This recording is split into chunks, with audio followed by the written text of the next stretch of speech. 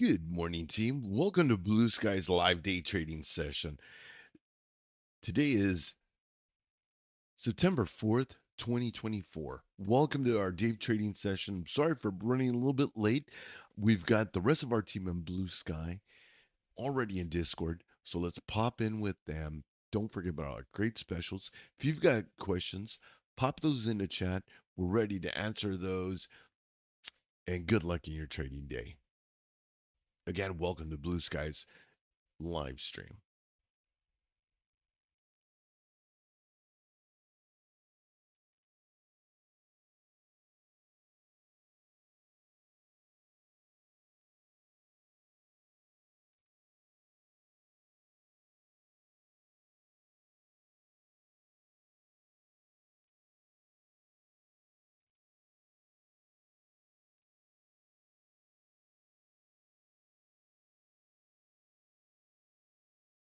Good morning, everyone. How's everybody doing this morning?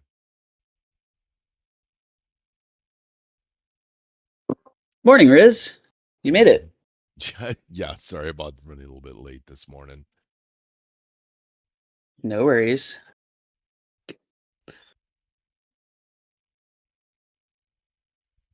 How's the start to your morning going? It's been good. Just up and down. Lots of volatility in the mornings. My favorite time to trade. Right?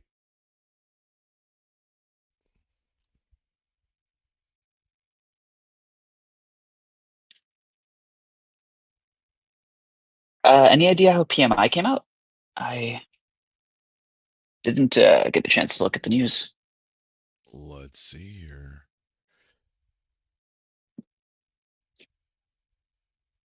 Yeah, so that came out a little over 30 minutes ago was PMI. Oh, I'm sorry. PMI. Oh, Yeah, no, yeah. No, no, that was 2 minutes ago, three PMI, minutes ago, right? right? Yeah, that was Yeah. like 3 minutes ago. Mhm. Yeah, we've got the ISM coming out in about 11 minutes. Mhm.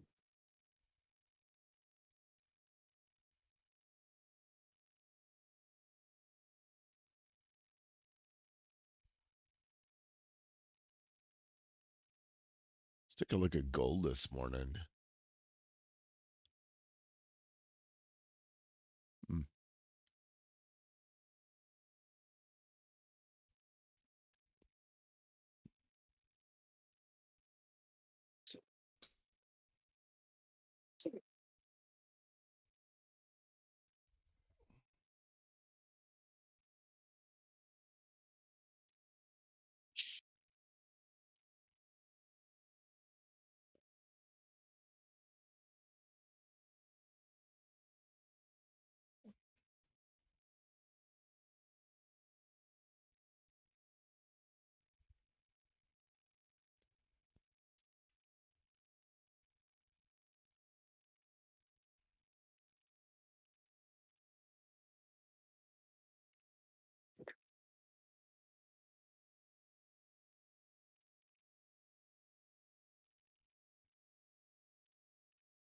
It does not want to go tag settlement.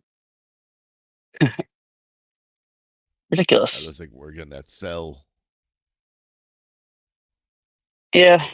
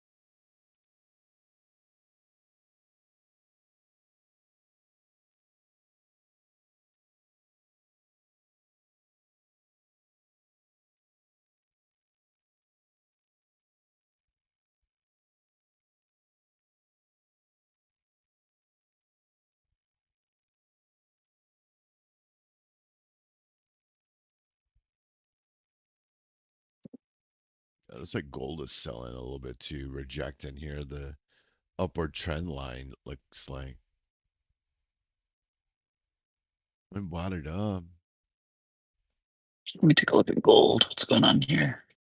Looks like gold's kind of Oh, making, looked like it was making a V-shaped recovery from the overnight mhm. sell-off. Yeah, I see that. All right, kind of a base of support here. Be interesting to see if it does something. No zero DTs on gold today, unfortunately.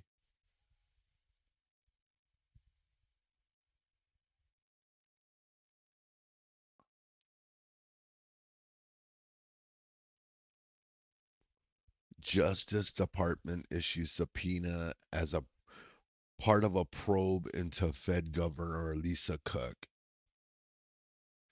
Oh, the mortgage thing? Yeah.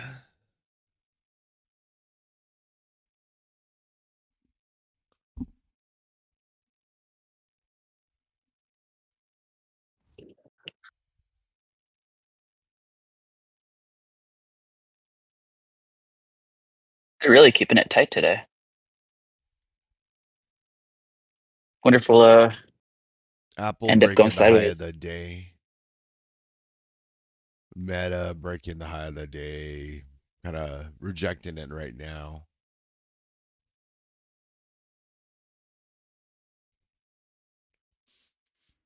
Oh, let me get my orb in here. Got kind of a big range for the orb high. Orb high on NQ is what? 23,549. Oops, that's not the right one.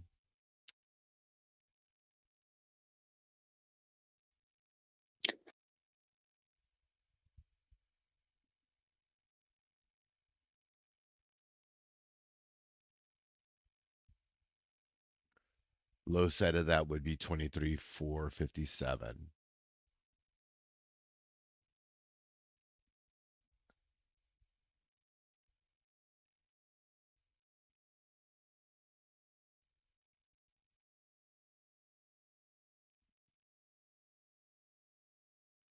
$457. It's funny. I actually had a profit target for 456, and it came down to 457, and then ripped upwards by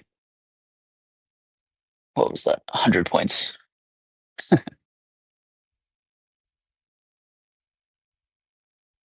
No, 90 points. For that move.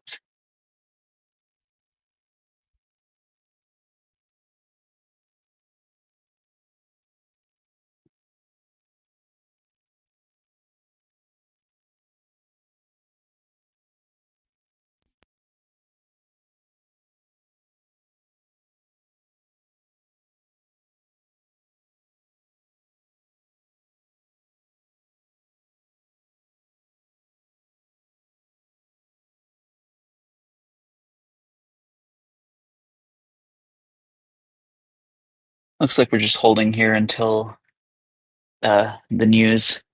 What is it? ISM?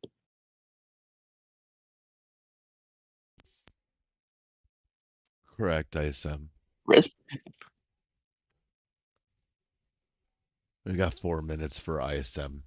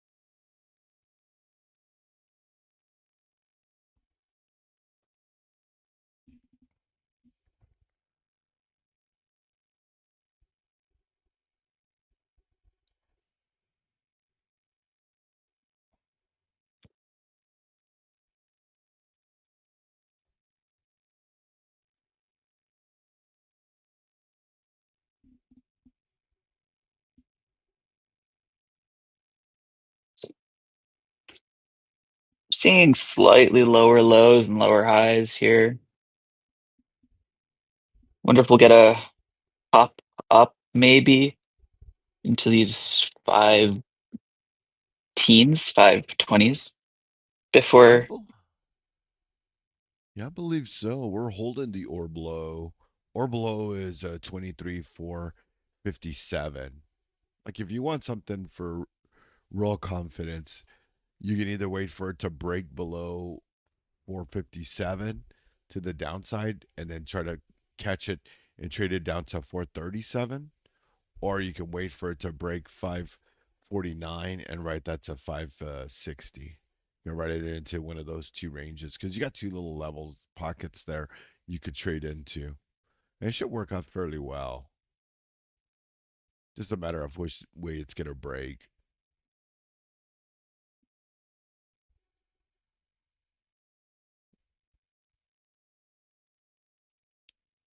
Oh, we got 2 minutes for those numbers. ISM PMI coming up as well. Be some fireworks. I believe so. I think we're gonna get something good. Dang, give me a shot.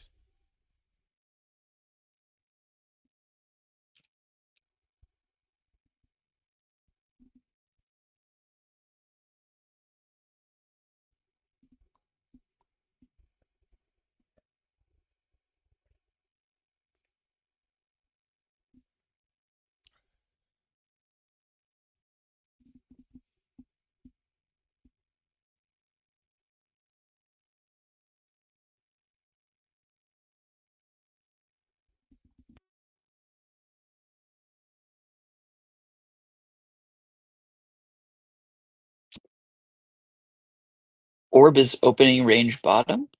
Box. Orb is opening range break. Break. Yeah, you're looking for a And you do a break. 15-minute, right? You could do a 15 minute or a 13 minute. Really depends on, which side you want to go to. I know some other traders like a 30 minute gives them a little bit more confluence. I like the 15, for the sake of our group and stuff, I use the 15 because, nobody wants to wait half an hour for their first trade. Most people want that, Right. out the go trade. So I do the 15 minute just to give them that, give the community that, faster trade and entry in the morning. It's about the Mhm. best thing I can give them to start off the day. It's so well, it's a traditional strategy. So, you know, That was that, it's that came early. Look at that. You have the results on that? PMI or sorry, what was it? This one was ISM, right? yes. Oh, this is muted. That's why. I thought it was interesting. The charts reacted a couple seconds early for that print. hmm Big whipsaw. Higher than expensive than expected. 52 instead of 51.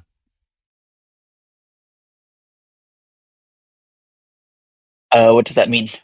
Employment was lower than expected.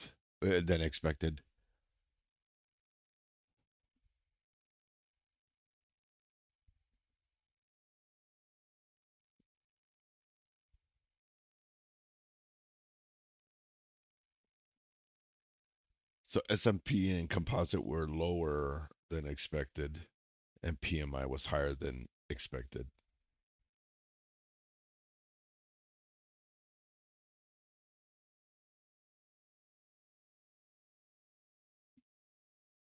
Hmm.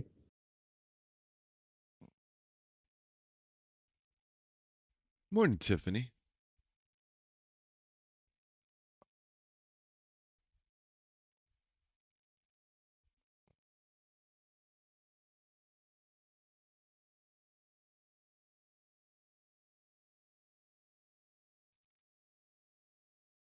Hi, Tiffany. Good morning.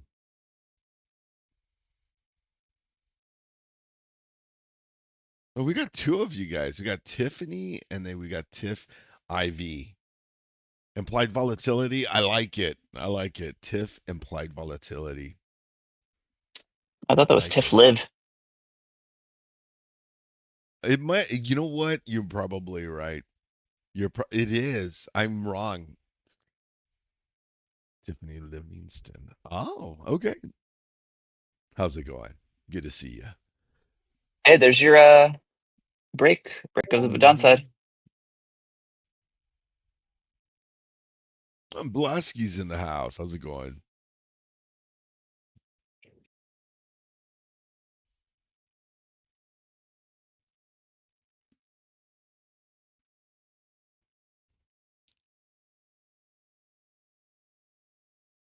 It's coming back into it. Hmm. Yep.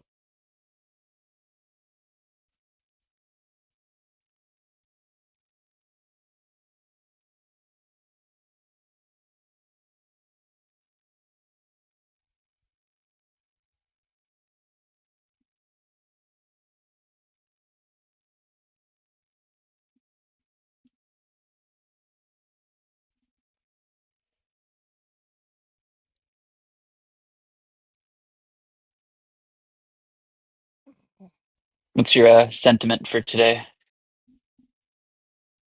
I think we'll Riz? sell a little here in the morning and probably catch a bid in another maybe in the next 30 minutes we'll catch a bid for the upside. Okay.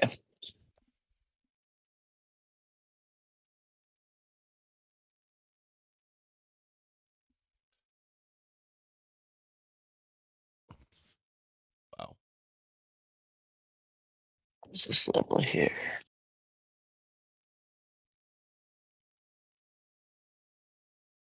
Oh, 400. Hmm.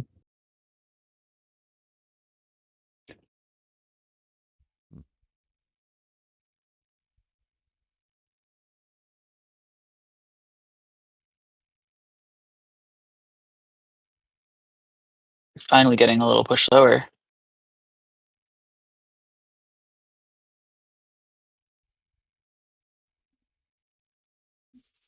Yeah, we're at a Did $4 we? support right now. Oh, we tagged the overnight low. Oof.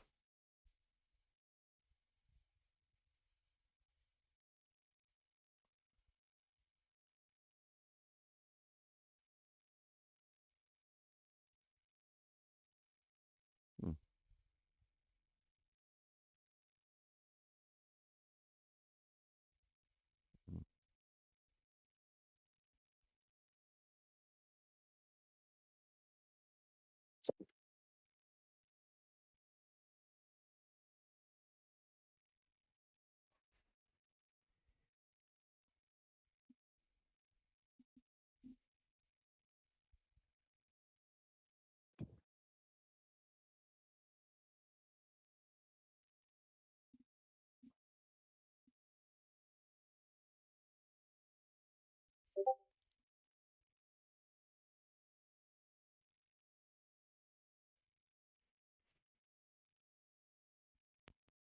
I think I can stay on till like 10:30 today.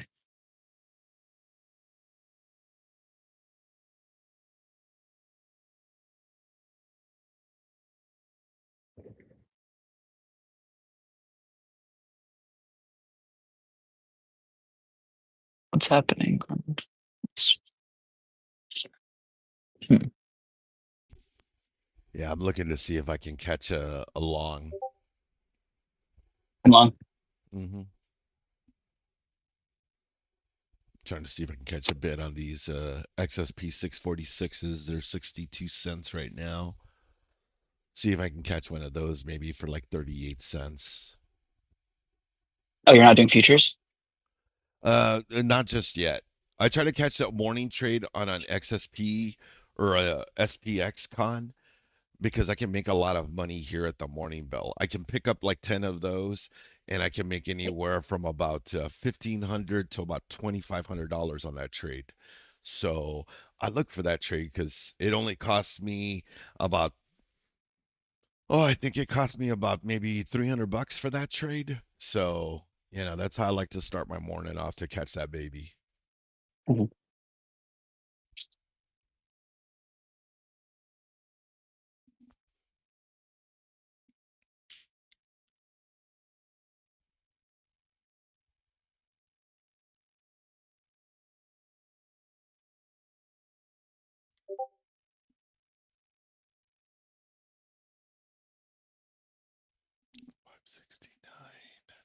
Yeah, it's not a bad way to start your morning.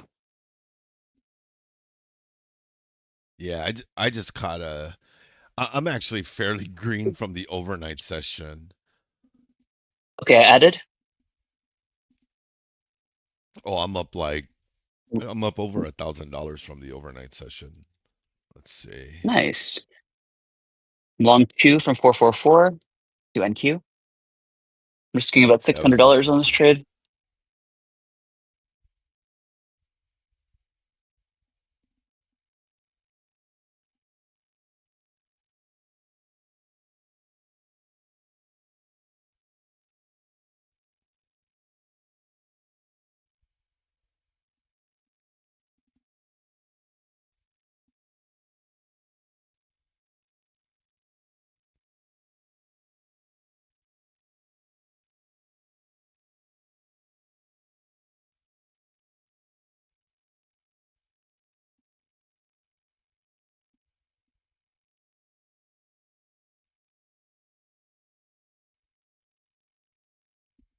Bitcoin has been dumping since the open. Oh, really? Hmm.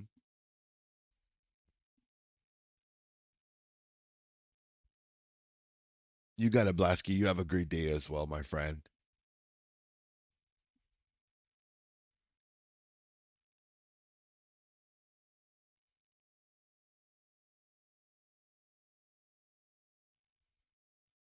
Kim Hmm. Jong Un is seen right now leaving Beijing.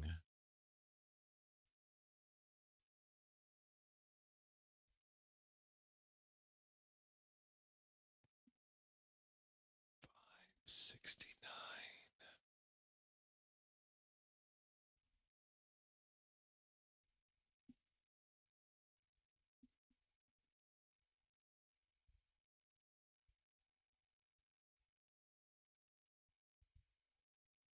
Be careful with your long if you're long on this.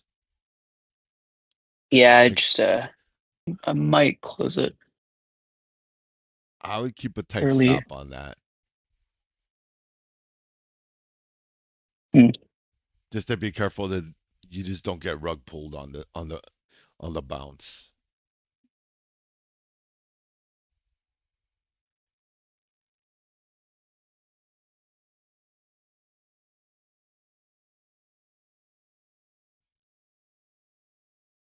Yeah, I might tighten things up here.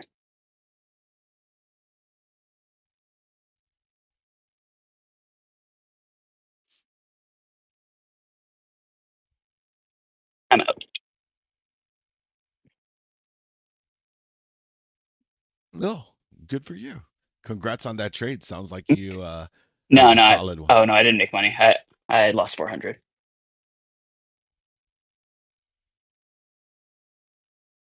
Yeah, I tightened up I brought my stop in too tight, I think. So I had it down at I was risking 600, but it looks like I made the right decision to get out there. I can always get back in if we break above these like 450s. Hmm.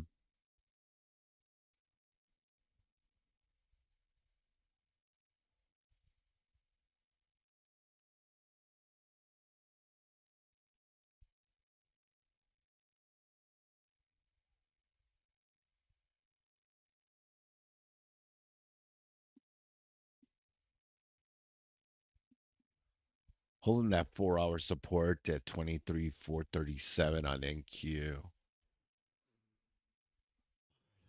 Look at gold. See what gold is doing.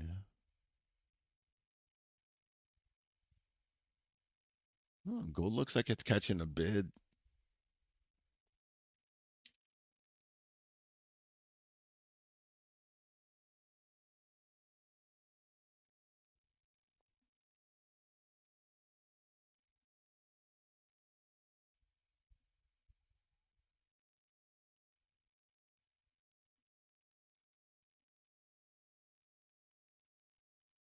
right, cool. I re-entered. No, I was looking at gold right now. No, I re-entered Ah, good luck. my trade.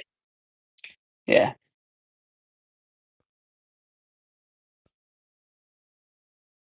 ARQ is that correct? Is that what Japan said, that they're not going to pay the tariffs? It wouldn't surprise me.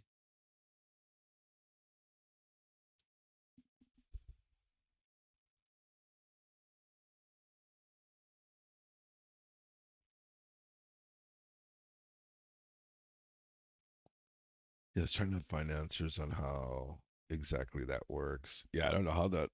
I yeah. wouldn't I, even know how that's going to work. I definitely moved my stop too soon that first time.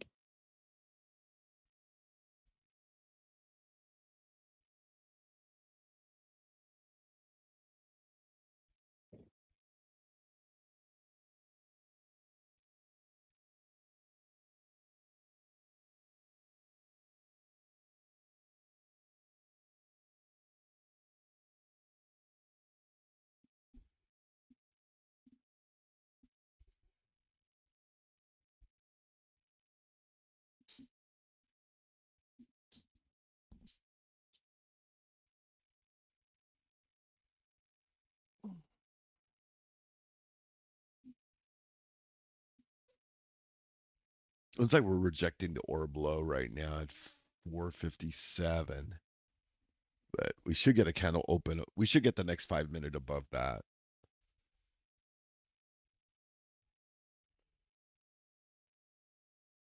You use this terminology. What are these concepts when you say orb and such? There's somewhere like where does somebody learn something like this? So basically, like the levels I use are just 4 hour support levels, and you can kind of see I have them all Uh, labeled on the chart there. So these are just 4 hour yeah. support and resistance levels, fairly easy. Mhm. You know, I kind of think of levels as being kind of like an artist. It's in the beauty's in the eye of the beholder. All of us will see something different, but that's how you trade. All of us will be trading our own plan, but when you see it, you trade what you see, not what you think is going to happen. So I think that the Mhm. support and resistance levels give you that try and true, manner of looking at the market, because that's exactly what it is. And you can kind of see that's all I really do is I look for those plateaus on the candles, and I see where candles kind of, Uh-huh. there's a congestion within that, or, we get that peak and then the price just putters out on the 4 hour. Boom, that's a resistance line. Or if I see that price kind of settles there, I'll give it a support line. In this case, we got some Mhm. 4 hours that bounced off of that, so that's kind of where I will put my mark. But then, when you're trading these, that's also why, traders will tell you, you're not gonna want to put your stop at the line. You want to go a little bit below it and stuff. But it gives you kind of targets to kind of shoot for, and the price will respect it. So, but that's how I basically, draw out my lines and stuff. Find those areas of support and resistance on the 4 hour, and I'll trade off of those. Mhm. And I did get stopped out of that long, down another 500. So I'm total down about $600 for the day. I just scalped a quick long 650. for $20. I just scalped what, 50, 60, 70, $74 here in the morning session. Oh, nice.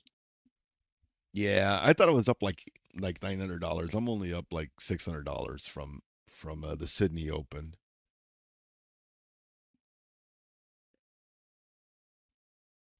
But I've already passed my profit target for the day, so I'm kind of already there.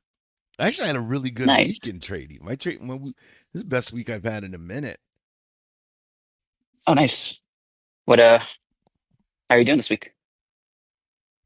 Doing fairly good. I think I'm up a few thousand this week.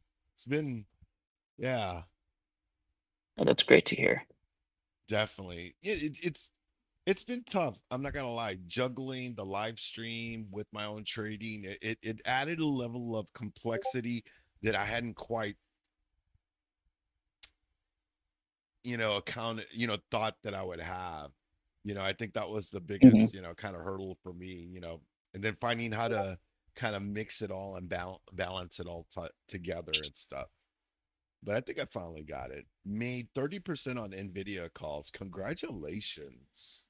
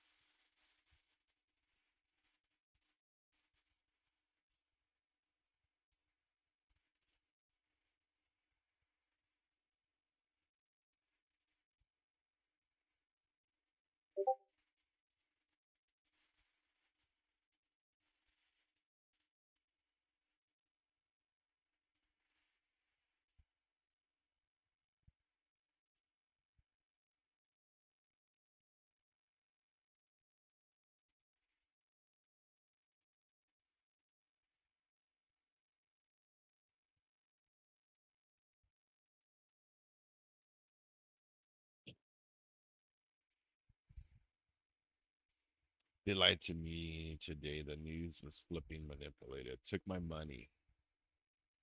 You and me both, brother. You and me both. The market lies to us all every single day. Maybe I'll have to come up with a catchy title for how much of a liar the market is to us. Hmm. You know what? You have to be very careful with the media because remember, there's paid advertising, so what you see in the media, very tricky. That's the other thing about like following like group, guys that are on social media that are they're shilling stocks and stuff, especially penny stocks. Very dangerous, man. You can find yourself being exit liquidity very quickly.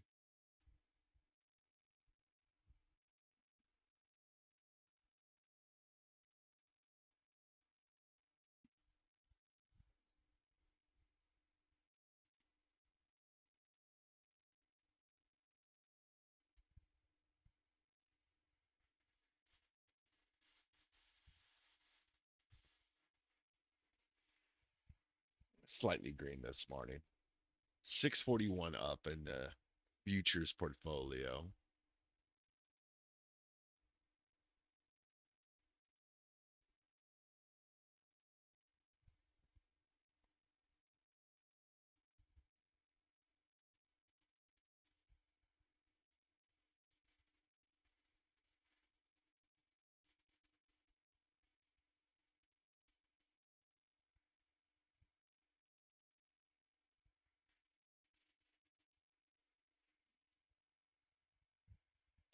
I lost so much money trading OTC a few years ago. They just sell shares and raise never-ending capital to cover their salaries and purchases. Yeah, I used to do a lot of OTC stuff. I think a lot of us, that've been in the market for a while, we all dabble in those markets, but they're fun, Yeah, it's like Ryan. a gateway drug. I mean, you gotta love small caps. Recommend a book or something, Coach. The original You, meme stocks. I would probably ask Coach Matt. Coach Matt might be able to recommend something better on that than I. Yeah, I'm so cynical. I'm so cynical about like the news and stuff like that. You know, I don't know. Maybe it's because I'm old. A lot of that stuff it just doesn't it just doesn't get me.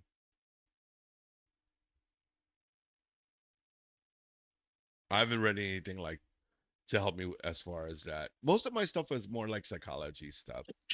I didn't read a lot of like, but if you read a lot of the trading books, if you look at all the trading books, they're all almost all revert back to just, you know, um, psychological, everything psychology wise.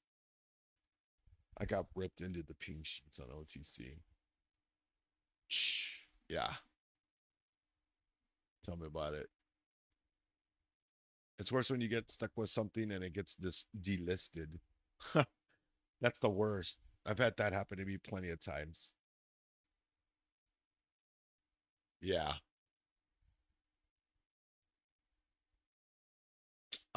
I could see where you're going with that. It's just that a lot of folks nowadays have a different perspective on when some of those books were written, in my opinion. And some of those books are old. A lot of things have changed since then. The market is a very different beast. Plus the volume and the level of manipulation we have in the market nowadays probably didn't weren't there before. Hey Riz, so I re-entered long at 428. I'm up a healthy amount. I'm up about $1,000 on two contracts. What do you Nice. see in terms of like an exit? I mean, should I hold this till VWAP? Should I go for high of day? I mean, it looks like Well, we're ripping higher now. There's there's two like things. There's two things you could do. So what you could do yeah, is like you could just trail I it. meant for a first exit. I You have could a set. I have two contracts, so that gives me the luxury of oh wow, look, I'm up like $2,000. Or sorry, 1,800, 1,700. Let's see. Okay. Doing okay for right now. Let's see. I did trail up, so I am in profit. I mean, I didn't trail into profit for the day. And for the day, I'm up about $500 because I was down 1,000 before. Um, so yeah, let's see where to exit. Maybe I might take off a piece at VWAP, which is coming up. Yeah, let me get rid of one of these. Oh, we tagged it already. God, boom. Okay, got out of one, and let's let the other ride. So now, no matter what,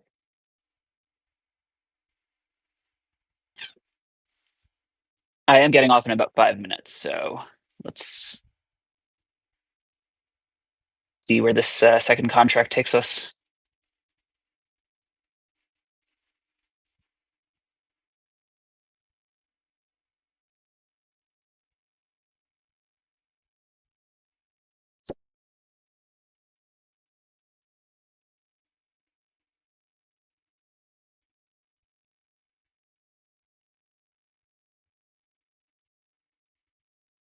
Looks like I made 1,100 on that first contract. The second one is now also at around 1,100 because I staggered my entries.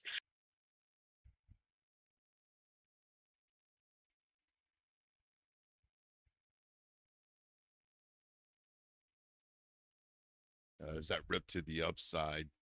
Coming up to the 200 EMA. Got a minute left on this 5 minute. Should be solid for a nice move to the upside.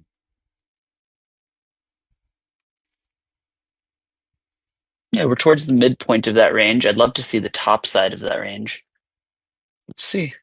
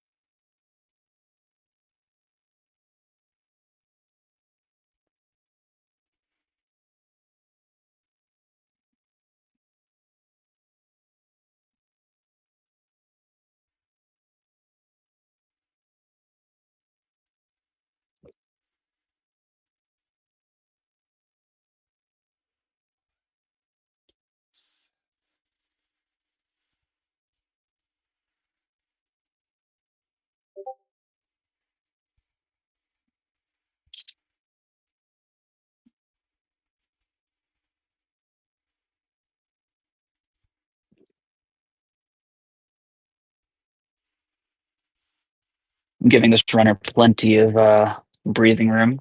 I have my stop at 41.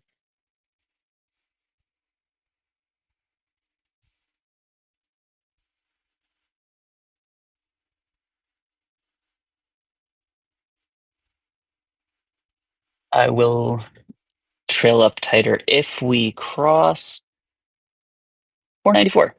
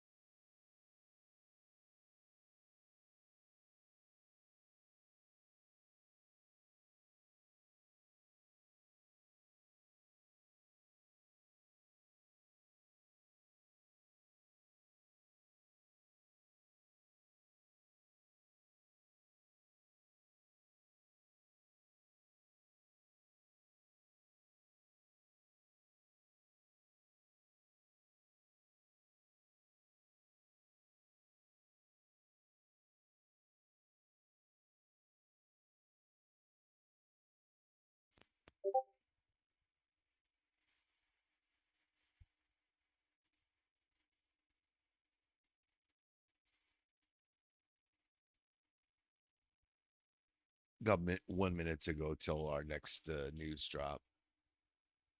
You got Oh wow, it's also CIA. I may have to just watch you guys then. I'll let you know how this trade goes. I do have to get off right about now. But it was great hanging with you, Riz. And looks like I mean should I just close this? Somebody in the chat say yes or no. Should I hold it or close it?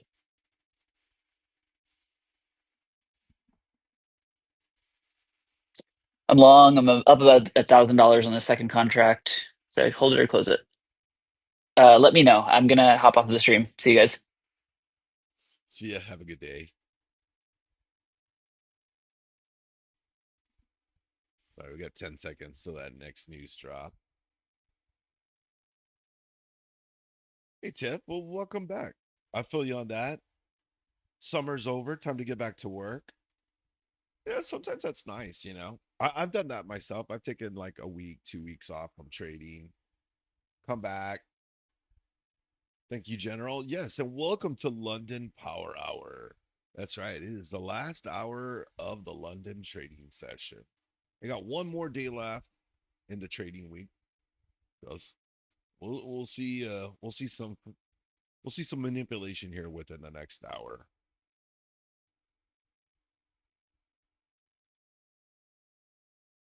You know, sometimes that's not a bad thing. You know, taking a breather from the charts, kind of regroup.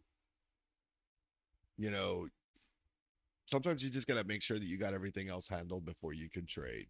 You can't trade with other things on your mind.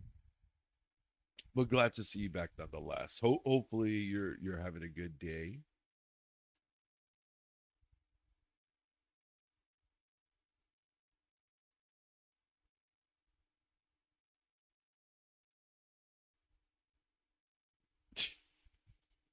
Yeah, that's the sad thing about like chat. You can kind of get lost in translation, and sometimes things just get kind of out of context.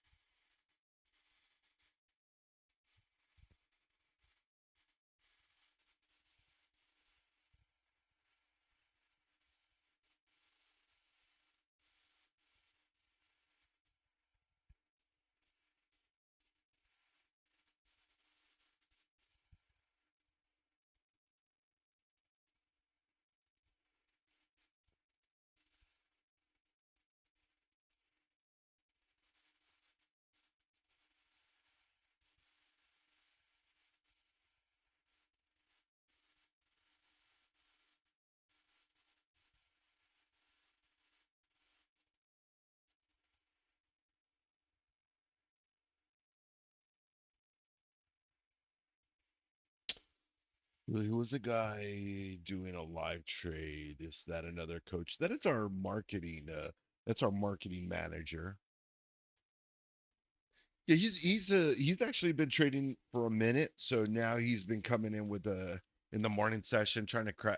He's trying to pass an eval, so he's been trying to do that live in chat with us. So started off the beginning of the week, so he's doing all right. I think he made a few bucks today, so made more than me so far. He's up. He's substantially more green than I am. That's for sure. So I'm a little jelly. No, I'm just joking. I'm not.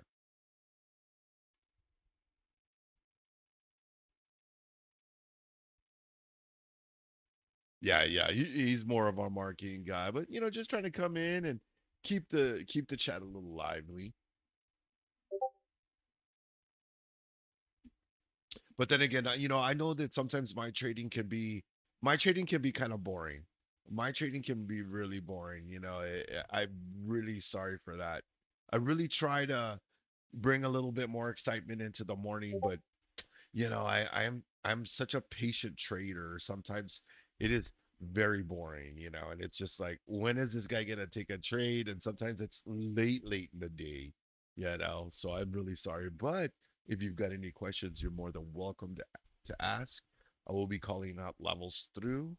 You might even see me take a trade throughout the day. I can't tell you when it might happen, but I will take a trade. Most of the other folks here in chat with us have seen me do it.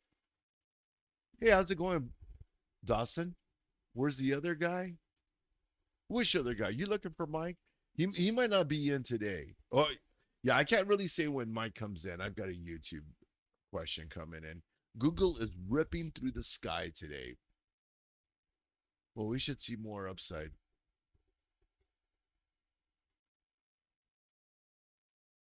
When is Rich gonna give me a banger trade, or does he just work here?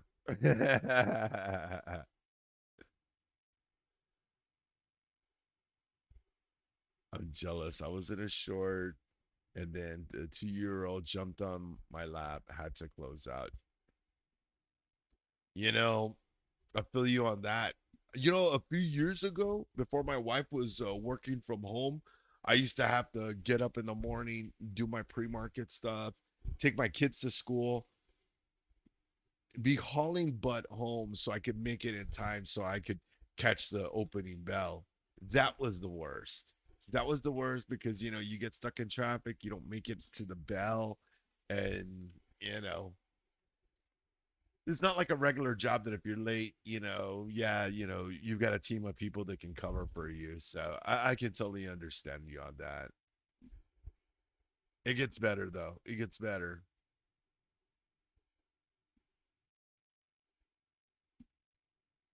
There's nothing like sitting at your desk being in a trade, then your kids come in and say, "Dad, we need you. Hey, we need you over here." You're like, "What? Right now? I'm in a trade. Are you crazy?" It's work time. It's not my kid, it's my niece, and she started banging on my computer. I think you're in charge. I think you're in charge, Tiff. I think you got temporary ownership there, Dia. She's gone now. Let's see, that's a great thing about a niece and nephew. You can send them back. And look at this nice expansion to the upside. Let's see if we tap that orb high. Orb high for the market is 23,548 in our quarter. We're about 20 points or so, 28 points away from that.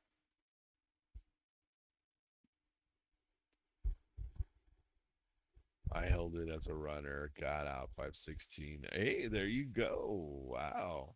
Fantastic. Fantastic trade. Somebody's cooking. That's a fantastic trade right there.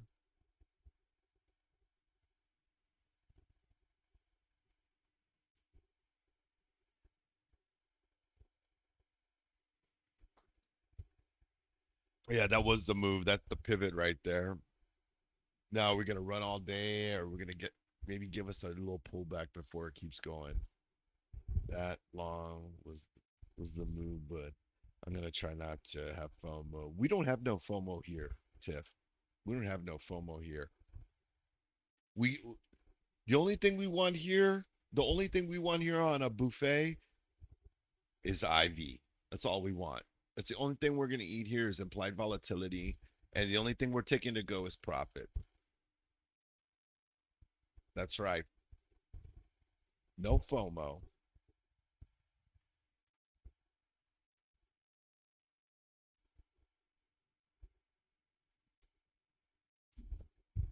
Yeah, I know me. I was over here trying to figure out my life and I missed my entry on that. Both sides. I didn't even catch my XSP. Yeesh.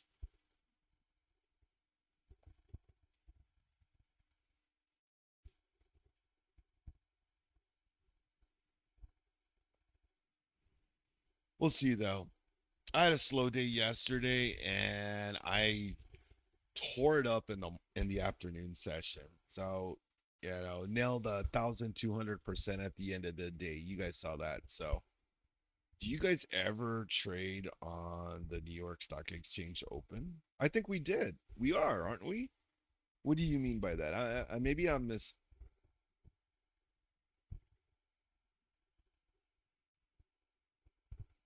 I mean, you could have taken the long off the 4 hour support.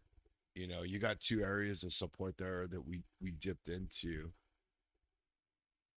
You could even use a 45-degree angle. That's the breakout. Coach Matt and I talked about that yesterday. So that's a pretty standard trade you can take there. But you know what? I would just wait. Just have some patience, my friend. Price always comes back.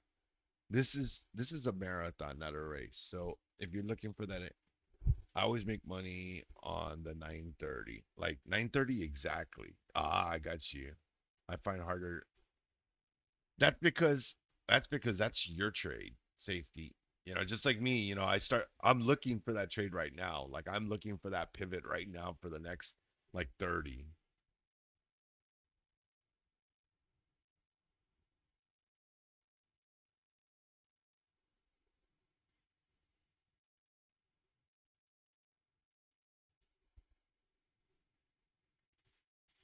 Yeah. I mean, most of us are usually done by the morning session. I mean,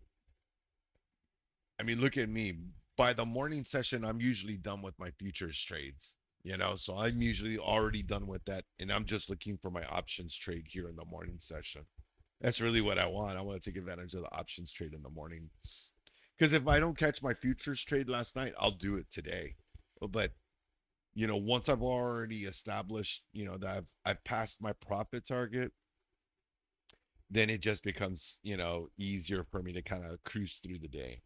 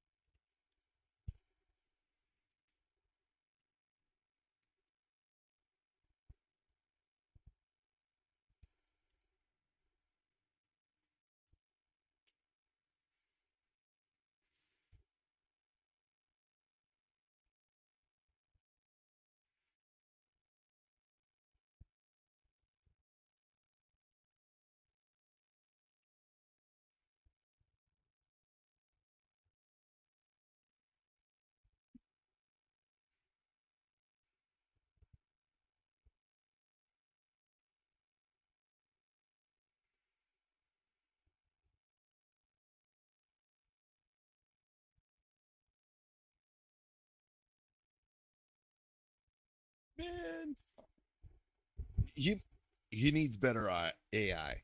That's what he needs. Karam needs better AI. I've been buying stocks for companies who work with rubber. Rubber? Rubber prices about to go up? Why? Let's see. Rubber prices to increase 2025. Yes, we are running out of rubber. Yes, rubber prices are projected to and did experience increases in 2025, primarily due to factors like adverse weather conditions impacting natural rubber production. Supply chain disruptions increased demand from the automotive and tire industry for synthetic rubber, and shifting land use away from rubber cultivation. Geopolitical factors and China's economic policies also contribute to market fluctuations and price shifts.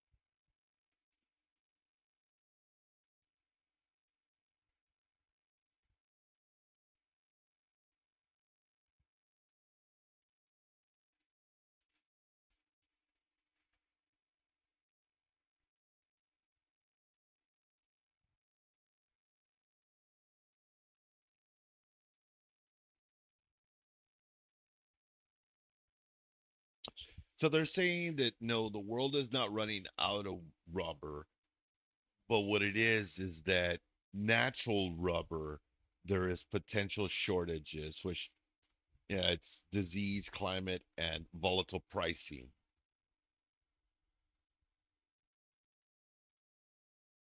But they're saying that the deficit of natural rubber production is supposed to dwindle in the coming years.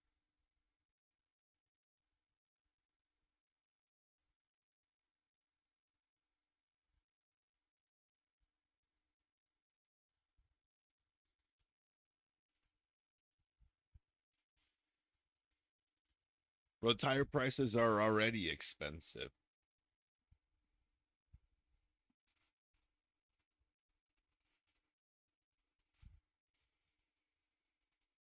Man, plastic is everywhere, bro. Plastic are human beings already, bro. I think the human what we consume a credit card every 6 months or something like that.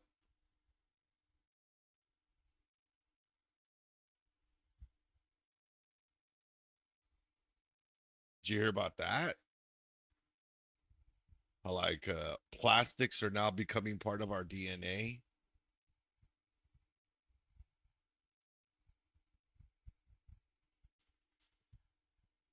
It's crazy. But if you stop and think about it, plastic is all around us and we're constantly touching it. So there has to be some, I mean, imagine this. You walk down a staircase of wood, right? A wooden staircase. And you walk down that staircase for like 20 years, you'll notice that that wood on that railing will get smooth over time. That's just the natural, your hands being rough, the oils and stuff. So if you're touching plastic in the same amount of times, if not more, I mean, I would imagine you're gonna have some of it, kind of, it's crazy.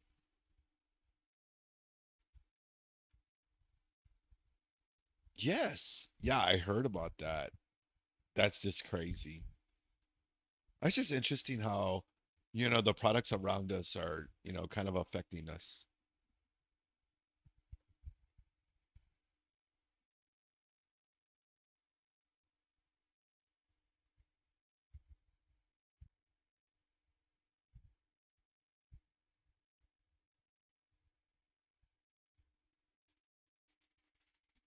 Let's take a look at gold. I didn't get any signals on gold, so it's not ripping.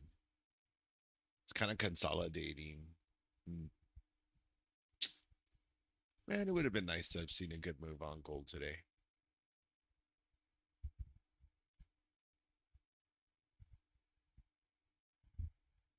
Gold is sideways. Yes, ma'am, it is. Like NQ starting come back on itself, hanging out on the nine. Gonna get another bull flag break. We got one here.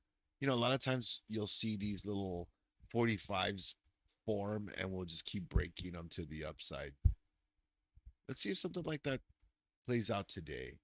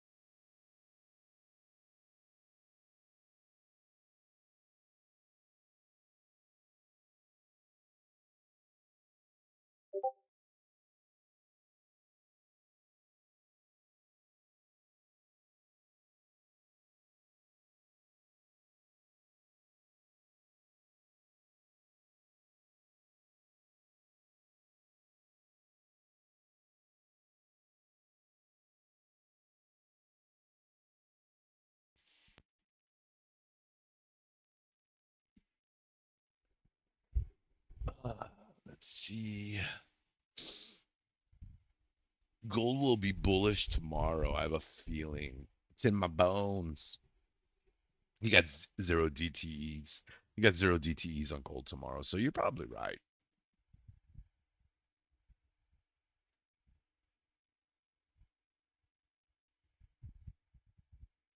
It doesn't make sense for gold to go bearish or take a dip when Jerome is about to turn on the printer.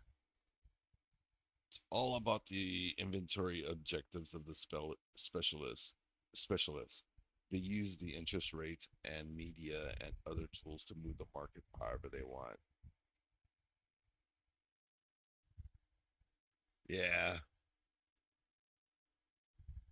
You know what, the way the market is nowadays, it's so much manipulation,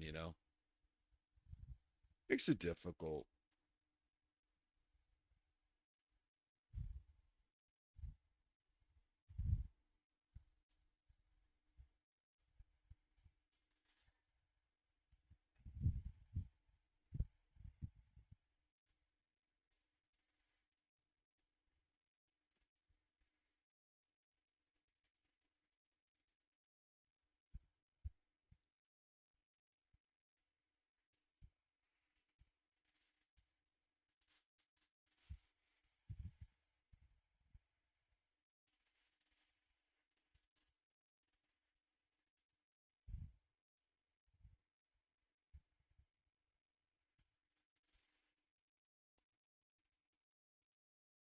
They got a little V shape happening. Pull back there on the 9 year. Slow action, jeez.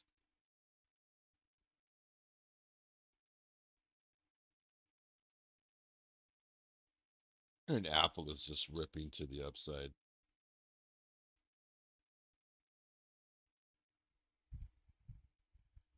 Round two, ding ding ding. I like it. It's a great trade right there. Congrats, Affluent.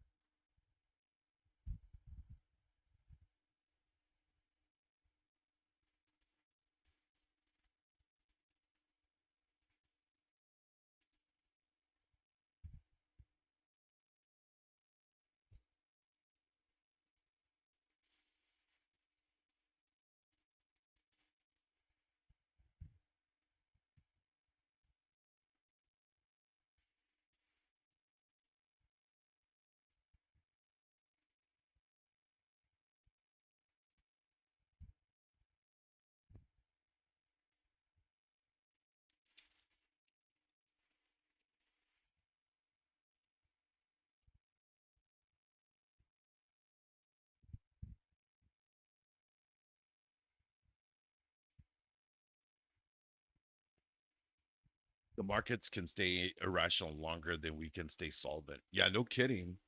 It's always like that. It gets difficult, you know?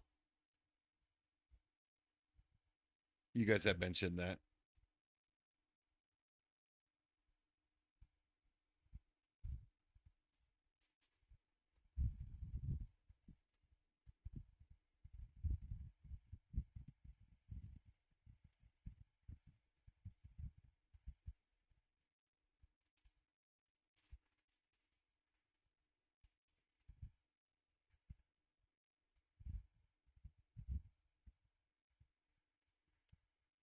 Stopped 1 plus point. Oh well. I feel you on that.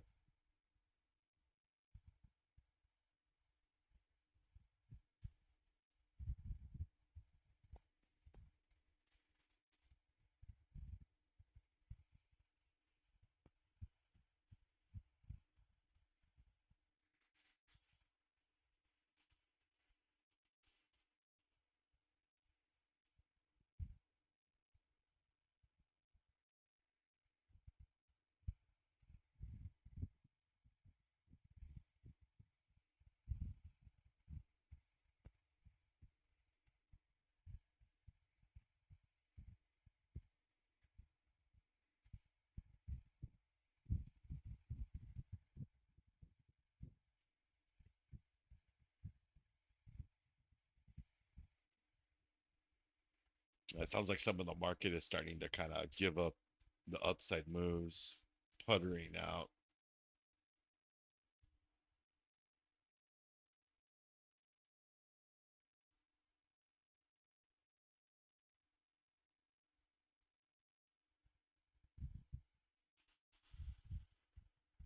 What is your guys' most memorable trading day?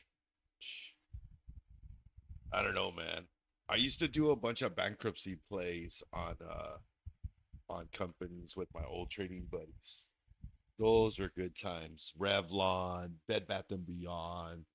I'm an old GME ape, so you know I chilled with the I traded with a bunch of folks that were all in that sphere.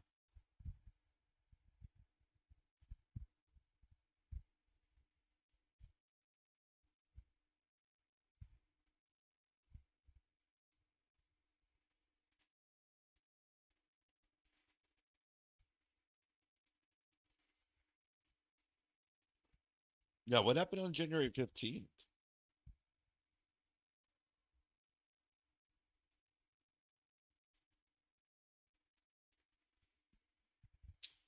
So what?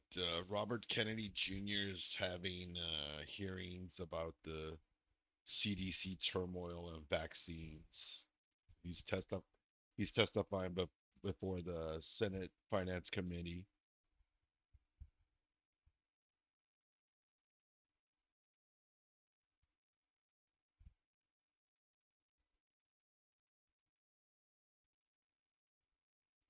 Oh wow, Giorgio Armani died, 91 years old. So the Italian fashion king passed away.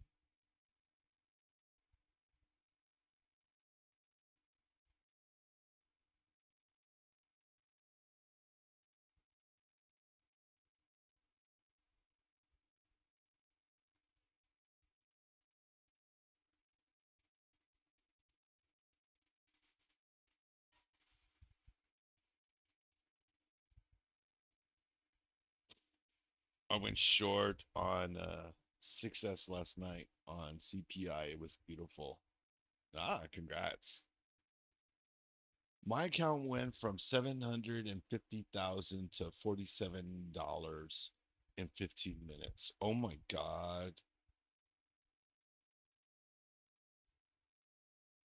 Oh my God, Affluent. That's that's shocking, bro. I am so sorry, man. I am so sorry. That just makes that just gives me heartburn just thinking about it, bro. Dude, I think about that. That just gave me heartburn, man. It just made my chest kind of just. Oh man, that's disgusting. God.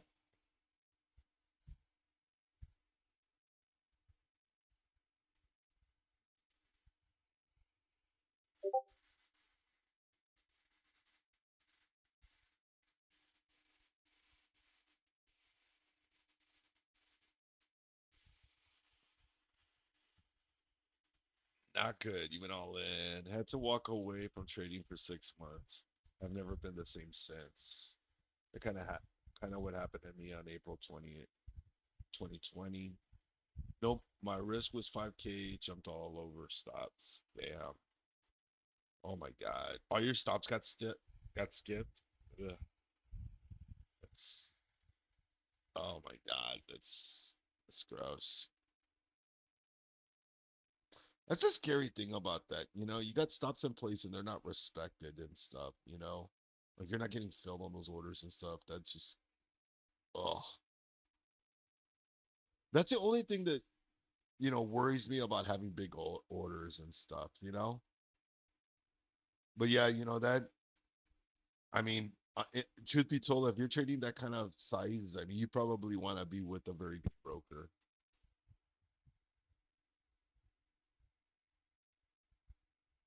You remember April 20th, 2020?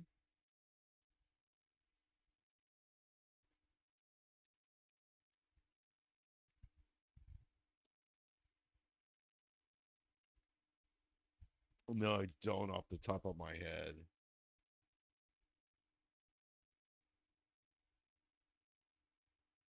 Oh, that's when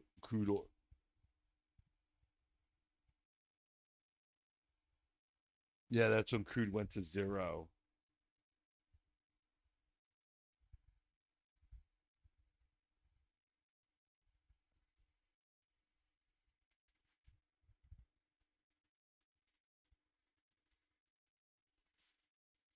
Do we get 555? I think we will get 555. You gotta break 548 first on NQ. And we are getting that breakout. You can kind of see that happening right there. Kind of a bull flag.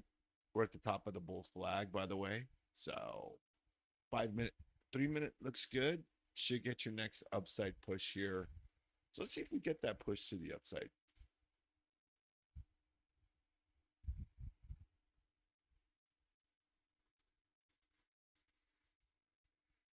Oh, I'm sure.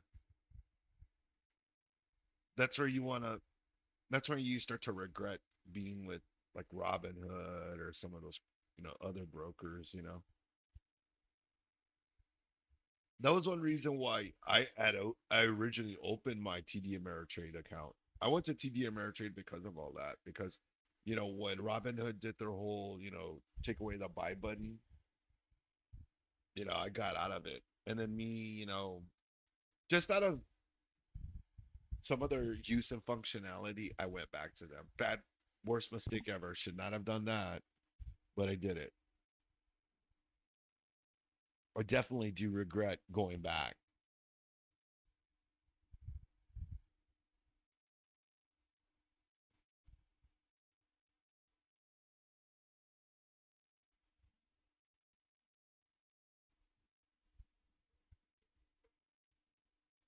Oh my God. They couldn't handle the negative price. Oh my God.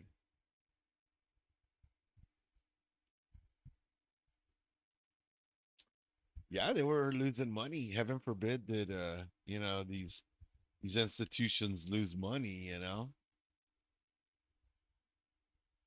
We need them more than they need us, right?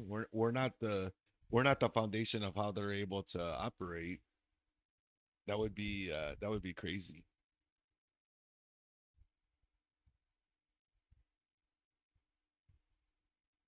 That's just crazy.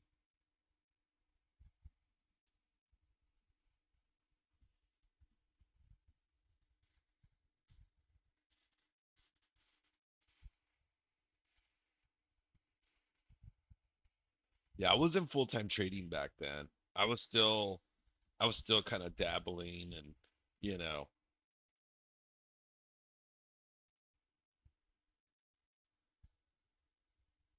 I think that's a matter of that's very subjective. But in all honesty, I think that probably TD Ameritrade, which is Schwab, I think Schwab would probably be your best. I think their platform is phenomenal.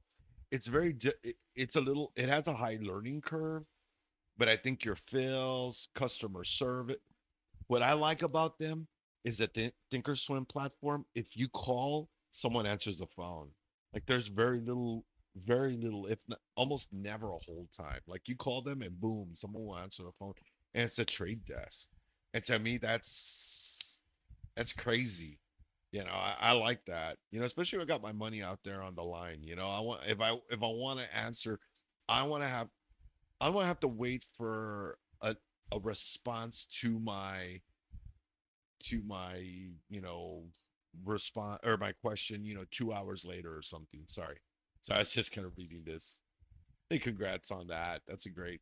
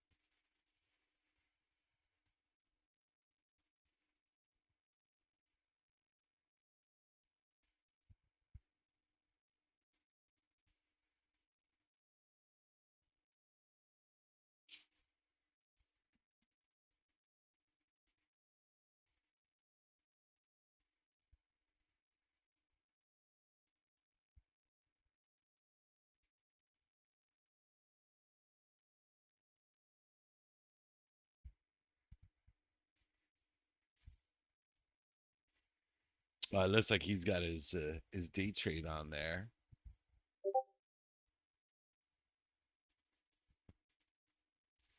You can see my performance for the week on my chart there.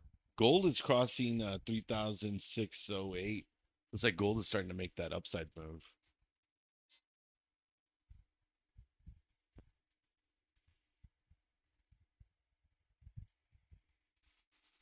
Yeah, I think I had like two losing trades. It technically should only be one. I saw this the other day. La Boo Boo. Oh my God. We were talking about that the other day, weren't we?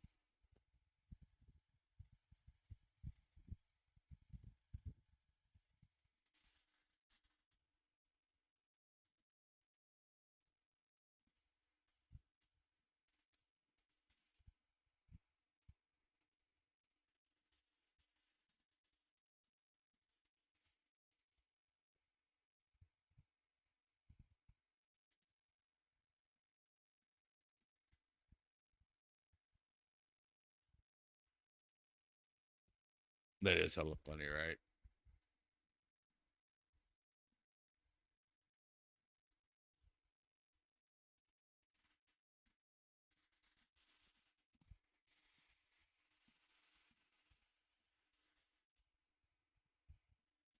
Definitely a reseller.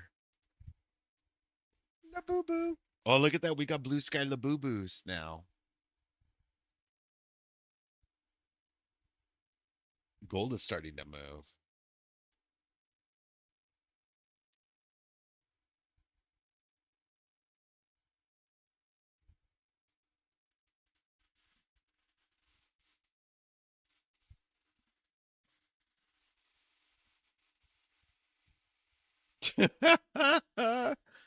No, we got the blue guy. That we got the blue guy. So I don't think we're getting rid of the blue guy.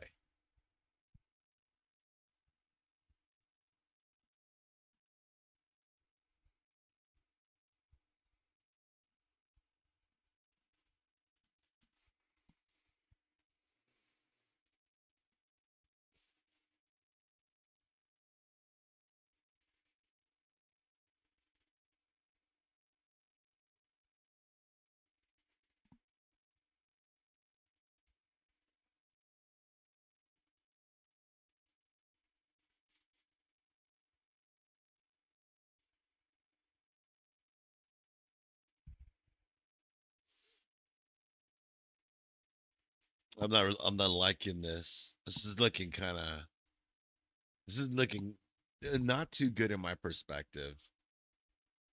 We're running out of steam here. Oh, by the way, coaches, let me make a soundtrack for you guys for the waiting room. I almost fell asleep today. All right, let's hear what you got. Let's hear what you got.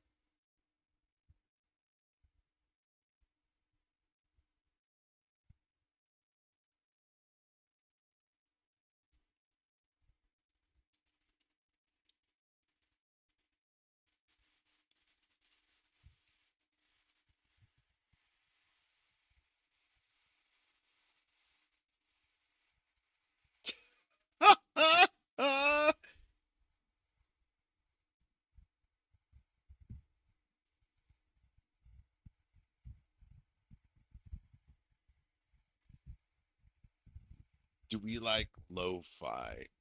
Yeah, I'm cool with lo-fi. Don't bother me one bit. Hey, there you go. Affluent. All right. Profit. Hey, that's great. That's great.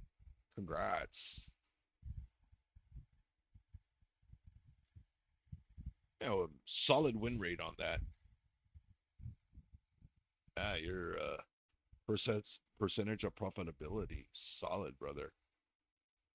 Keep up the great work. All right, team. We got about 16 minutes till the end of London.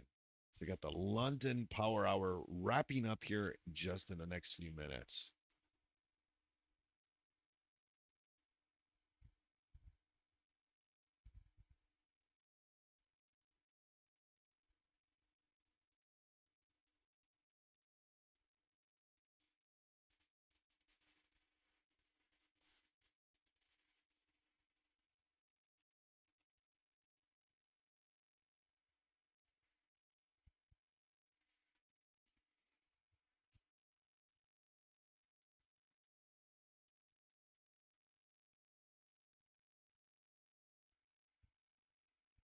They're gonna give us a rangy kind of day.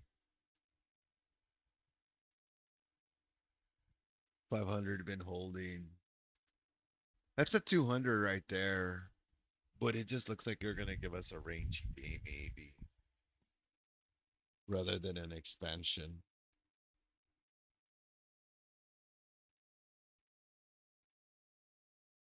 Tech's not doing much of anything.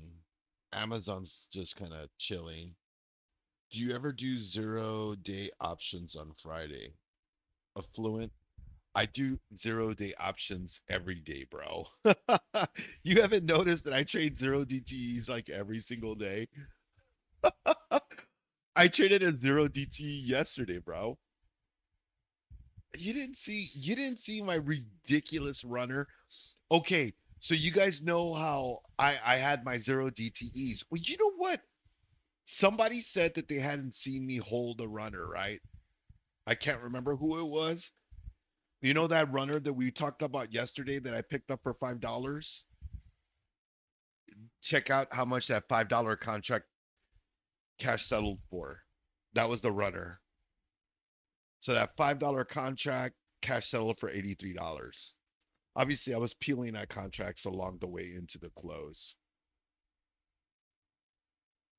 I did hold. It's right there, cash settled. Man, I'm gonna have to put Steve in timeout.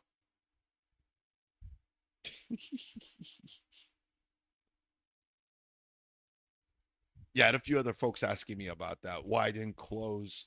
Why I didn't close before the bell? But I was explaining to them that these contracts have a European cash settlement. So if they settle in the money, it's almost in your best it's in your best interest to let them cash settle because you'll get the most amount of value for them.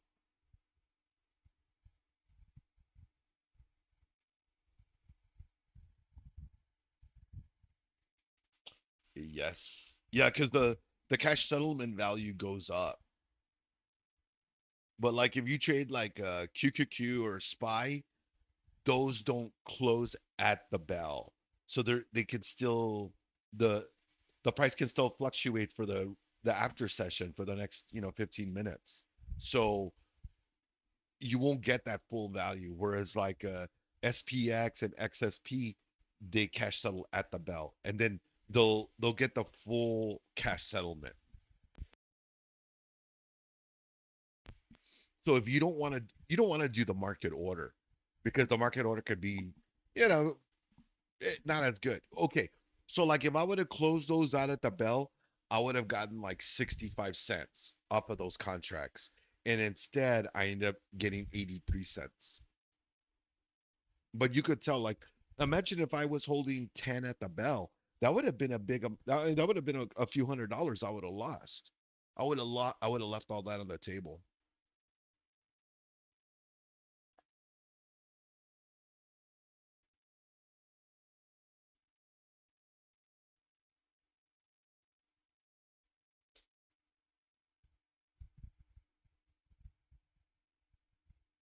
Yeah, the other reason I also trade XSP is that on Robinhood you can keep those contracts till the bell.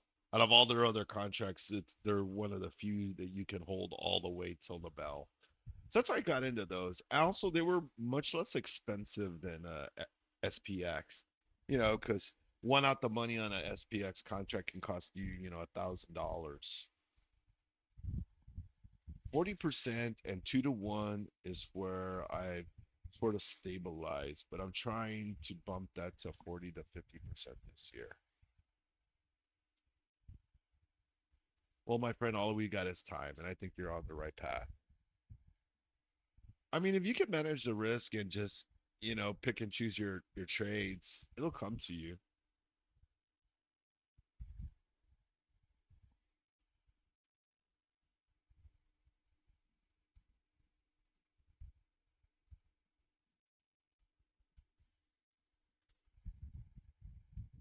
Yeah, I remember when I was still running my business and doing consulting and stuff. It was the same way. I found it so difficult to manage my positions. Look at that move on NQ now. We're going for that orb high now, boys. We might just get that expansion here.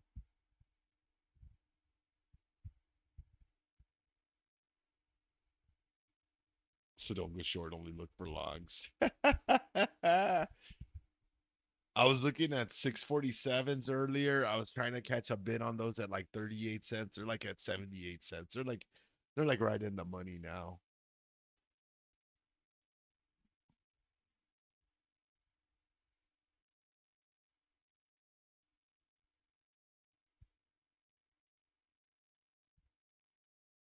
Let's see if we kept this push to the upside. It's just the volume is just puttered out. I just don't like what the volume is doing. Let's take a look at Bitcoin. Bitcoin and the market have decoupled. I did notice that. Yeah, Bitcoin is still selling, pushing 109 to the downside.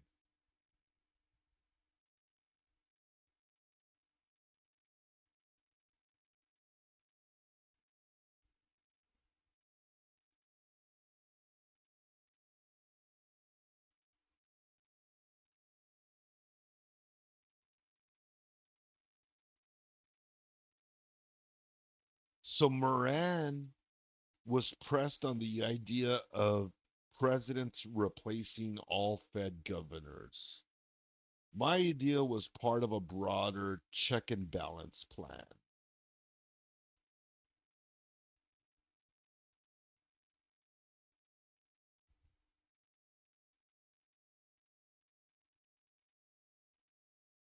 Moran, broader policies can relieve pressure on rents.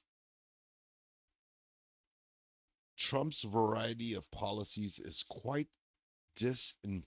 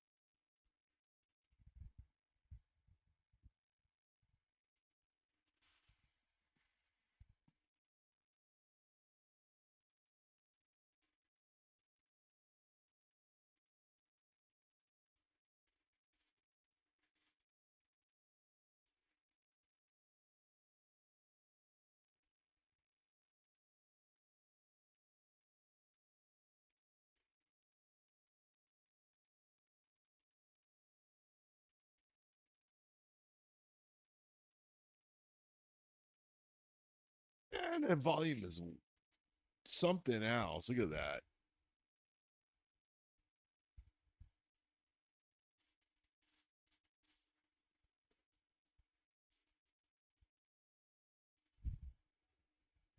Yeah, if I'm wrong, I want to be wrong in 2 minutes or less. Feel you on that, my friend.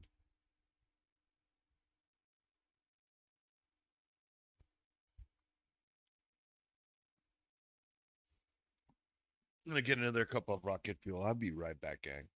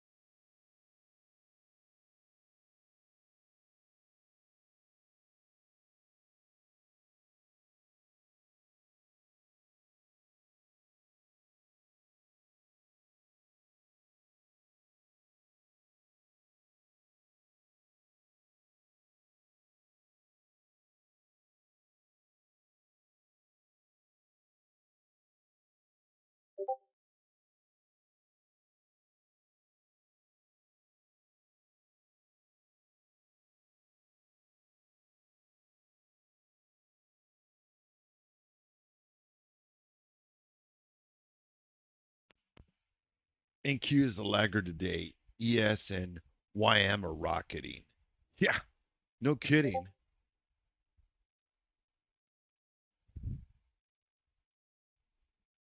Locked in, 20 plus points, push it higher. Good luck to you guys.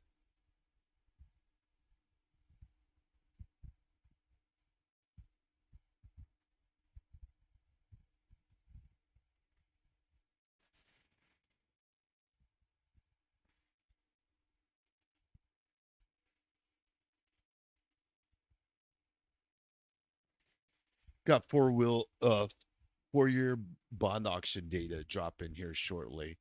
Is that right? 4 week. I'm sorry. I'm so sorry. 4 week bond auction.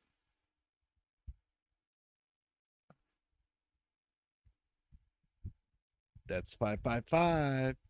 I'm just a bystander today, not feeling the flow. Yeah, Ace, you know what? I feel you on that. I missed it. I missed my entry and I'm just like kind of like chilling right now. Got the bond auction dropping here in like 20 seconds. Be safe with y'all's trades.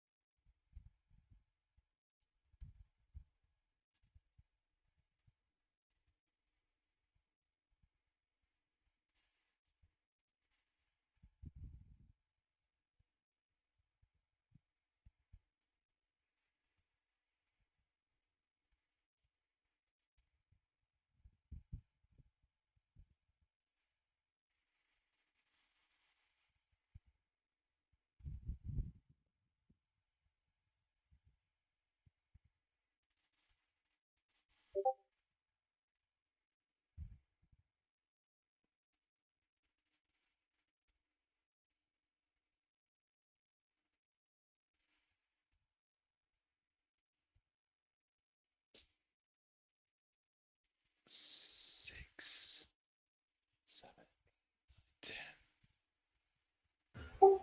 So now, if anyone was wondering why the bot posted 555 earlier, now you know.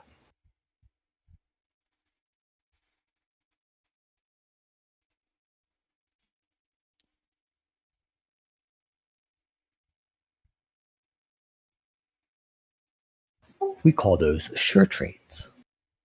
Sure trades. I like that.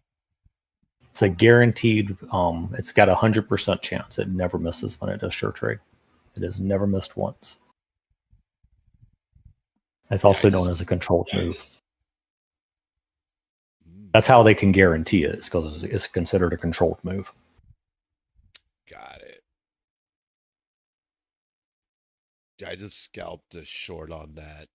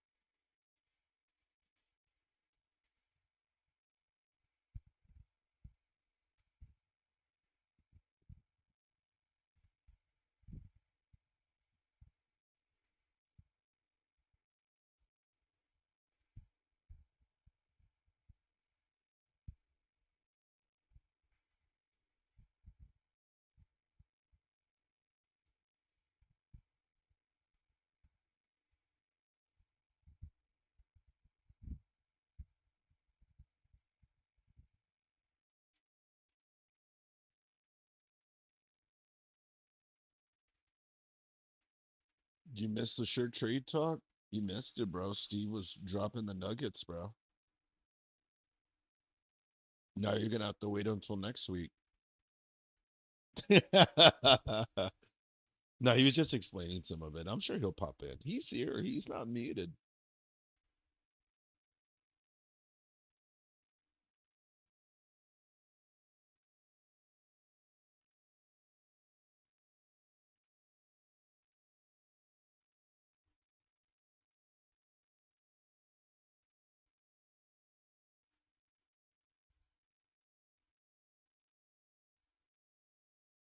And we're 3 minutes past the New York close.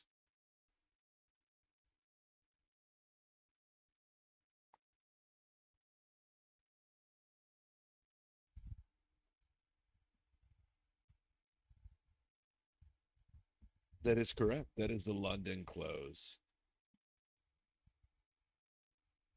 Yeah, New York is still open. Did I say New York close? I hope I didn't. Oh my God, I'm so sorry. Sorry, I'm barely on my second cup of coffee. Right now I'm already on my third one. I'm working on that song now. You guys going to love it. Developing a very corporate song. Well, that's cool.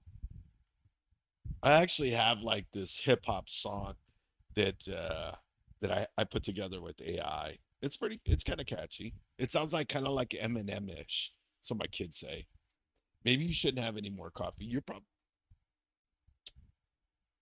I feel like I need maybe one more cup. Just one. Gotta have my rocket fuel. I gotta have my rocket fuel. No more coffee. An espresso. Uh, you know, I'm not really an espresso kind of drinker myself. You know, I'm more of a latte kind of drinker.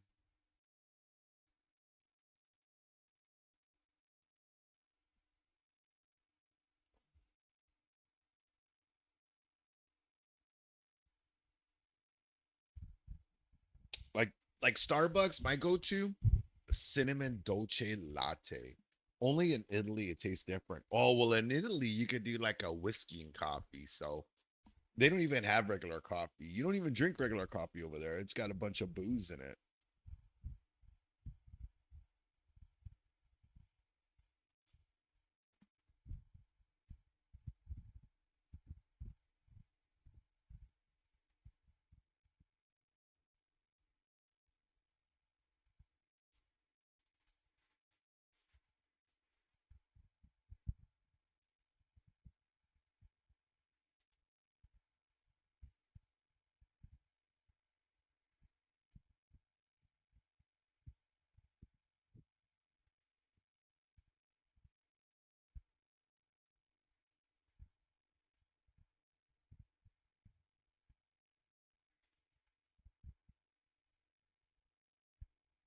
I did a long at 494.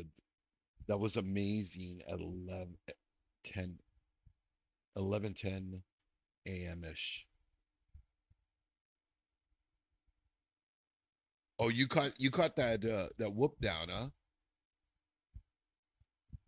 Irish people brew their coffee and beer. And I knew I liked Irish people for a reason. No way. Coffee black, no sugar, and strong. I'm drinking a coffee called Hello Darkness. Great dad joke. Thanks a latte. I do like it. It is a great dad joke,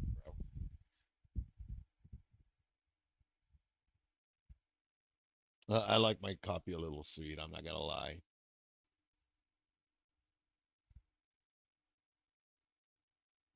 Don't judge. Don't judge. I know you're gonna judge. I mean, even though Coach Matt said this is a no judge zone, my coffee would my hubby would like that coffee. I sometimes put a shot of Jack in mine. Coffee and Bailey's is good. I usually drink Jack straight. I like a Jack and Coke. Nine bean coffee is awesome.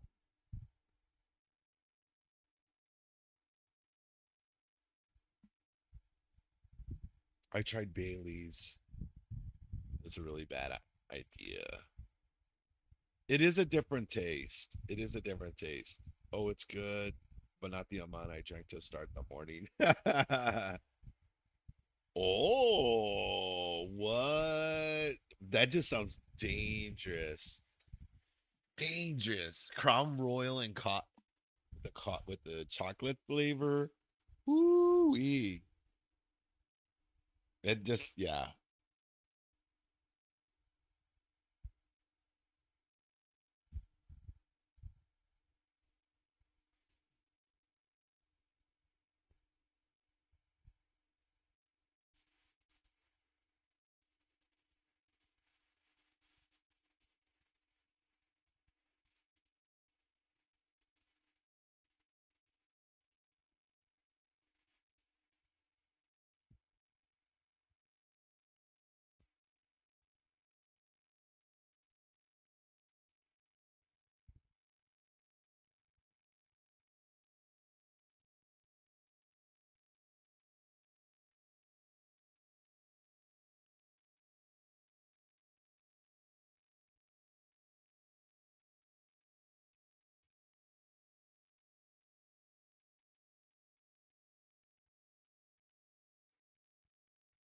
I'm 2 days sober.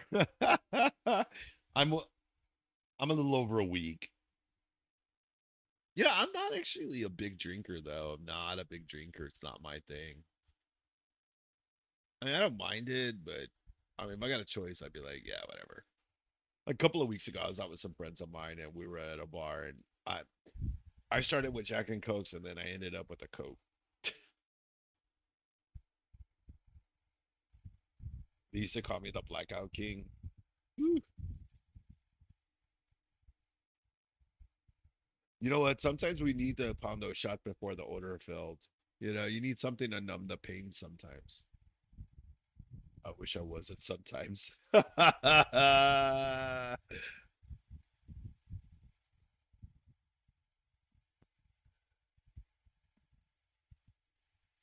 RQ, I'd call you a good time if it was up to me.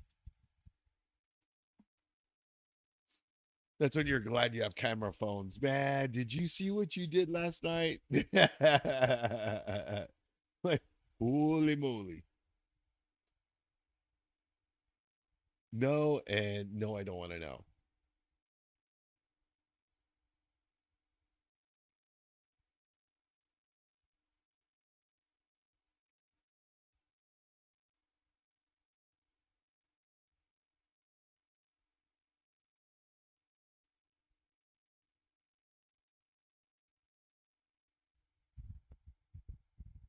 We grew up in a good time with no phones. Yeah, we did.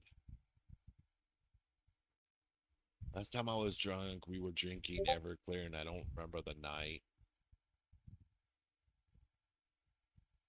We all spoke.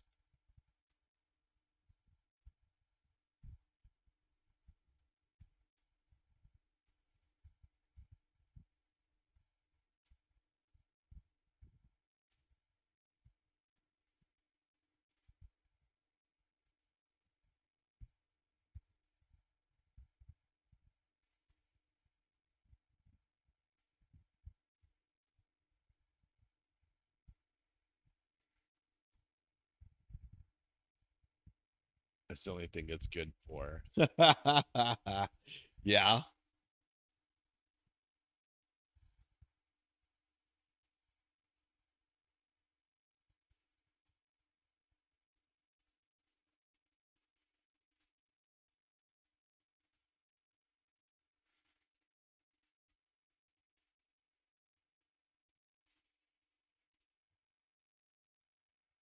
Mexico is considering trade imports taxes.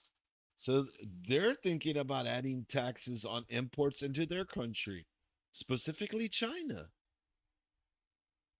Jesus. Man, by the time we're done with this, everybody's going to be charging everybody a tariff. You know what? I want to charge a tariff. I want to charge a tariff for having to think about a tariff.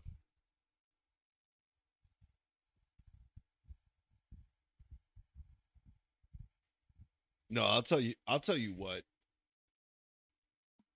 I want to file a class action lawsuit against reCAPTCHA. That's what I want because I didn't sign up to use the internet to solve other people's math problems. I didn't do that, and I'm not getting compensated for that. Gold is breaking out. Look at that. Boom. Just got that. Just got that signal. Going through a bearish block right now at 3,609. We're gonna get that push on gold and Q reattempting that orb high.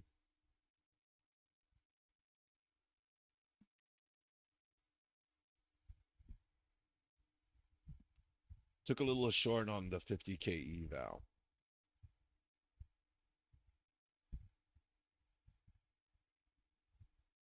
You would tariff oxygen. Last time I don't remember the name, but we all four woke up in the hospital with alcohol poisoning. Ugh, gross. I've been there. You know what? I had one night that I had like this huge after party at my house, and we ran out of booze, and I don't know where it came from, but we ended up with cases of wine.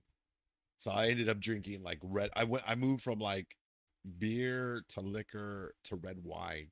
Worst mistake of my life. I will never ever do that again. I don't even really like drinking red wine because of that. Yeah, disgusting. I hated myself after that.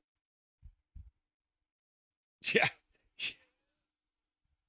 It was pretty early in the morning. We were after partying, so. College kids doing college things.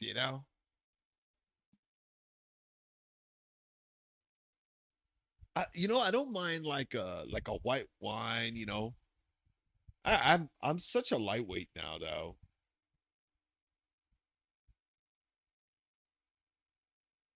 For me, get me a pina colada, get me a Miami Vice, and I'm happy. I'm happy as can be. That's fine. In all honesty, I prefer like a nice frozen cocktail. Margarita, something like that. If I go out to like the Bahamas or something, first thing in my hand, pina colada.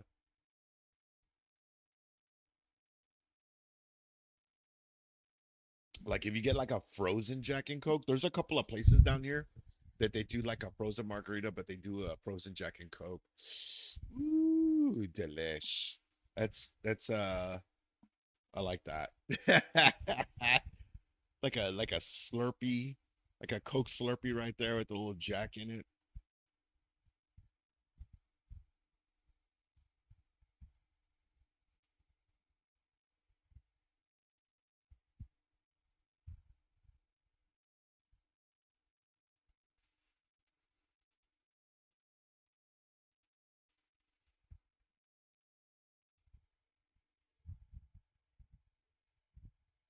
Oh, nice. There was a sale on the Ninja slush or blenders for $20 at Home Depot. People were picking them up ton, like handfuls of them. I follow a few folks on X and they talk about like price hacks and stuff. So I always get like, yeah, it is. Yeah, I always get like price hacks and stuff. Sometimes I'll score something.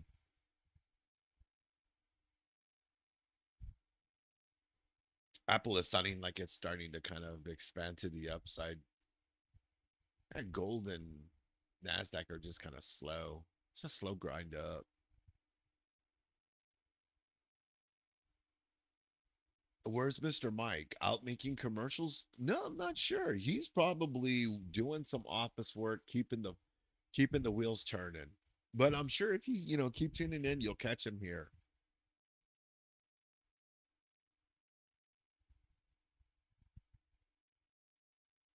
No, Hurst, I am watching this YouTube chat. I am watching YouTube chat, so you guys can definitely ask questions and we'll answer those.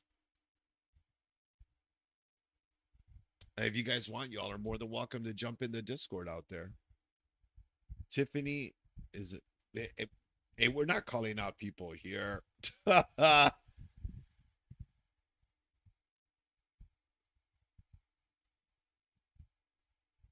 The other Tiffany. She's not even talking. Pobrecita, you're all picking on her and she's not even saying anything. uh, I like it. He was quick on that too. He was like, "Oh, wait a minute, wait, the other Tiffany."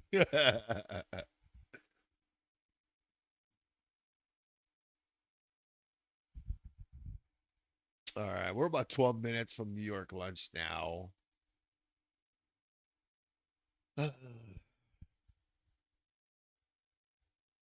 It's kind of consolidating here at this top. Haven't we rejected the orb high. We're right in the middle of the orb. Holding the 9 and the 26, but they're converging right now. Wonder if we'll catch a little bit of a sell. Hey, General, you still in those shorts? New York Lunch is telling me it can go even slower. It is.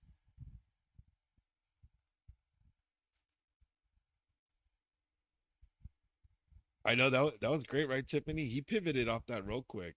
Oh, I don't know. Let's talk about her. You must be mistaken.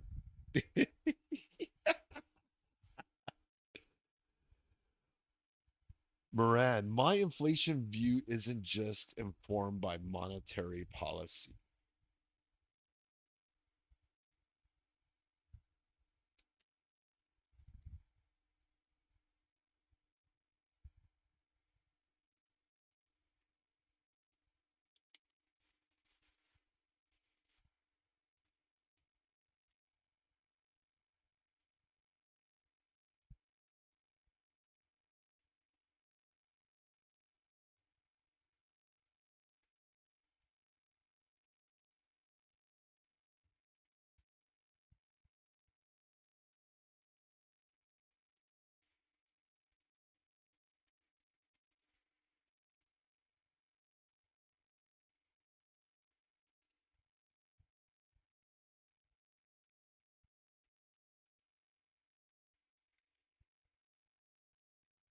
Sorry, guys, I'm typing some stuff on YouTube.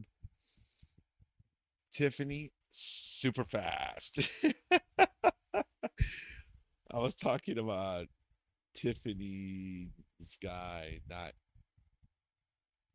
Tiffany's guys, not Tiffany. Duh.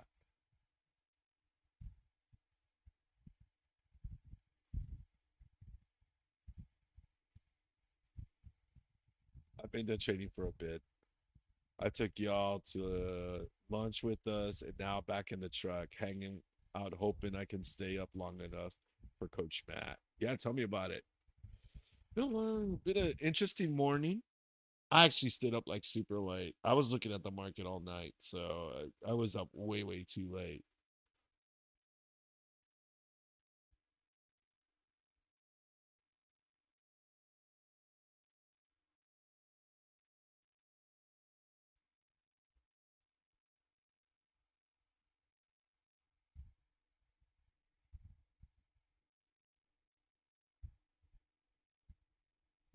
All right, Tiff. So, what did you have for lunch? You took us to lunch. So, what was for lunch? I'm interested. I haven't had lunch yet. I'm getting a little hangry.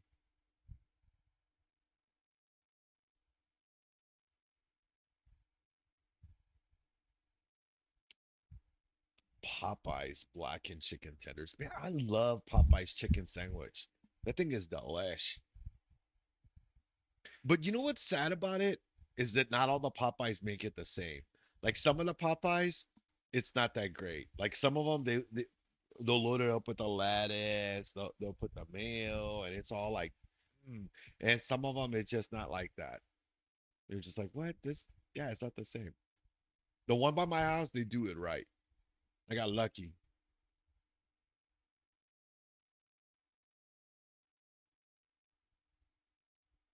I love anything fried.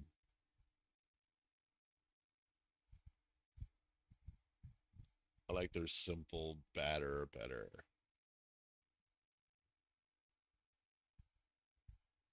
It's tasty. I like Popeyes. Popeyes some good chicken. We got a Chicken Express that just opened up by us. Their chicken's not bad. Their rolls are delish. I'm dieting, so no fried foods. Oh, I feel you on that. Yeah, I'm not supposed to be drinking soda. I'm not supposed to be drinking soda. So I'm limiting my soda for the time being. So I'm doing like maybe like 2 or 3 sodas a week, and that's it. NQ and Gold pushing up now. They're going for it. Looks like we're gonna catch that bid now.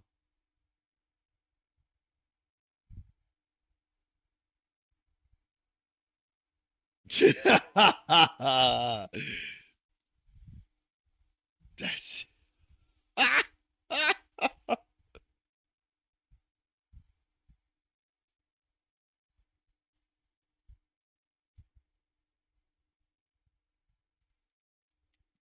you know what I gotta say. I love my air fryer. My air fryer, my favorite thing in the kitchen. I got.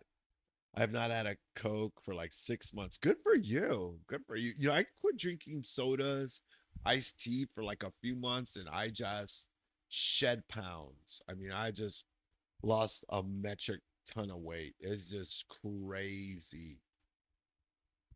The fit. So I can buy a 91 and it gives me a day out.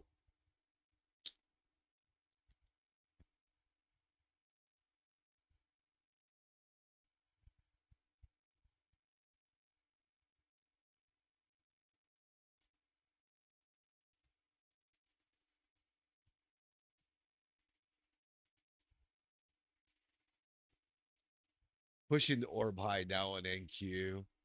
Going for high a day now. Got 5 minutes till crude oil inventory. You know what? Let's take a look at crude oil.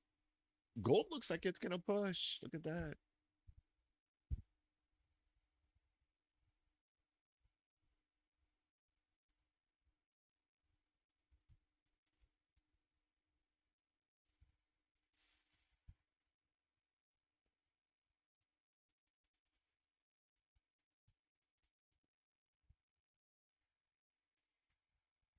Morgan is shedding the pounds more than me, and he's not even dieting. He just cuts fries so he doesn't eat them in front of me. It's easy like that. You know, it's just yeah. Sometimes it's like that. Coach, what's your take on crude? $50 puts for December expiration.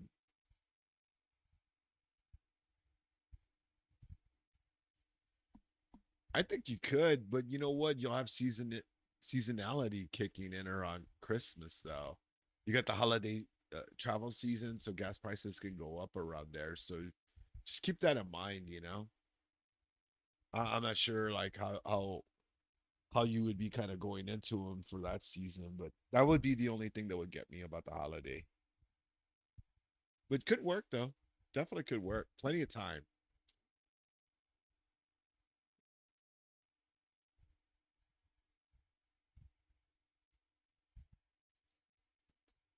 Market kind of stalled out here at the top. What are we gonna do? We're gonna break out. We're gonna reject here, come back in the range. Orb says we should go. You know, if we get a candle above this, although 3 minute looks kind of gross. You gotta get above what 560.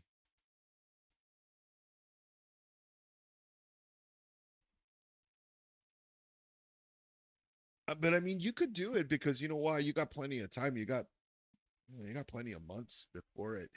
You just gotta be careful with it. I was actually trading crude the last when I got into Blue Sky here when I first started trading with you guys and coaching. I was trading a bunch of crude oil contracts. You got it, MJ. Have a great lunch. We'll see you for Power Hour. Yes, I am. I've always used the air fryer though. That's one of my go-to things for cooking in the truck. I believe it. Just got off a 72-hour fast. Man, that was rough. Ooh. But you know what? I heard that that's really good for you. I kind of want to do that. I really do want to. I kind of want to do a 72-hour fast.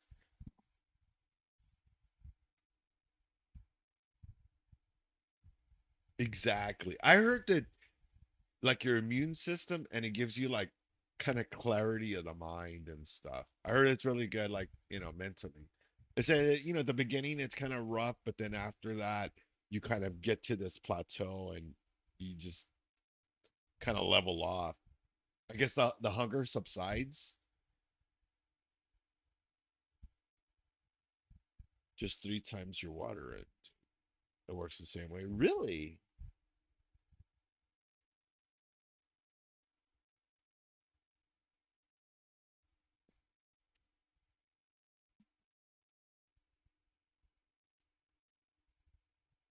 Yeah, I I used to have terrible eating habits. I would never eat. I would never eat. But now that my wife is home, I get to I eat a little bit more than I eat a lot more than I used to, you know.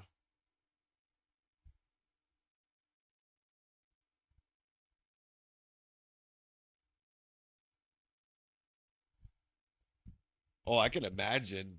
Can imagine. And then you don't even know what you want to eat. You're just like, I don't even know what I want to eat. I want to eat everything.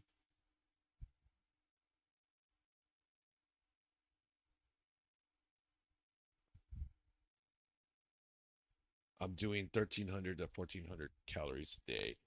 What I want to start doing is I want to start running in the morning. That's what I want to do. I want to start like I want to start running. I've been saying that for the past few weeks that I was gonna do it, and I need to just get off my fat butt and start doing it because I just want to lose like 25 pounds. That's all I want to do. I want to lose like 25 pounds, and that's not even a lot of weight.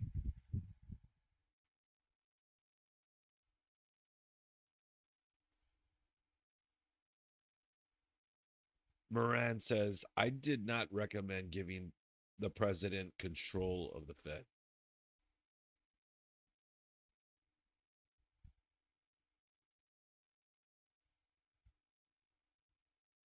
All right, we're getting crude oil and gasoline inventories now. Like crude is catching a bid here.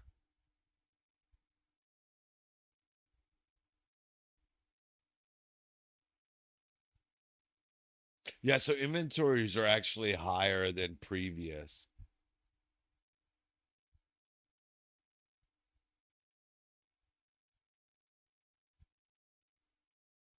I will drop I will drop that for you guys in chat right now. It takes 72 hours for the body to hit. Yes, yeah, that's what I heard is the key is if you get to that ketosis state, that's where like the I guess the magic kind of happens in the human body, kind of like you reset.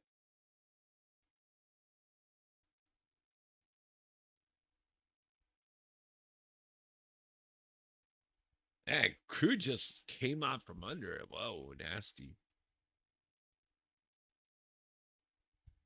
Even Nasdaq kind of rejected that.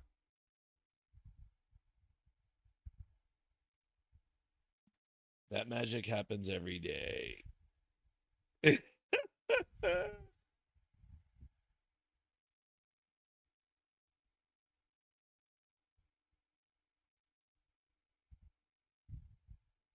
Steve Cook has just arrived at the White House.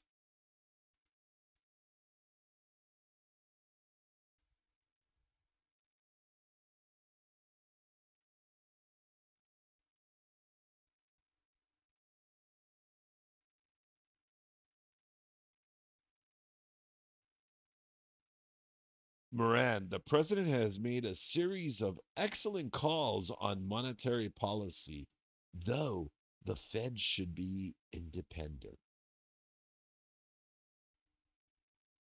Moran, if the market thinks the Fed is not independent, that would be adverse for the economy and drive up yields.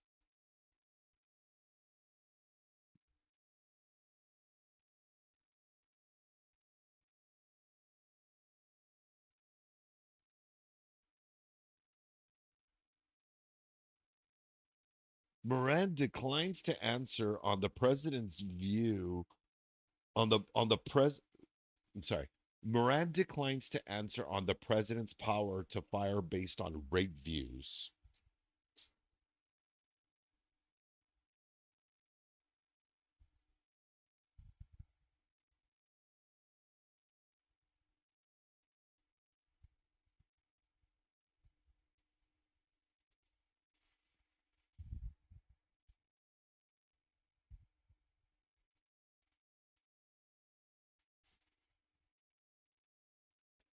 Moran declines to answer on their view on Trump's threat to fire J. Powell.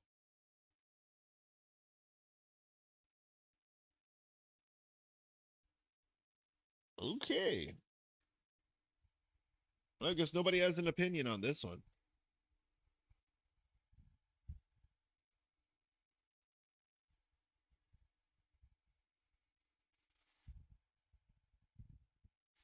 Yeah, he's gone.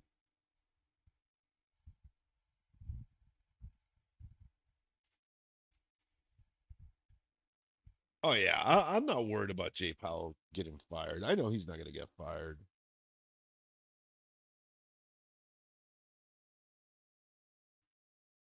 Yeah, it's just unfortunate, just unfortunate. I think Jay Powell has done as good as he could with what he's got to work with. He's got a complicated mess to clean up. Oh, he does. He does like to create controversy. I mean, that's all this is, the big shoe.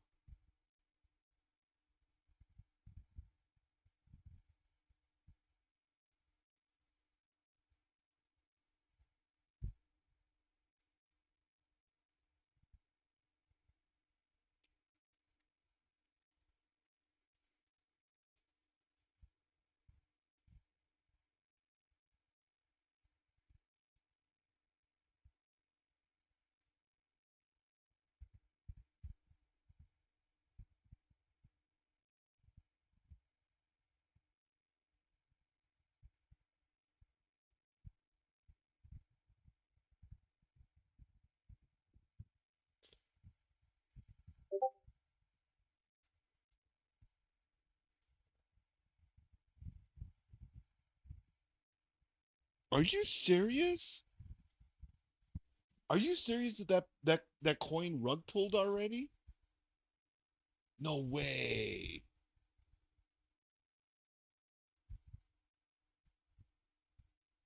Oh my God. That's disgusting. It's funny. I was talking to a friend of mine like 2 days ago, and we were in a Discord chat, and he was asking me about trading crypto and stuff. I put $100 in. I make 5K in the first 7 minutes. Yeah, a friend of mine was talking to me about that, and I was telling him, I was like, yeah, you need to be careful with those, launch coins, since you really don't know who's launching them.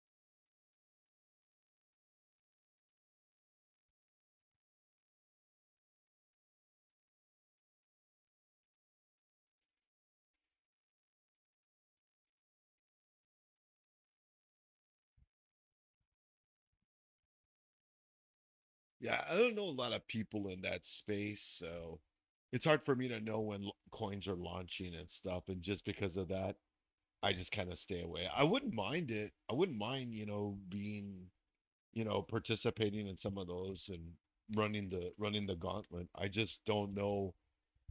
I don't know the best places to go and look for launch coins and stuff. And like I said, I mean, you gotta be fast. You get in with that $100, you make that money and you tear out. You don't stay in it for the long haul.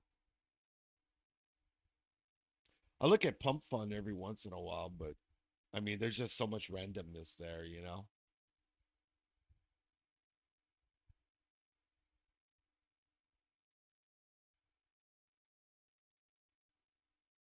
no kidding, right?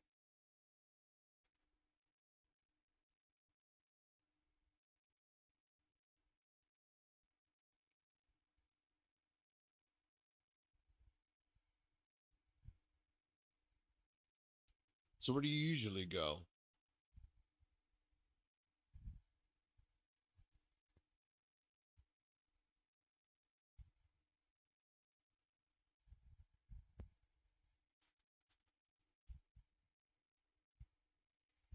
Boom, let's go.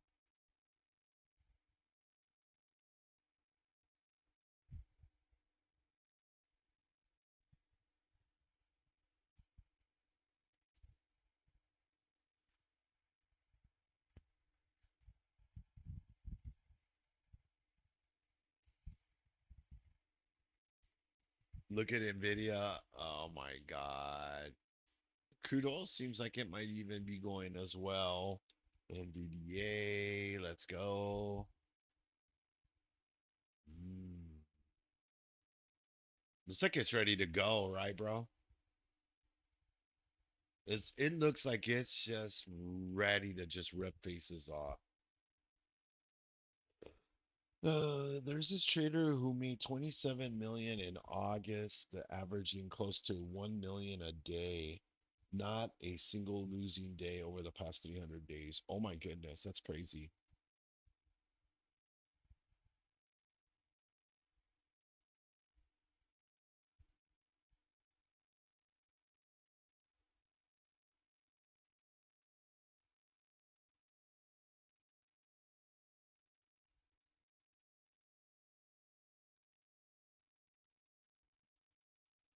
Yeah, I know this guy that does that kind of stuff too. He hangs out in another space that I'm in. He's always dropping coins, like fairly regularly, man. It's kind of it's really upsetting. It's really upsetting, you know.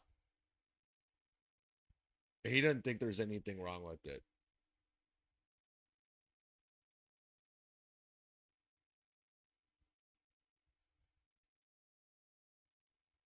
I don't know how people do that. I really don't know how people do that, you know,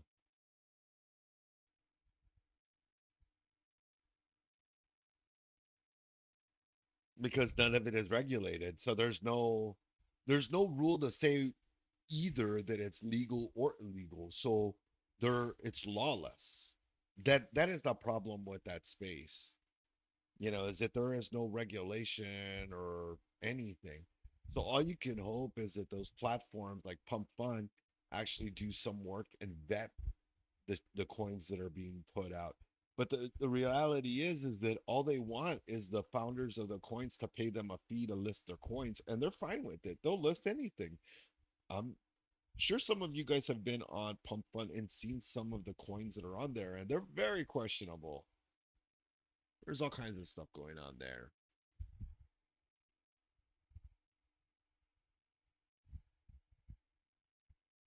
Yeah, you can't even short them. You're just stuck buying and selling. That's it.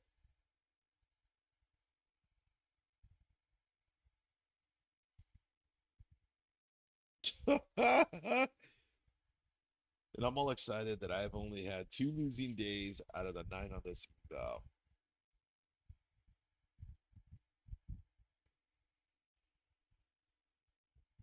Well, I mean, I think you're right. I think you are right on that. But the problem with it is that a lot of people want deregulation, right? So there are people that is exactly what they want. They want that capability of doing whatever they want. So, it's kind of one of those things like, well, what do you want?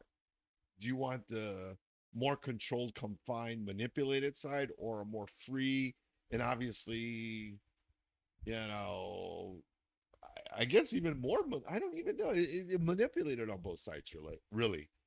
I mean, they're really just both manipulated.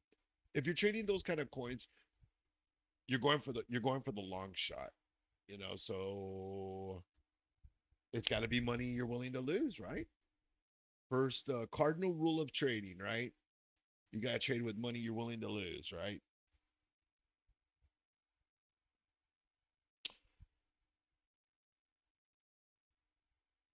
Laugh out loud. I don't get a lot of losing days, but sometimes I get it really. Oh man, safety. I think that's all of us, bro. I think that's all of us, man. Don't have a bad day, got a bad week. Me now.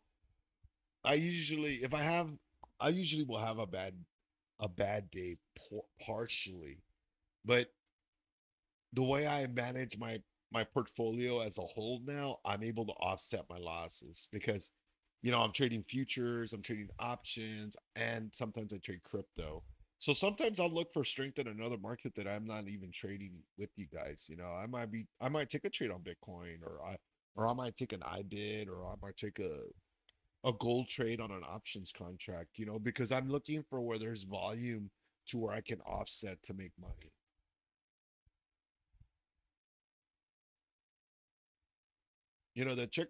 The trick to the terrible days is knowing when to stop, you know? I know some great traders and their hard line is very stiff. They have a hard line in the sand that they lose like 250, $500 and they're done for the day. But they have like multiple accounts. They'll have like maybe like four or five PAs that they're trading and they'll go like 250 or 300 per account.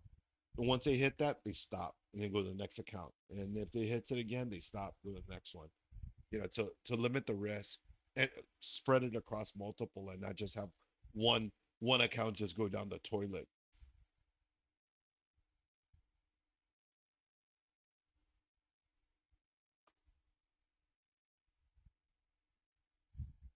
That's why, I trade three accounts. I trade three accounts. Now it's three funded accounts. I've got I've got one eval that I'm almost past, and then I've got my options accounts.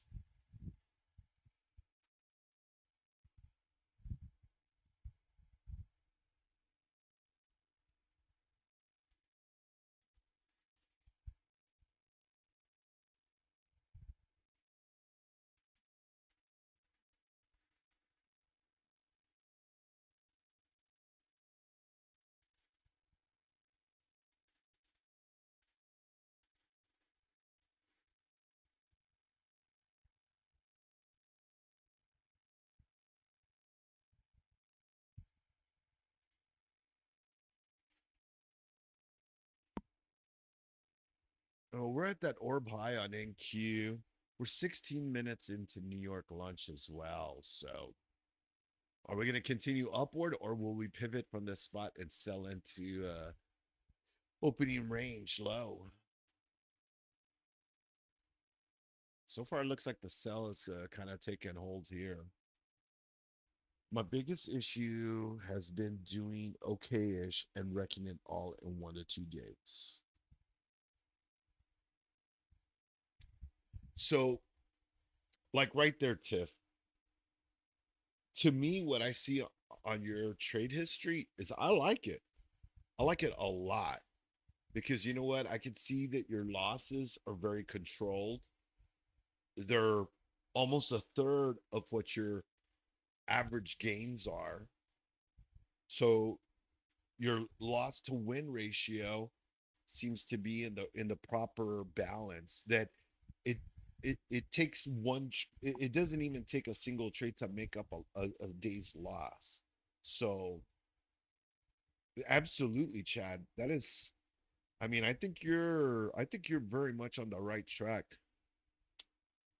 you know if you can stick to what you did on day two and day three as far as managing that risk and controlling that and not allowing it to go beyond that, I think you are setting yourself for success and probably a longer tenure of trading, in a good trade, method because you are managing your losses so well. And that is ultimately the trick is because, we're all going to have red days, but it's how do you handle the red days? Not going full tilt, not allowing that $242 loss to turn into $1,154 loss. You know what I'm saying? You can kind of see that on your chart because you can do yourself the amount of work it took to make that money. Each of those trades, they gave you those totals. So you can kind of quantify how and what it did. So congratulations. Keep up the great work. I like that.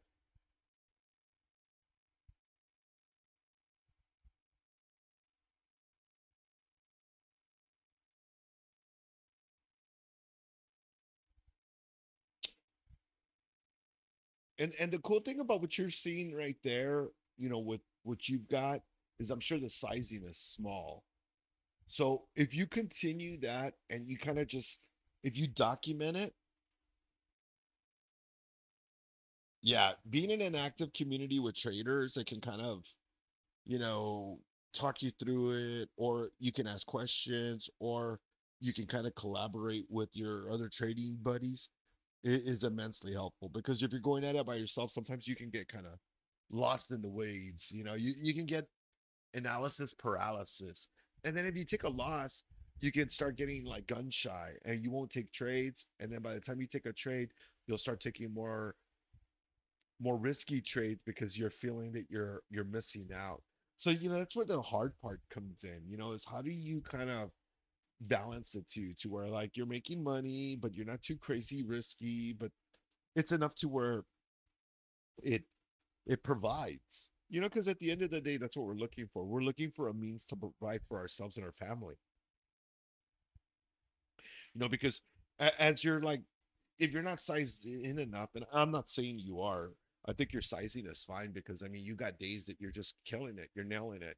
Like I always say, me is $200. I like it. I like to make my day easy, not hard, because anything more than 200 is a blessing. It means I'm having a great day. But $200, I feel like I can kind of grind through that. Well, then don't affluent. Don't get rid of a safety net. Look, you know, the first step to becoming a full-time trader is replacing your income, right? We all we could kind of know that, right? So once you're working on that, what is the next bet? What is the next step? You got to start banking money in the portfolio, right? You need to build up a savings. You need 3 to 6 months of savings to cover you because what happens if you run into like 2 months of downtrend?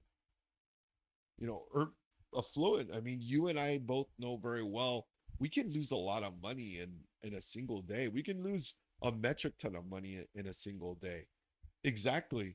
And it'll mess it up for you. And then how do you start over from that if you lose that much? That's gonna take you time because you gotta rebuild your confidence. You gotta rebuild your mental psychology. There's all kinds of rebuilding that has to happen within you to be back to where you were. So it's the uphill climb. That's why, like me, I prefer a smaller risk approach. I like it. Don't get me wrong, I want to make a metric ton of money, but I'd rather grow into it. And when the home runs come, the home runs are better because I'm not like crazy leveraged into them. I'm not, I'm not, I'm not so leveraged that I'm risking everything I got on it because I don't do that. I don't even do that in real life. I mean, yeah, I'm trading and I'm running risk and exposure, but normally I'm only risking about 5% of my portfolio at a time. I'm either between 5 to 10% is all I'm risking of my portfolio at any given time. Because if I lose it, I need to be able to continue on. And I grew from 3K to 750K over 3 years and then gone. And but you know what, Affluent? I'm sure you took profit along the way. I'm sure that you bought nice things. I'm sure that you went out and ate good meals, and I'm sure that you enjoyed some of that profit. So, did you really lose $750,000? Not really. You lost a whole lot of money, but along the way, what did you do? You learned, you grew as a trader, and I will tell you what, Affluent, I will tell you what right now. I'll put money on what I'm going to tell you. You know better now than any other time how to manage that kind of portfolio when it happens again, right? The next time you get that ride and you get that move and you make that kind of money, you will be 200% more ready. You'll know how to manage it, you'll know what to do. We all go through that. We all go through that. But I think that's the tricky part for us as traders because then you're like, well, I already got it once. When is my next time? When am I going to catch that big trade? We talked about, those big 1,200% gainers, right? We were talking about that like 2 days ago. Caught one yesterday. Am I going to catch one today? Probably not. I don't look for it every day. but I do know that I can catch a few points in the morning session. But it'll happen one of these days. I'm gonna catch some crazy killer trade, and you'll know it. But you know, I just gotta wait for my time. You know, the the trade fairies will line up, and SPX will give me a super low buy, and I'll load up, and we'll make a whole lot of money. Absolutely, absolutely. It's a tough one. I get it. But you know what? There are experiences that we all have. And you know what? I wouldn't trade some of those because then if you haven't had it, then you don't know how to get it, right? Right? Like some of you guys are here listening, hearing what other people are trading, hearing how much money they're making, and maybe even wondering, when am I gonna make that much money? And you know what? It's about patience and growing. It will come. It's a crummy thing to say, it happens to us all, we'll get there, but it is the reality of it. Like we said yesterday, you have to crawl before you walk. You got to understand what it takes to make $100 before you understand what it takes to make $1,000, before you know what it takes to make 10,000 or 20,000. So, these you're building those steps, all the foundations to a very strong base that will create the best trader you will become.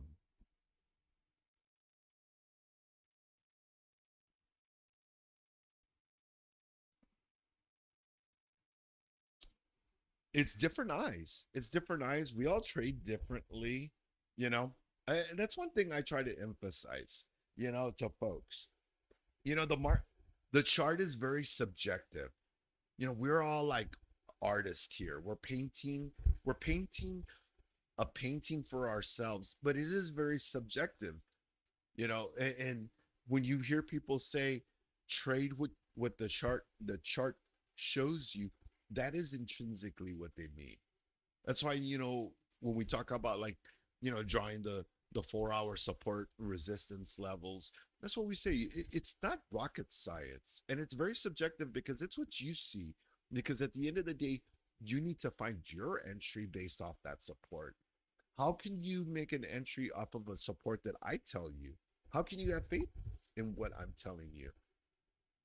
When you see it yourself, you start developing the confidence and the understanding that, hey, look, you'll be like, hey, look, I drew the support line. It has bounced up here the last, 4 times this week. You are creating your own confluence. You memorize it, you see it, you start to recognize that price has been here, multiple times through the week. And that's what starts giving you the confidence to take those trades. And that's why, I say it's hard to take other people's trades because, we see things very differently. And when one person's going, by the time you get in, it'll be too late.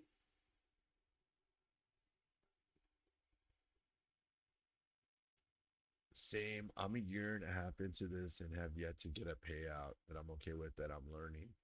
I've been in eval since the first month, so I've got a lot into it. It took a few months for me to get my first payout. It took like what it took like 6, 7 months for me to start passing evals, and then by my 8th month I started to get payouts then. And then, I'd have my dry spells, I'd blow accounts, and then, go back in the cycle of building them back up. It, it's it's a grind. You are going to get funded. We're going to get you funded here, Tiff. You know, September is our month. September is our month, Tiff. You're almost there. We're gonna hit it. We're gonna hit it.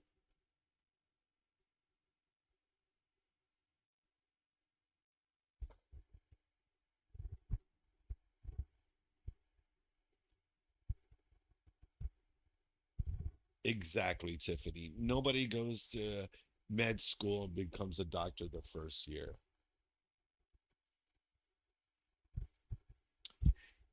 You know, Robinson. It's just one of those things that's part of the process, you know. I mean, the good thing about it is it's a fraction of what you would be spending to be in the real market, you know. And if you stop and think about it, you know, college textbooks cost a whole lot more than what we're paying, you know. I mean, I'll be honest with you, I've done a lot of stuff in my life, but I've never done anything that I've enjoyed as much as this. You know, I enjoy trading. I like trade. Don't get me wrong.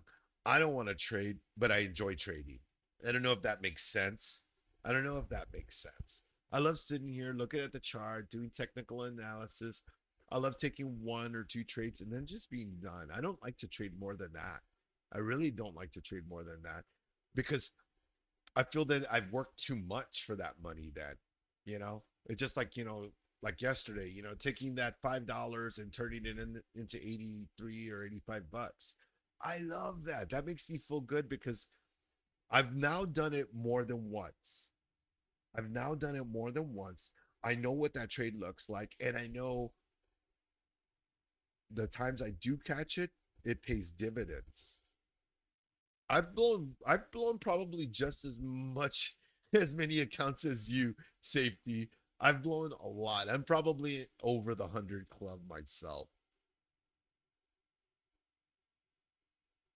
I have a love-hate relationship depending on what color the day is.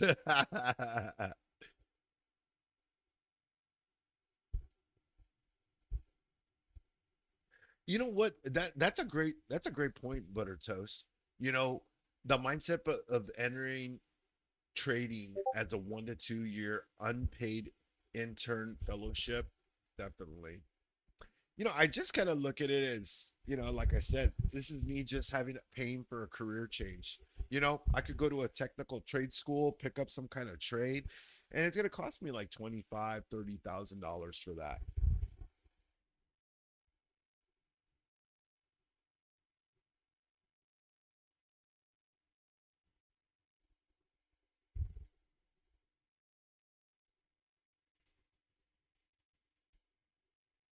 Well, yeah, I know what you mean, Tiffany.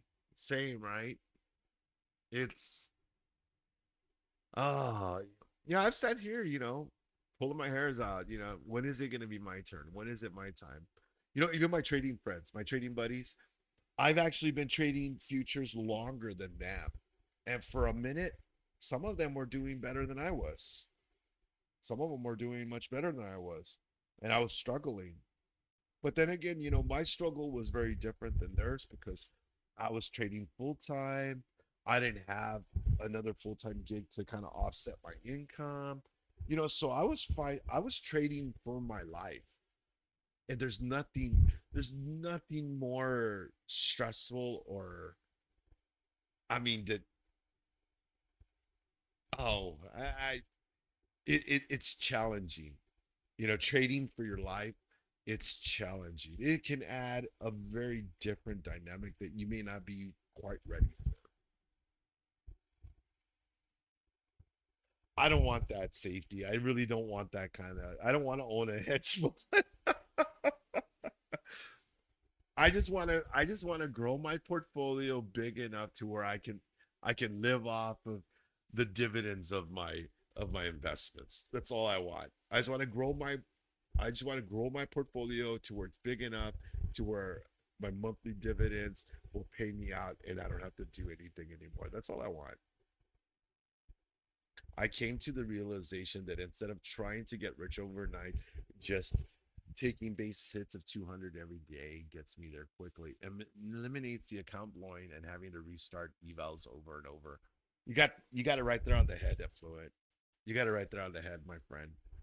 That is that is exactly it, especially if you guys are starting off at the very beginning, how can you want a lot of money when you don't even if you can't make $200, how can you make $2,000? I'll say that. I'll say that every day.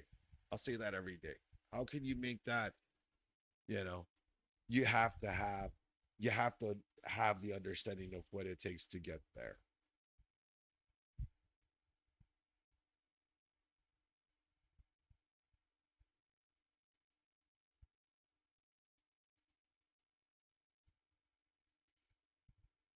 I finally got me a static, and I feel like it changed my thought process. Yeah, the static accounts are very cool. I know a lot of traders that like them. I I'm indifferent. I like the 25K accounts myself. I like to pick up the 25K accounts because I can pass them with like 3M and Q cons like butter. I can just use 3M and Q cons and I'll pass it super fast. And I won't even stress over it. Making $1,500 is, I mean, to me that is not difficult. Passing the eval with $3,000, to me that is more difficult. As funny as it may sound, because you don't need that much of a move. You don't even need that many contracts just to make $1,500. I mean, although you can blow it much faster, you can pass it much faster. Two losses and I'm done. No more than a $500 loss per trade. Otherwise, I reduce position. Exactly. Just taking the static drawdown off the table has done something different. I feel you on that.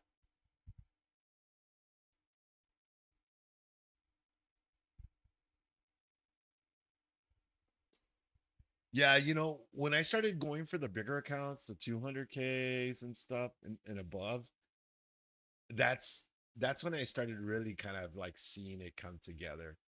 Because when I first started getting into trading, I was all about the 50Ks. If you ain't profitable, you need to go to Wall Street. You need to go to Wall Street and kiss the well, well bless you there. Maybe. Yeah, but once I started moving into the bigger accounts, then I really realized you need the bigger accounts to use NQ. They give you all the room, and if you want to go for the big bucks, you go for the bigger accounts. If you're learning and trying to get an understanding and find that consistency, I think the smaller accounts are the way to go. Yeah, 25 and the 50Ks, even the 25, focus on that. It's less expensive and you can kind of get into it easier.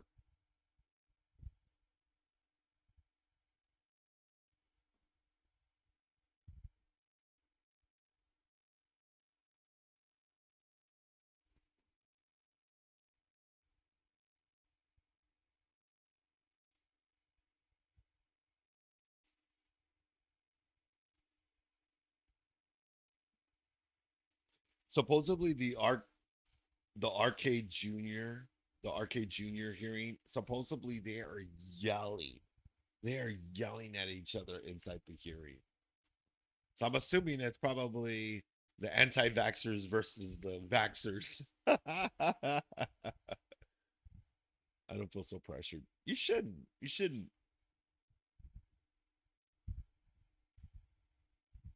My friend,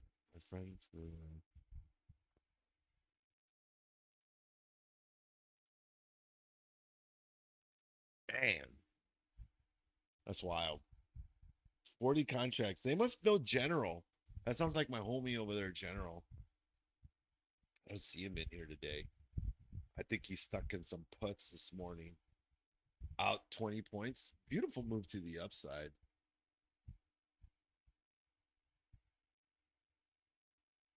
Catching that bid above the 9. We're going for that orb high. Nvidia is still pinned. Let's go on over there. I haven't opened it up yet. You know what? Let's put some alerts on this because when this thing starts to move, the market is gonna rip.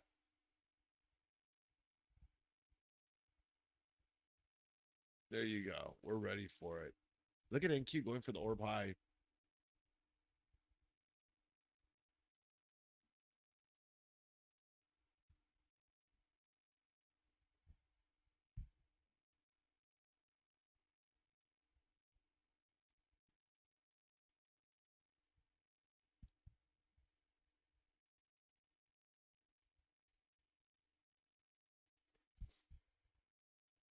Be right back. I'm gonna step away for just a second.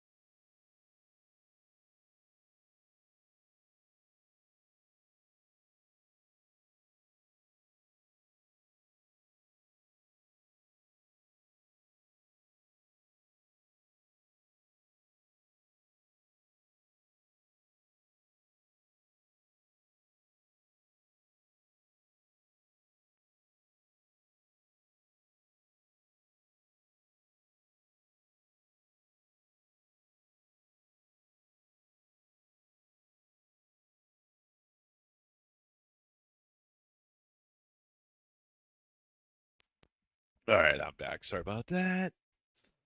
Oh, let's see. See, how long has everyone been trading here? Later, affluent. Have a good day.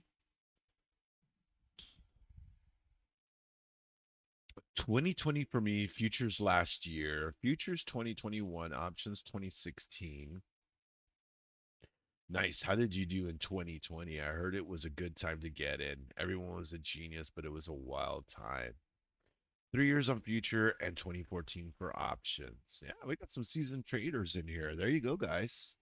You guys are you guys are looking for trade buddies. They're right there. Look at that. You got folks in here with a few years of trading under their belt. Now, that was just a year that anybody you could just buy and go long. That's really what it boils down to. The market was just so wild that time that everybody was just going long and buying. There was so much new money in the market.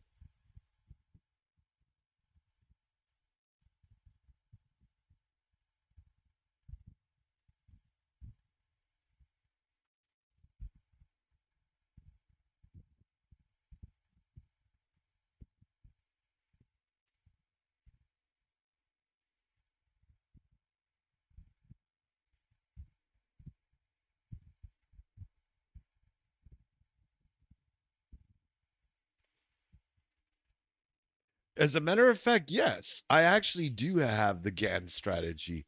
I've actually got a strat that belongs to the general. Let's see. I'm actually working on building a strategy off of it.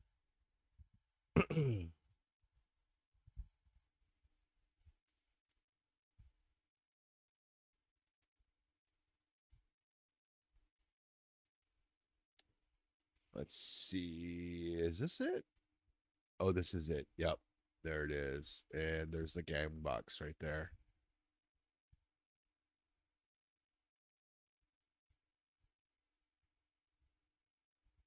There's General's gang box.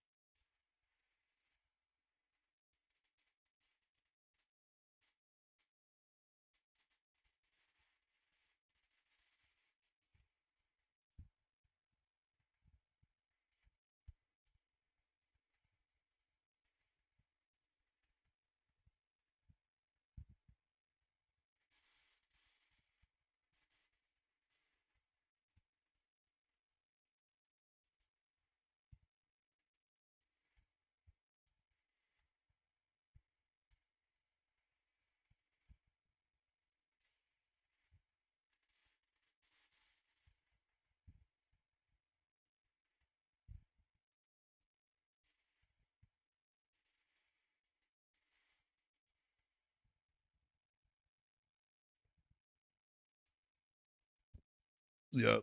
That's right. All you got to do is throw darts on the board and you pick the winner, literally buy on a red day. It'll be green within 3 to 7 days. Yeah, that's pretty much what was happening. Everybody was just doing that. Safety, you're working on a script too. Yeah, I've got a few different variations of it, but nothing that nothing that actually like was any good. That and I ended up with all these signals on the chart. That was that one. Let's see, where's the other one? This one got even more crazier.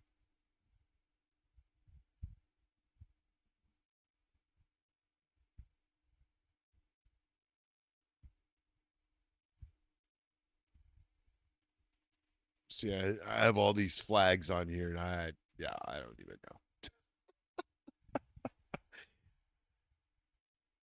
You ain't looking for signals?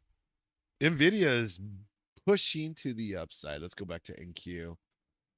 Nvidia pushing 170.97. Should see that translate into NASDAQ here in a few then.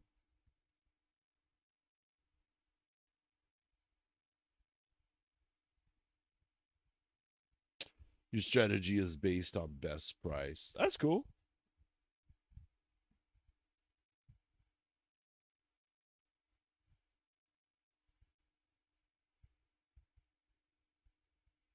Yeah, it's not a strategy I normally use. My buddy likes to trade this one, so I basically just kind of been studying it and trying to see if there's a way I could automate it. I'm always working on automated trade strategies.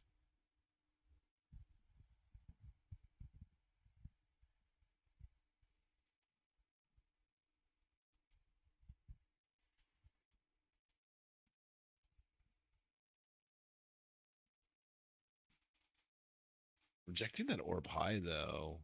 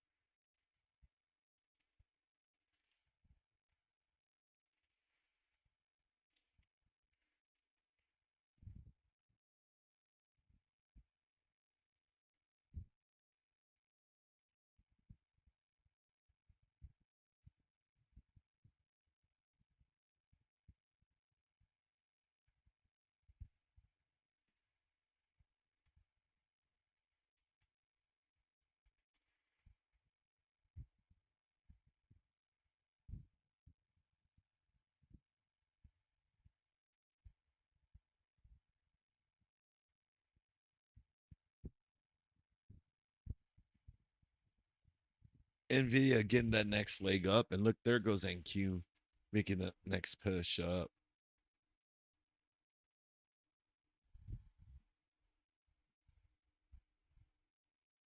Let's take a look at Nvidia, see that next push up.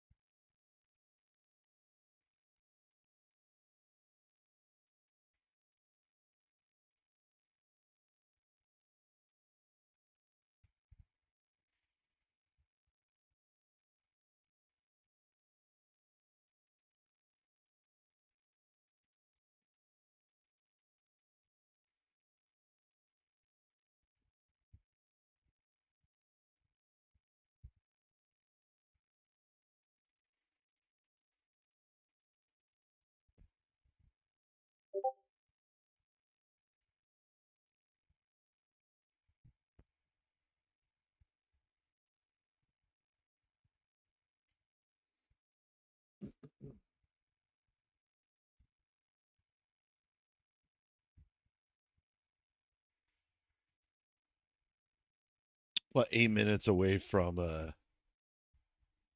the end of New York lunch team.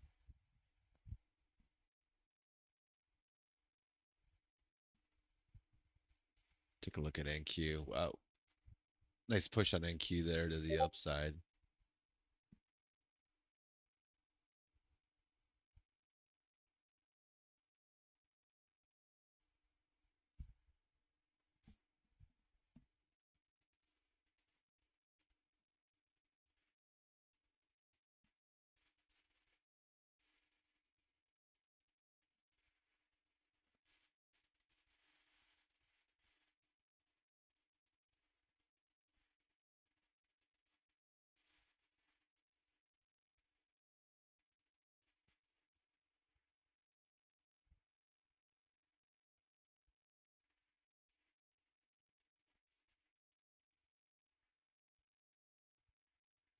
Yeah, it did trigger. I was just uh I was just setting alerts when it was popping up because I was expecting NQ to get that pop as well. It's just a delay, because Nvidia moves and then it'll take a few for NQ to start to kind of catch that bid as well. So yeah, I was just looking at those prior highs on the wicks. So like one of them was right there at like 171. I've got one right now at 171.20. So I want to see if we'll get above there. You know what? Let's put one at 171.31 as well. It's funny, right? You see Nvidia pull back, you see Nasdaq pull back. See Nvidia start to push up, and you kind of see it translate directly into Nasdaq. Ah, bulls are here. A lot of volume.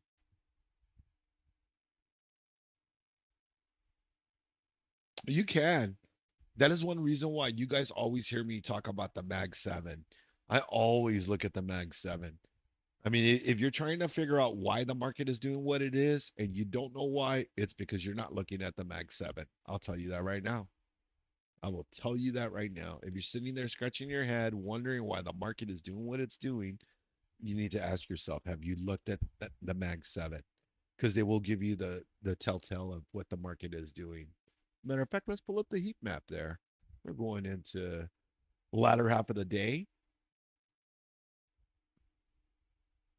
There's a S&P 500 there on your main chart. You can see that a lot of green, a little bit of red, and a little bit of tech, a little bit of consumer services red, non-durables.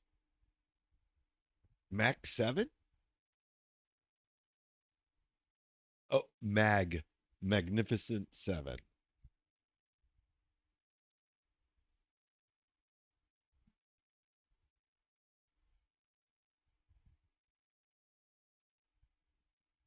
Yeah, so it'll be your Magnificent 7. It'll be the largest caps inside the S&P and Nasdaq.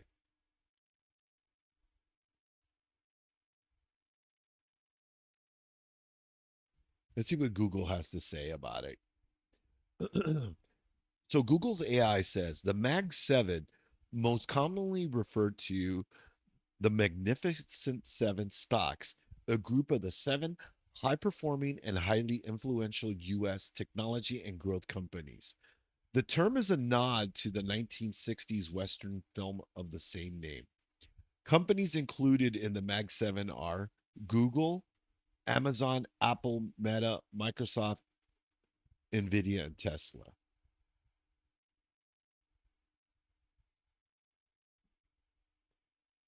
So that's basically it. It's just because of them having such a large market cap, they are the big boys in Nasdaq and the S&P. So if you look at my heat map here, that's why if you notice Nvidia, Apple, Microsoft, Google, Meta, Amazon, they have these huge blocks because they are the bread and butter of the market. They are what create the main intrinsic value of the S&P and Nasdaq. So like if you were to subtract Nvidia, you would be taking out that huge market cap out of it. Let's see. What's Nvidia market? So right now, if you were to take out Nvidia out of the S&P and Nasdaq, you would be basically taking out 4.15 trillion dollars of value out of the market. And the market would negatively reflect that as you would subtract that value from it.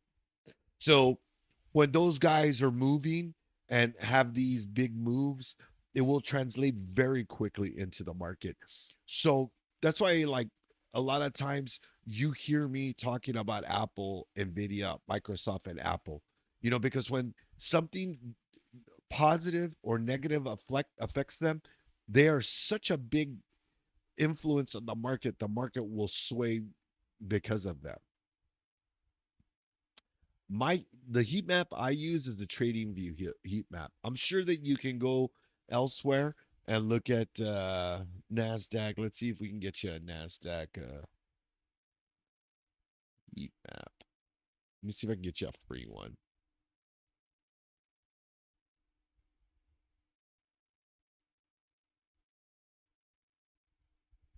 Yeah, you might be able to Google it and find some. Let's see. I think you can get it on Yahoo Finance. Oh, you know what? Oh, I'm logged in on this. I don't know if you can log in. I don't know if you can see this if you're not logged in. Let me pull up another browser that I won't be logged in on and see if I can see this heat map without logging in. Yes, I can.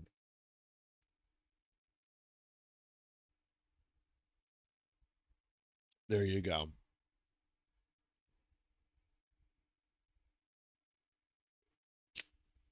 And just like mine, and just like mine, if you hit this button right here, you can actually switch.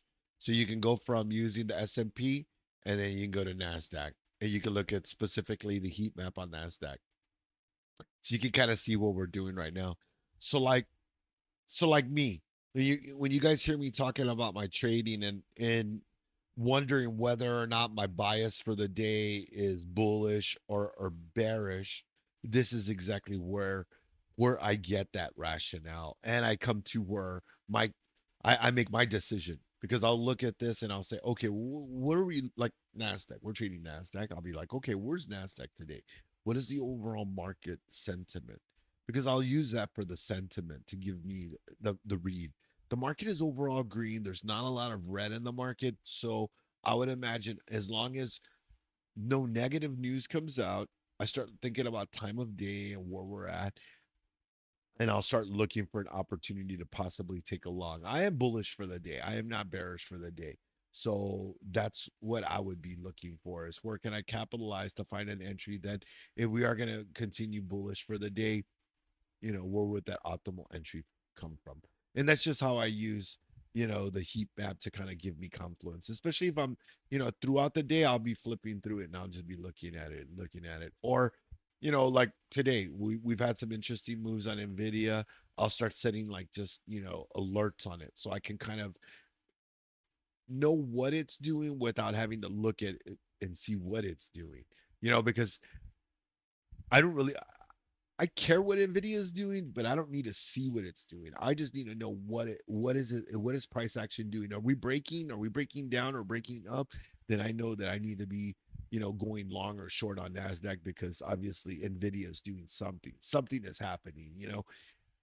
Now the other thing about that is that's where having like news feeds of people, being able to get get information from news feeds, so that you can know is the government dropping, more tariffs, is China saying that they don't want chips, things like that, because now you're seeing the bigger picture.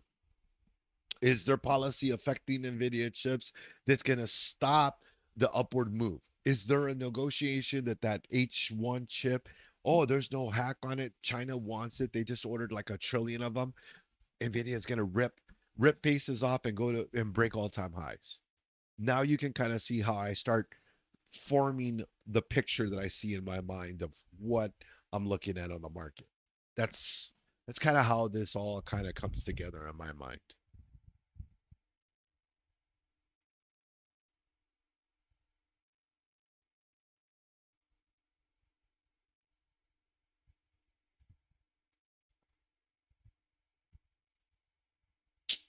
Looks like the Bears want to kind of take a hold of it. Can they do it though?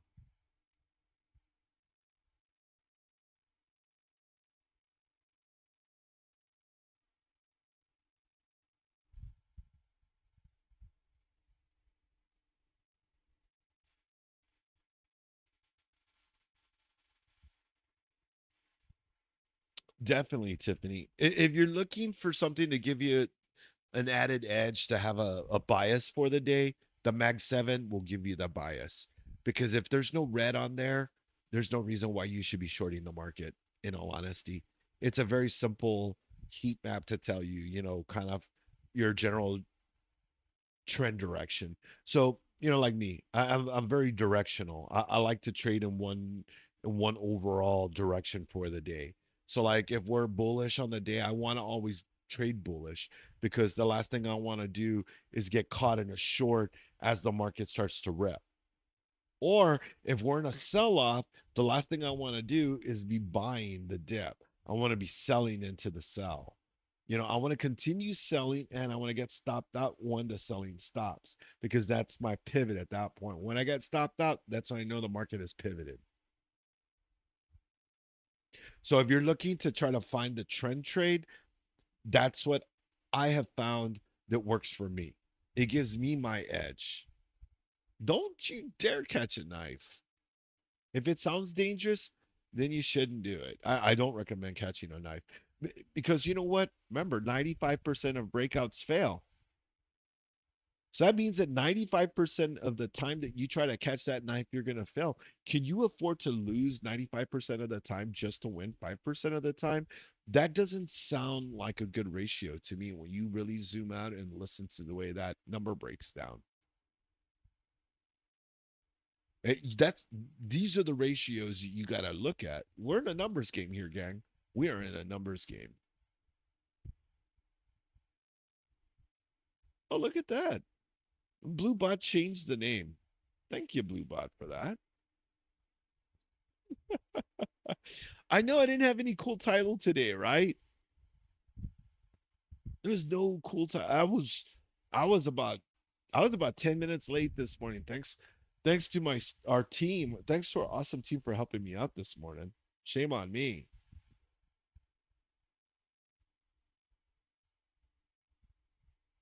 Yep, better late than never.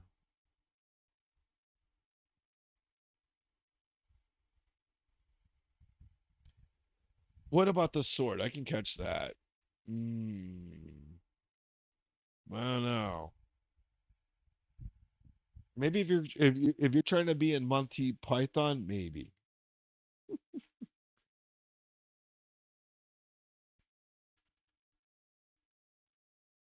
Yeah, I apologize for that. That was my fault for that.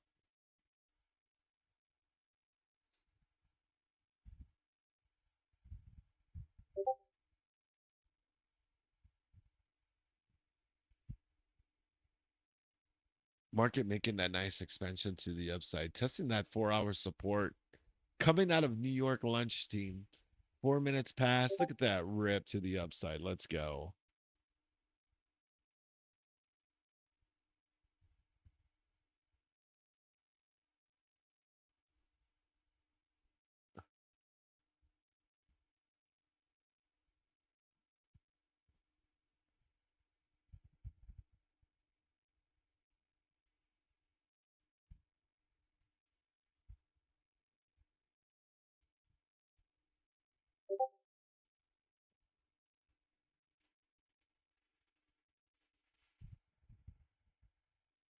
Trump declares you're banned. Time-based trade charts is live and no access. I don't even have access to that channel now. That's fairly. Yeah, I don't have access to that channel. I don't even see it. Hmm. Steve's gatekeeping. I know he is. I know he's gatekeeping.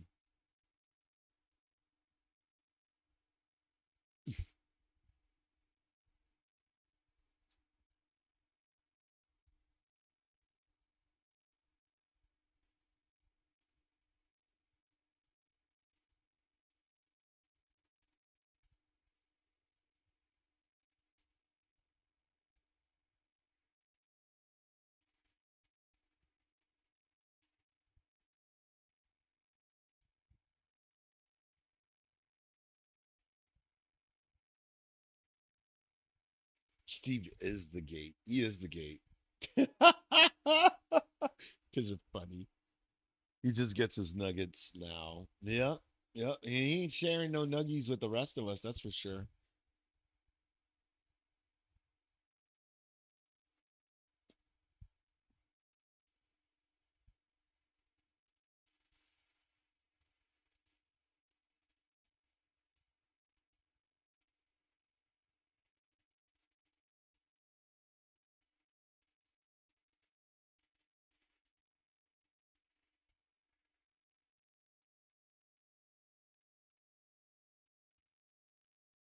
All right, we're above that 4 hour support now.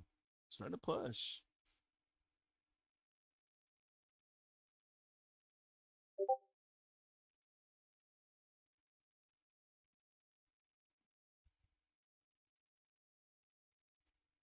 I ain't got no leftovers today. I'm getting hungry.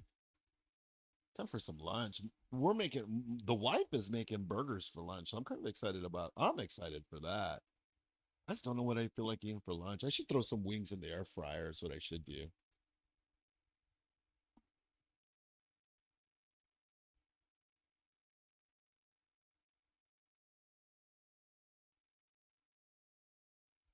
Yeah, Mike definitely does come and go at random times. So it's really hard for us to say when he's available. He's so busy now with the company, working on new products and you know new developments that they're working on. There's some really cool stuff coming. I hear some rumors about some things coming, and I think you guys are gonna like them. I know you guys are gonna like them. I wish I could spill the beans, but I can't.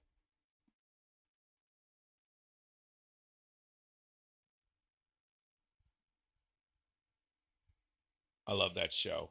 It's like my favorite show.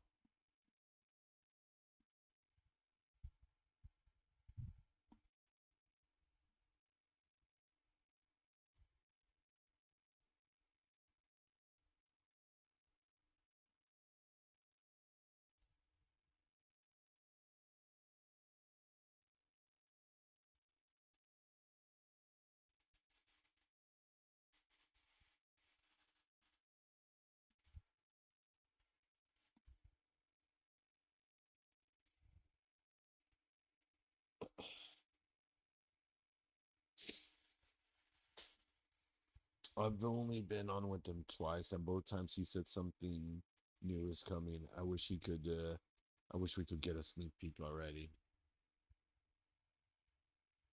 Y'all gotta love it. It's gonna be something y'all never had before. I can, I can, I can say that. I can say that. Nobody's doing it, and we're gonna be one of the first or few. It's gonna be dope. I'm gonna get in trouble. I better change the subject. Oh man, some lengua tacos do sound good. God dang it. I think you kind of stalling here, coming back on that 4 hour support at 570, 557, pushing back down. Nice. Just scalp the short off that. Some apples? Ooh, thank you, honey. Appreciate it. We're not talking about tacos. We are not talking about tacos, Tiff. We are not. Look at that. When we start talking about food, my wife brings me in some apple slices. Look at that. They got me on a diet here. I tell you. I look like a rabbit.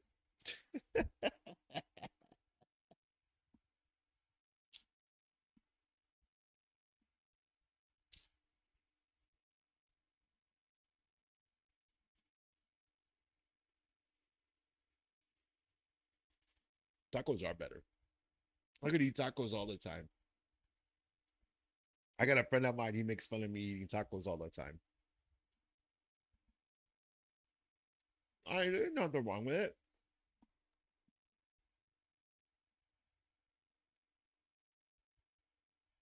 I mean, I'd rather be eating tacos than I really don't even know what he eats. He's Indian, so what? He's eating curry all the time. Like, I don't want to eat spicy food every day, all day. Like, wake up eating curry. No way. Uh-uh.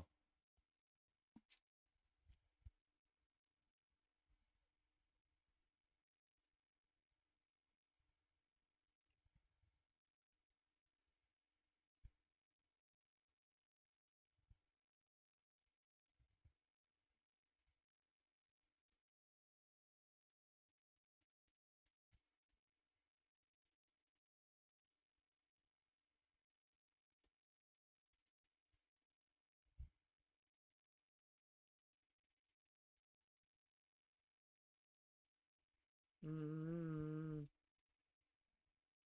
I can't say that I like all food because I definitely am not a fan of French food.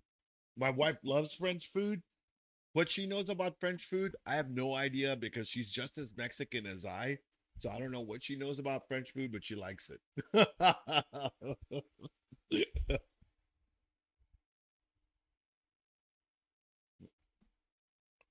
No. I mean, the closest thing we got to French down here is French fries. So, but yeah, she likes French food. I've tried and I have yet to find a plate that I like. You know, she takes me to La Madeleine, and which isn't even really French food. It's like French fast food. So what would a French fast food restaurant in San Antonio do right if there are really I don't oh wait, there's I think Crumpets here in town. What? Let me see what French restaurants are there here in town.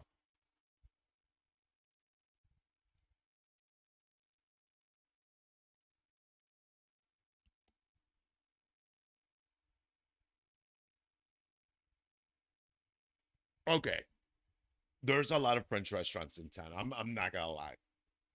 There's a lot of them. There's at least a dozen of them, maybe more. So some people know something about French food here more than I am being ignorant about. Jeez. What is this? Blue Prime Steakhouse.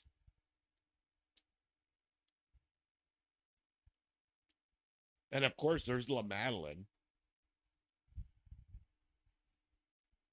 You've heard of Blue Prime?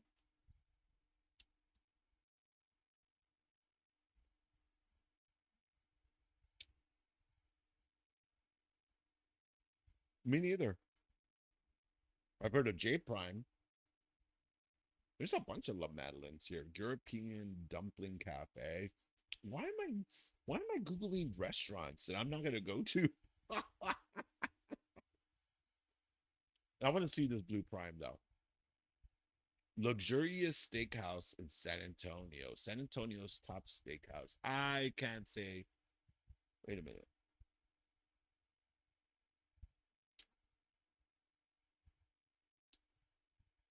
Oh, now it's not J Prime. Now it's Blue Prime. That is. Oh,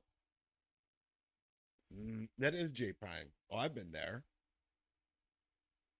They got some great lamb chops. Oh, I love lamb chops. You guys like lamb chops?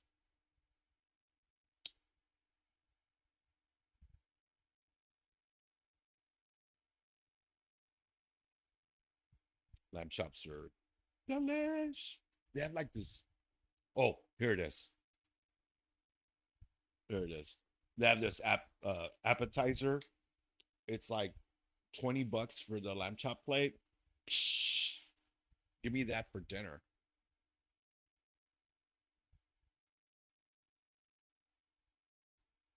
Hmm.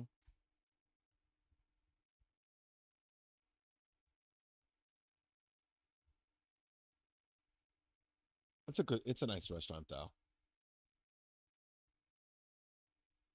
I need to stop looking at this. I'm closing this tab. That's the good. Oh my goodness. I'm over here eating my apples. Hmm.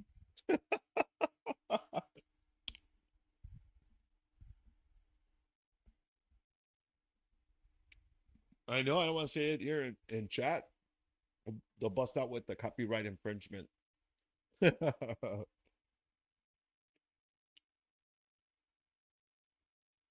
Exactly.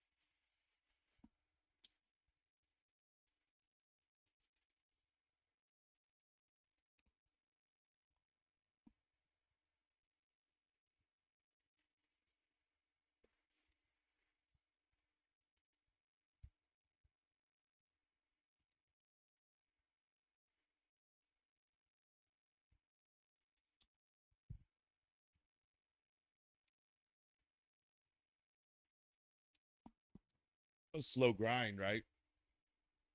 Testing that 4 hour support. Looks like we're gonna still have upside. It's just gonna be a slow, rough grind, guys. It doesn't look like it's gonna be fun. It doesn't look like it's gonna be fast, and it doesn't look like it's gonna be easy. None of which I like. I know none of y'all want that either.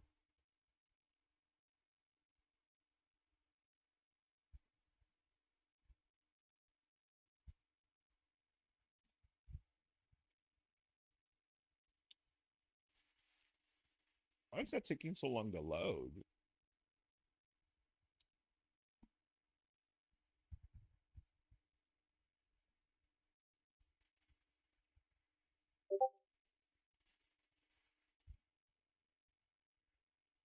Who would have ever imagined, right?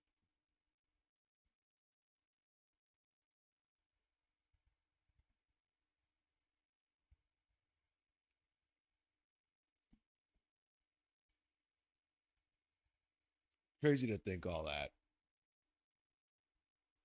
Anyway,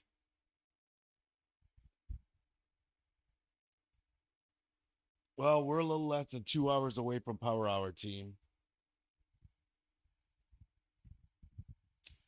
Take a look at NVIDIA. NVIDIA just gave up. It's consolidating. But RTY, what's RTY doing? RTY's got a bull flag and a half. Look at that. Oh, like a bull flag ready to break out. Let's go to gold. What's gold doing?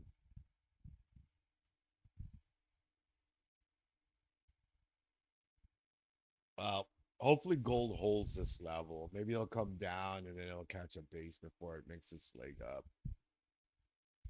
What's crude doing? Crude was kind of moving earlier, wasn't it, off of that news? Yeah, it looks like crude is actually catching a bid.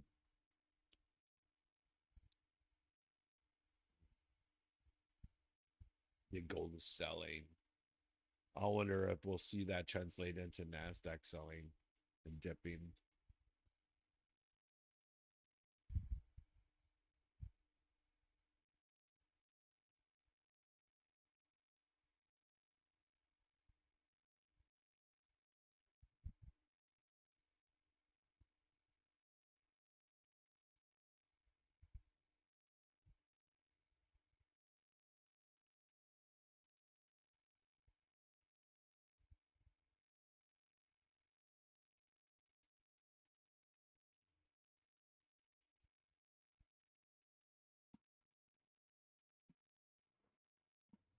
Hmm.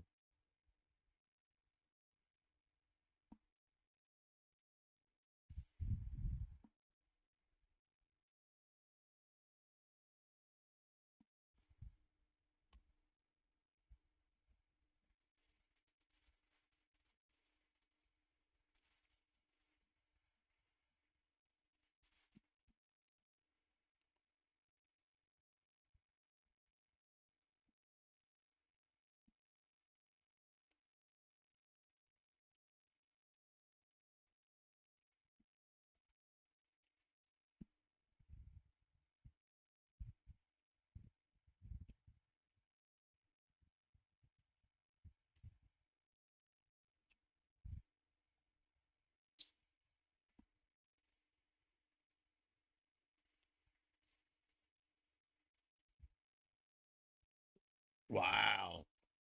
Apple is going to raise their iPhone prices. First time since 2017. Woo-wee.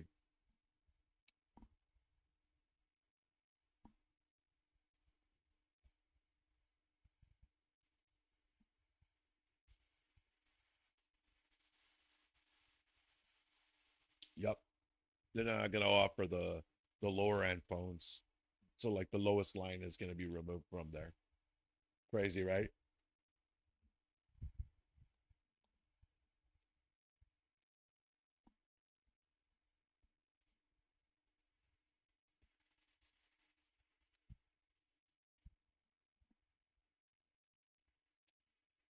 Yep.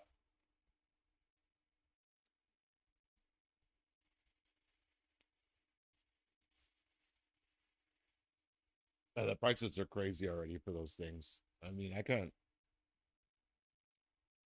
I mean, all phone prices are expensive now. Like phone prices are just absurd now. Well, they say that next year their folding phone comes out. That's what they say.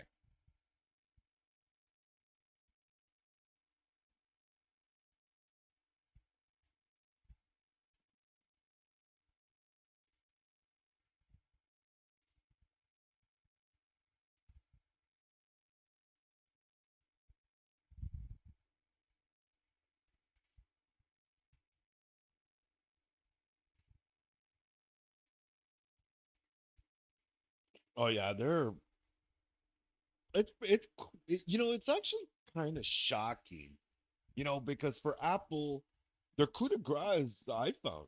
I mean, the iPhone is is probably the main thing that's holding up that company. So for them not to have any real like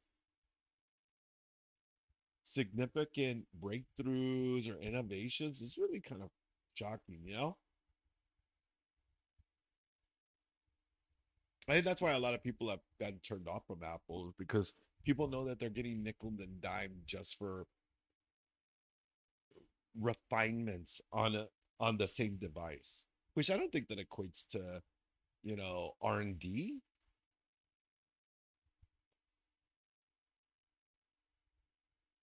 You're absolutely right on that. You know that right there, the charging cable, like everybody in here dealt with that, I'm sure, at some point in their life, that phones didn't have a standardized charging method.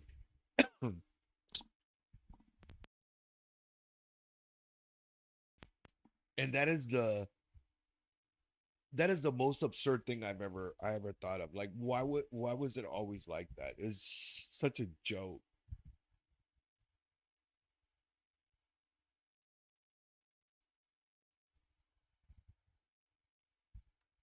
Oh yeah, that was that girl, right? She just hit like a snag like 2 days ago. I heard her talking about it. She's talking about that massive hit she took, and she had a nasty loss. She was 40 contracts. You know what? I saw that. I just heard that story just like a day or so ago. I didn't think about that. Good catch, McCrum. Yes, Tory trades. She caught a nasty loss like 2 days ago. Poor thing. Her stops didn't get respected, so she lost a metric ton of money.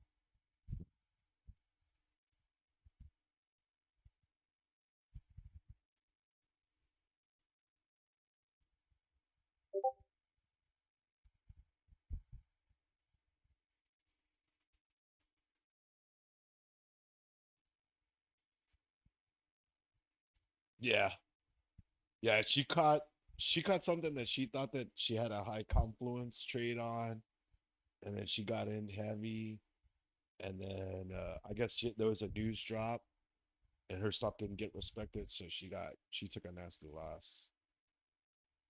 Yeah, I know, right? She don't want that for nobody. I don't ever want that for nobody. You never know when it's gonna be you. Am I right? Heaven forbid it's not, but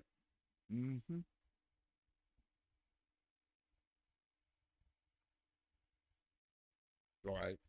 Thank you. Pushing that high of the day. Let's go. 23,575. What green are we for the day? Wow. 0.54% green for the day on NQ. ES sitting at 6,490. Green up 0.51% for the day. Got gold at 3,604.40. Down 0.81%. Crude oil is 63.51, down 0.80, 0.8% for the day. And Bitcoin at 109,749.90, down 1.71. Upside target on NQ I've got now would be 23,652. That's my next upside target. If she's gonna go.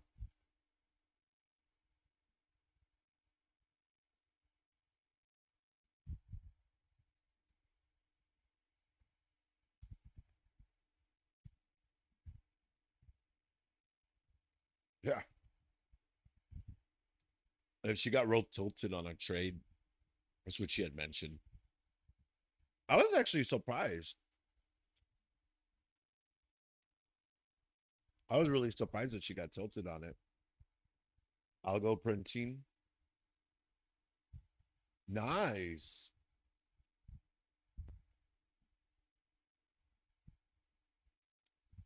Algo's got me in a short right now. I'm in a short right now with two cons.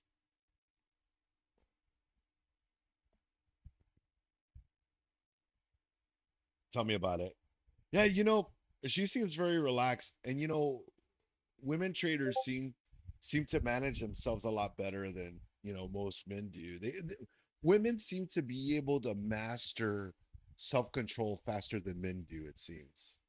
Or I don't know, maybe it's just wired differently, or I don't know what it is. But it seems that women can abide by the rules and not deviate from plans and stuff like that better than guys do, which is really kind of odd. Oof, my time will come. My point being was that I was surprised that she got so tilted, but it happens to us all. We're at the end of the day, we're all traders. We're all traders, and we all go through the same emotions, right?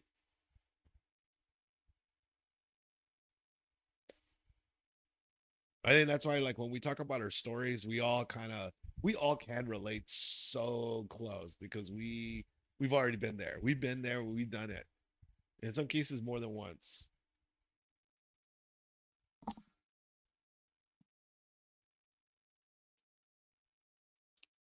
Well, I got a visitor in my office. Look like my wife's puppy's over here looking for food since I got apples. Since Dad's got treats, she's here for treats.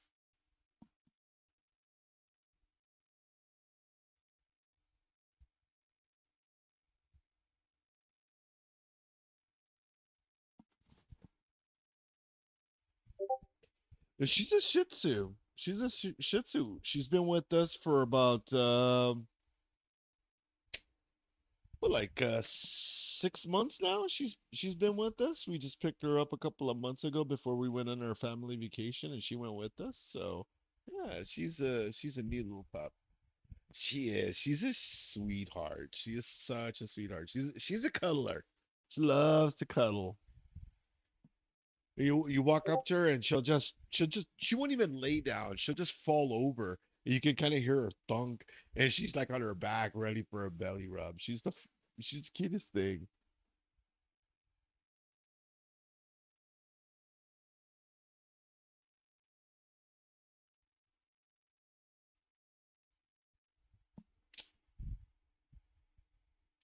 My best friend has a miniature one.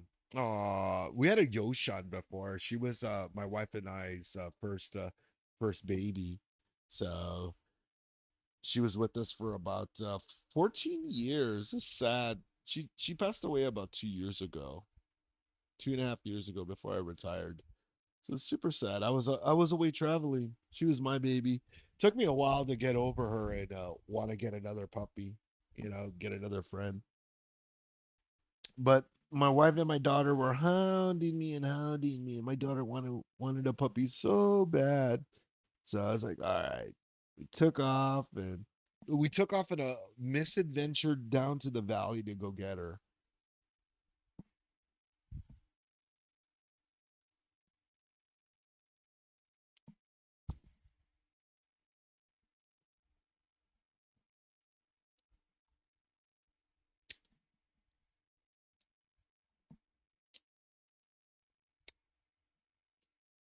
Yeah.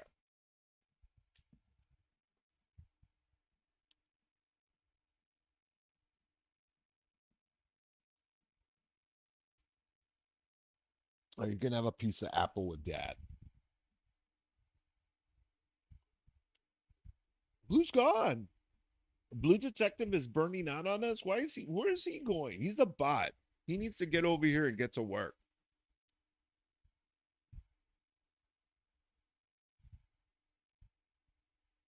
Clanker.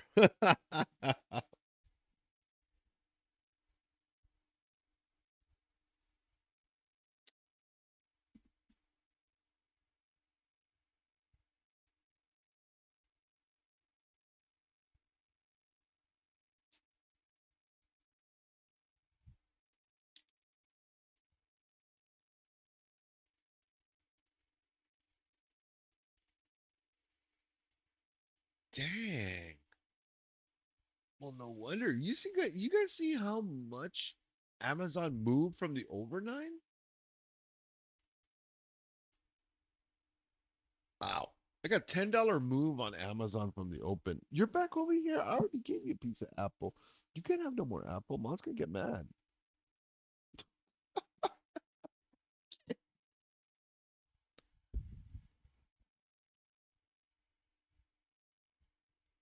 Interesting.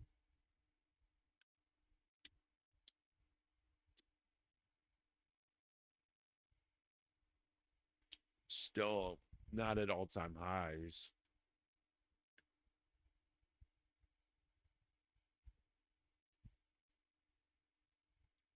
Hmm.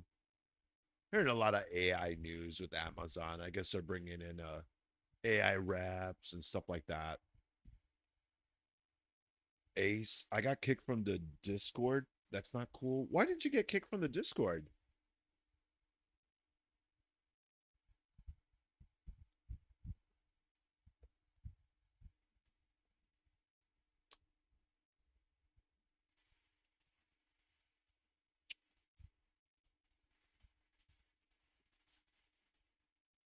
About doing it.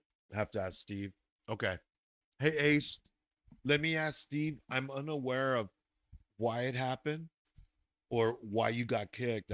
I'm looking into it. Just brought it up with RQ, so we'll look into it for you.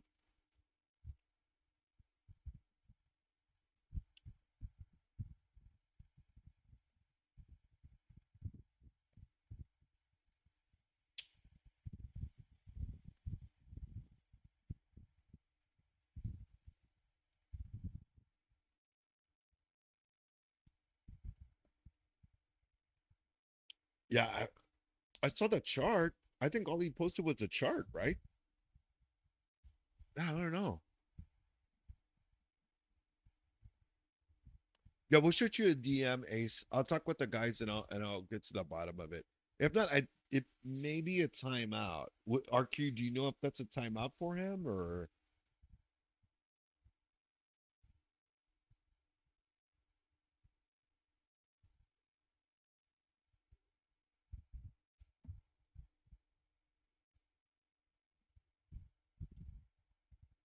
yeah, I don't know either. It probably would have to be Steve.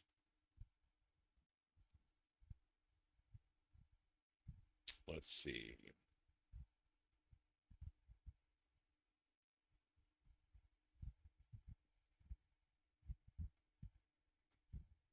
Yeah, RQ and me will look into it. We'll figure it out for you, Ace. Sorry about that.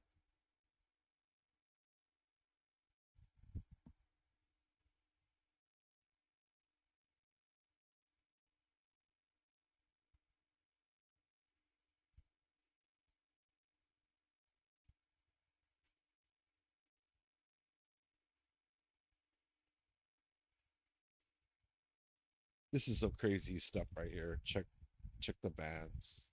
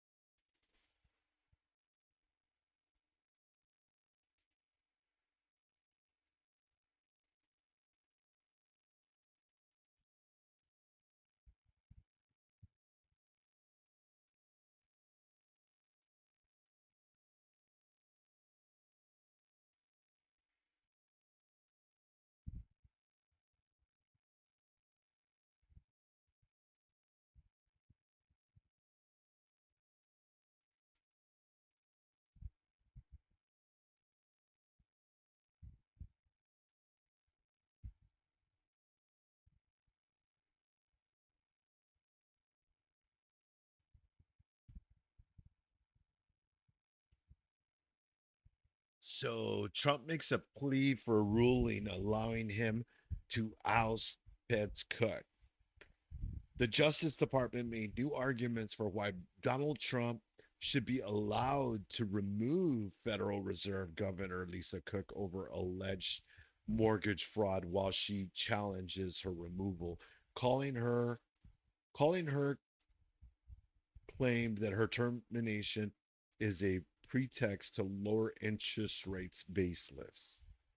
U.S. lawyers urged the judge on Thursday to deny Cook's request for an order barring her dismissal while the case is pending, reiterating arguments made at a high stake hearing late last week. Interesting. I don't know.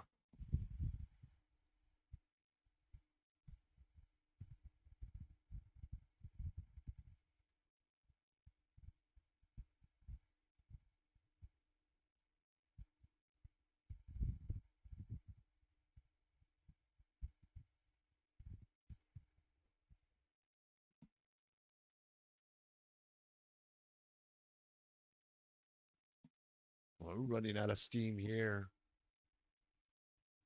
It's a little late in the day though to make the high of the day, but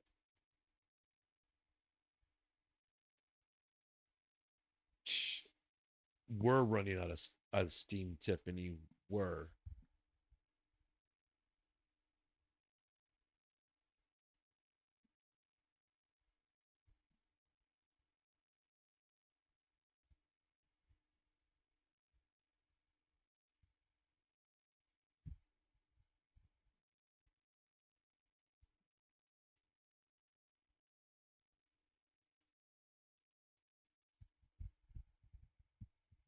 my goodness. Really? 10 p.m. yesterday. Dang. They had you driving the late shift, I hear, I guess. Y'all were cruising through the night, I guess. Y'all worked through. How to make an early arrival with your delivery.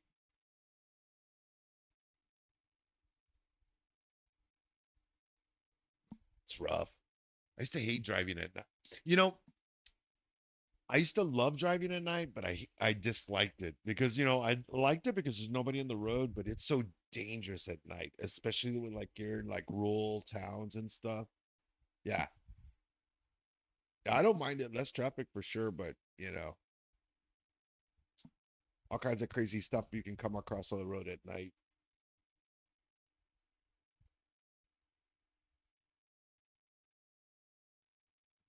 Yeah, when we were barely launching and expanding through Texas, I used to have to travel a lot, and I'd be driving around through the state like all hours of the night and stuff through you know rural towns and stuff where we had sites that we were running and stuff. And I remember it would get like that. Sometimes it was just kind of, well, you see some interesting stuff at night. No rural stuff. Yeah.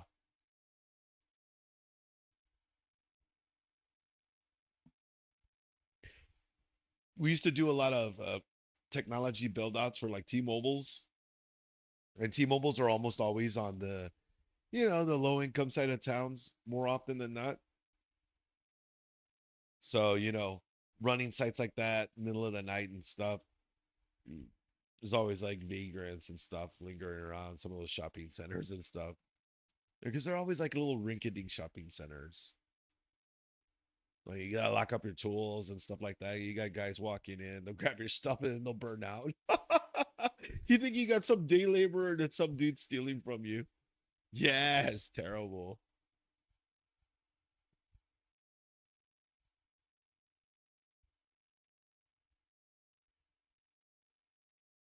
You're like, man, I just put my saw outside. Like, that thing is gone. It's like, man, it's like 3 in the morning. There's nobody around. How did it go? Yes, I know where Yorktown is.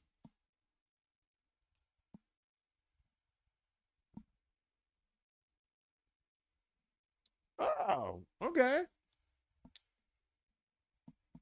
That's cool.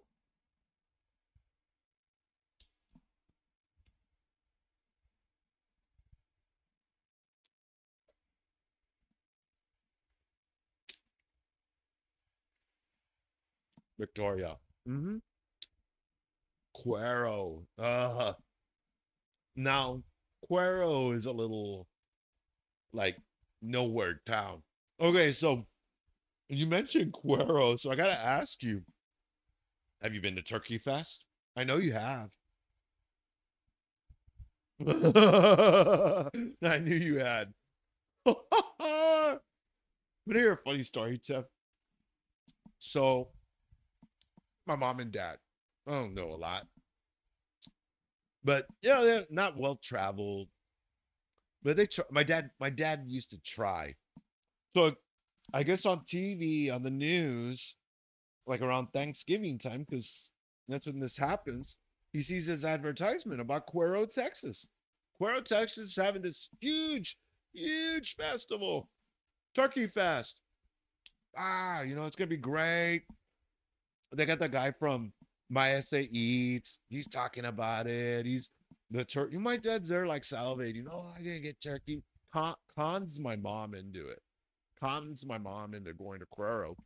Tells me, she's like, "Why are we going to Cuero Meal?" And I'm like, "Mom, I don't know. He's your husband. You married him. I didn't.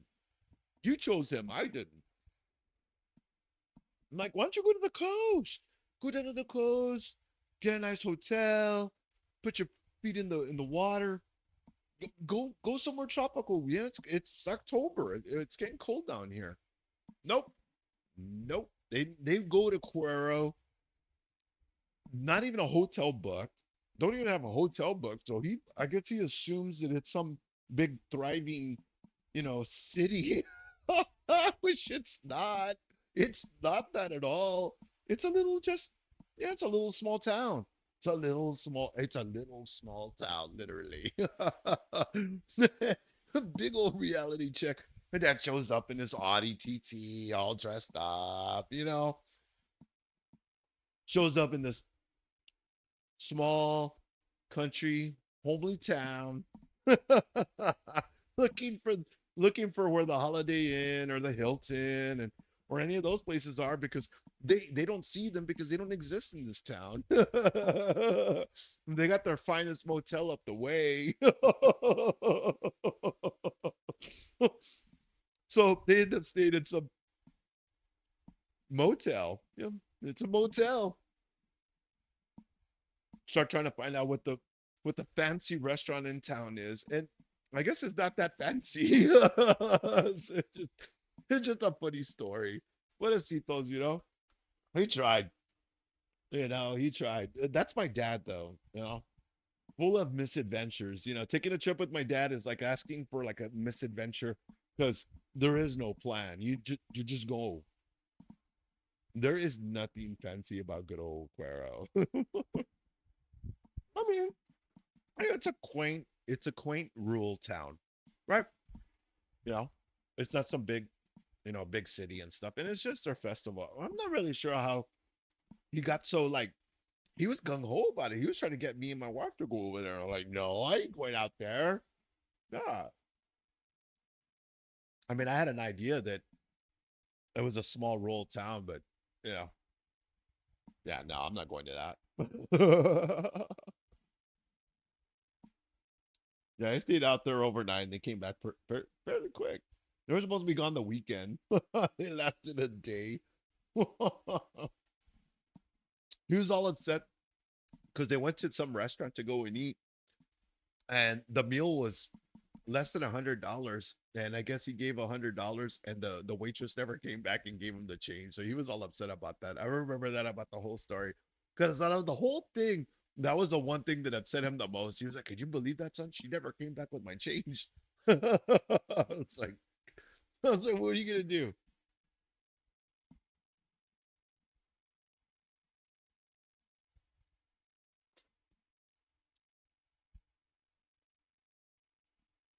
Yeah. And I get that. I get that. It's more for the people that grew up there to kind of come back, and yeah, I get it. It's funny though. It's the funniest thing. Yeah.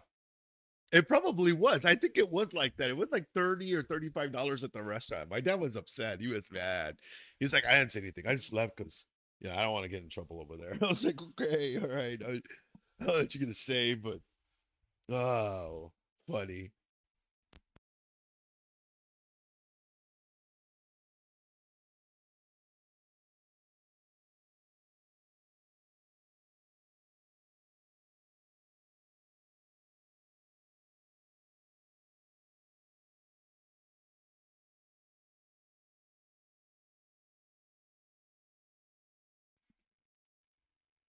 Well, we talked about it earlier. We said it wouldn't be a fun, easy, smooth grind, but we are grinding to the upside, boys and girls. So, or ladies and gentlemen, I'm sorry, I shouldn't say it like that, but ladies and gentlemen, it is a slow grind to the upside.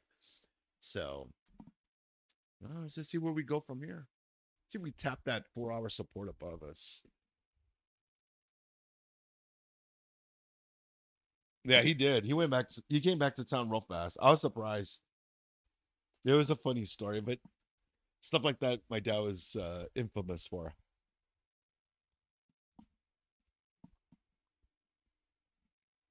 He prided himself on being our Clark Griswold. Pretty much.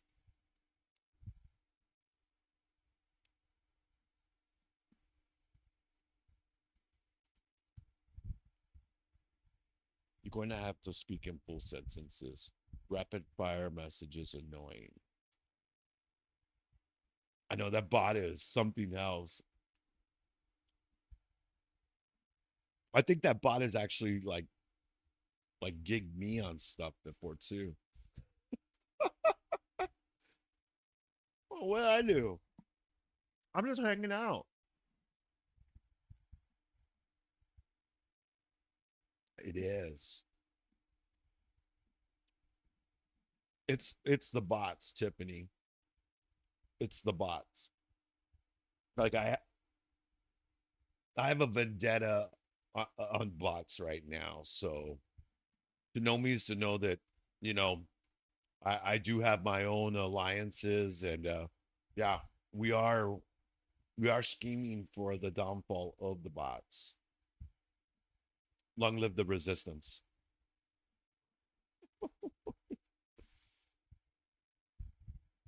Fire the bots. It's true.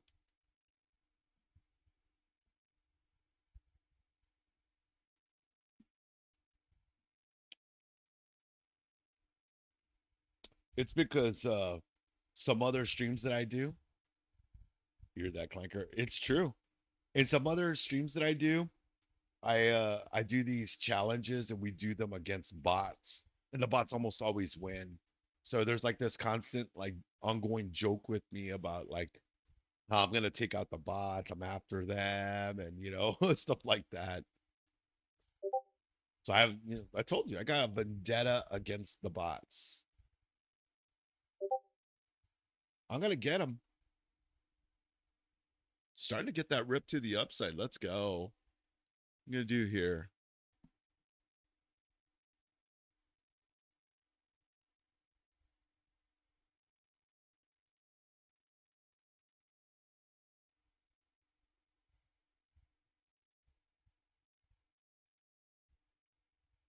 I'm always talking trash to AI.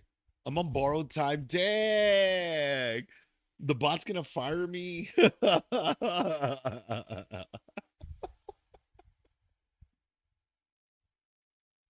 Dang. I guess I wasn't safe anywhere, was I? I should have known.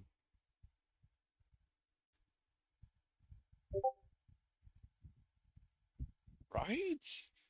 I'm worried I'm gonna get banned. I feel like I'm about to get canceled because of the bot.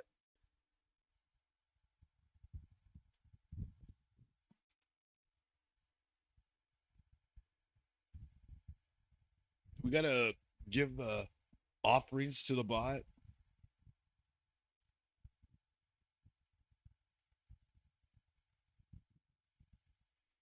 We had a new update today. So, starting Monday, September 8th, Blue Sky's Discord channel will be locked to active customers only.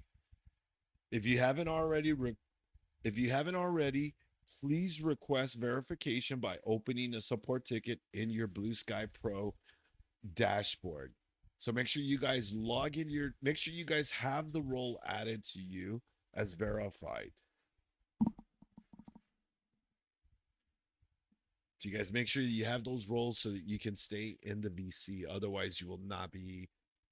You'll open up a ticket in your dashboard inside of your Blue Sky uh, support page. So when you log into bluesky.pro, you'll go in there and you'll do that in there.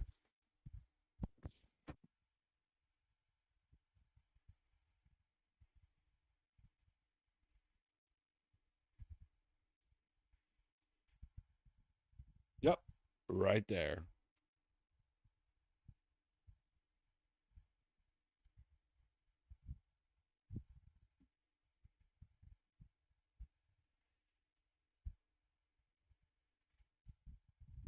You got it. And it goes for the rest of you guys. If you all are out there, make sure that you guys are, signed up and have that verification so that you all don't get left out.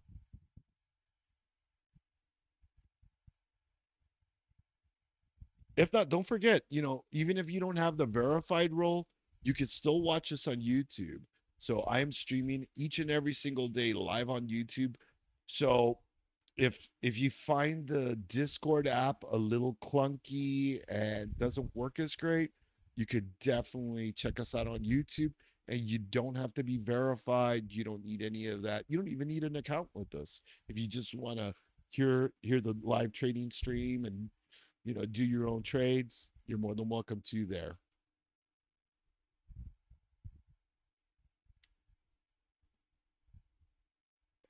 Oh, that's not what I wanted to put. I already put that once.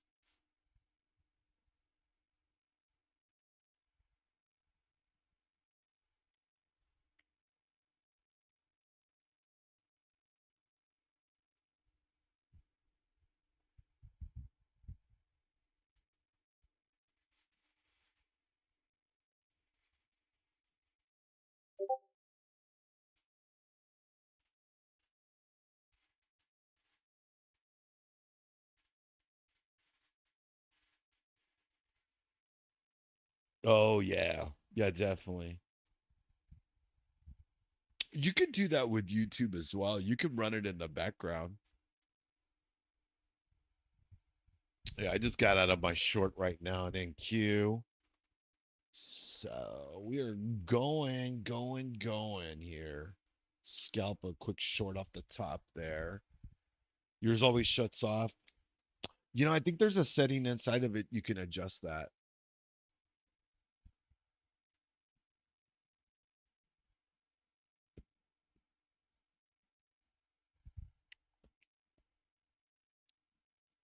Just in case, sometimes, the Discord app is just a pain in the butt.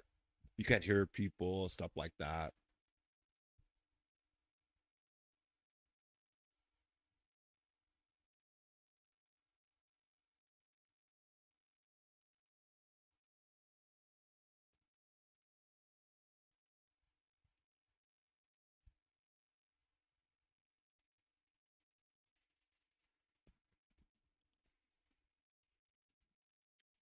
So I guess Trump is having a tech dinner on Thursday.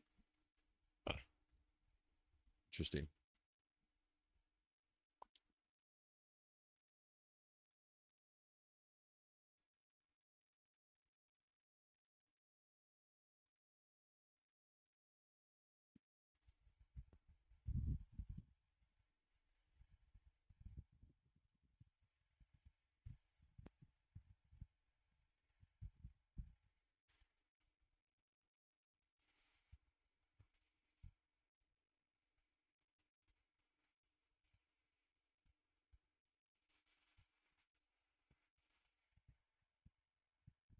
Ah, you're sweet.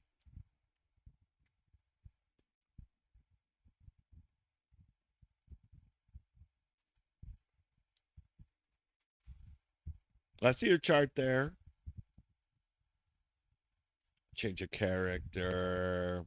Good stuff.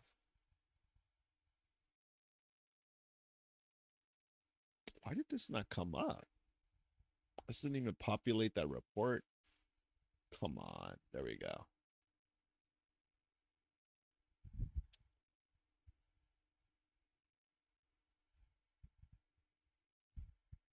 We're 2 minutes from the top of the hour.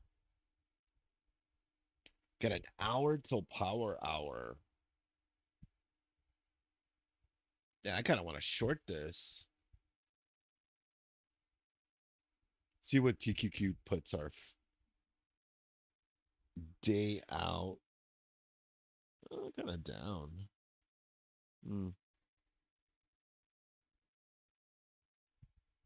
Not cheap enough yet.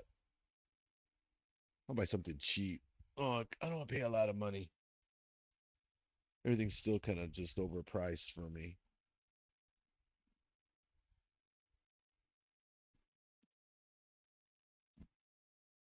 They'll bring us down to 23,560. That's that 4 hour support.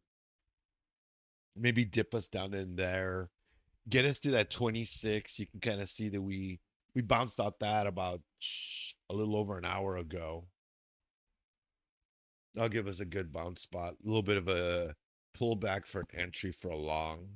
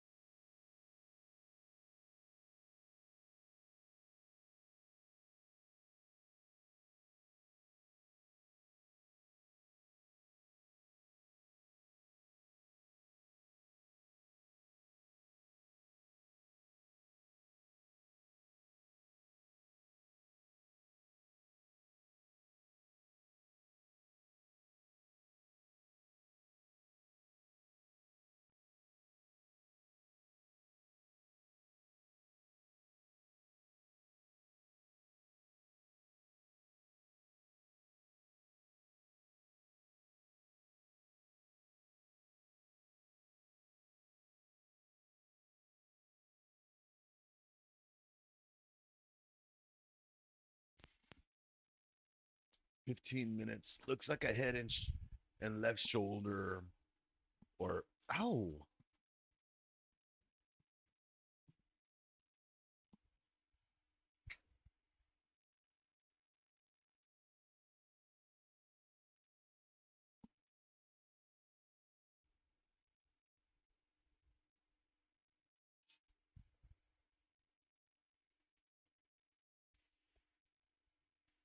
Amazon is repping.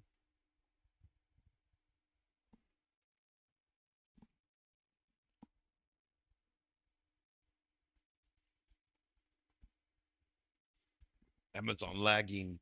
I'm hearing a lot of people talk about how Amazon lagged the overall move that the market has done.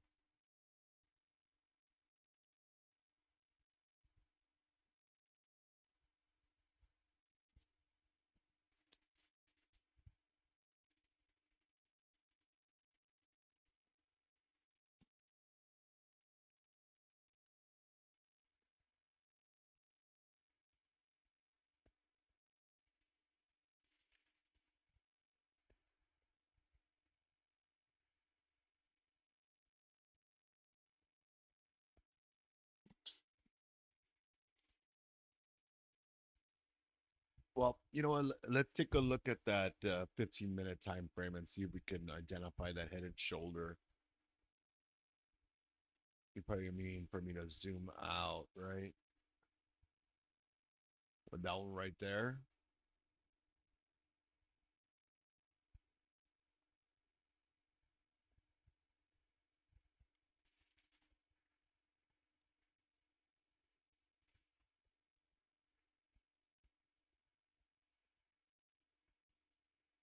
I don't know.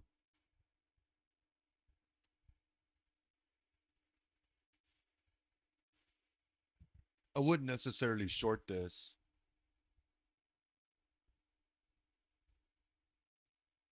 unless you're trying to scalp. Unless you're trying to scalp and you know a level you could do that at. Just be careful with it.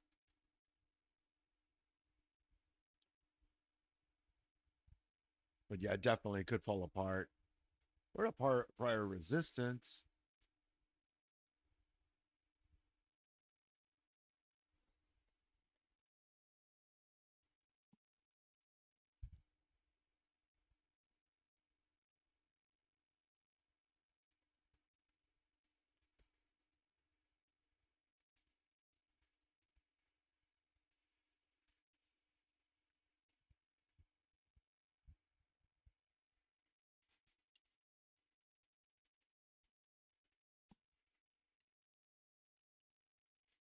Definitely. Well,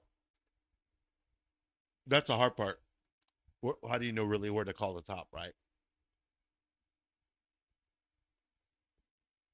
So just like catching a knife, just like catching a knife, you never know where the bottom is. Hmm.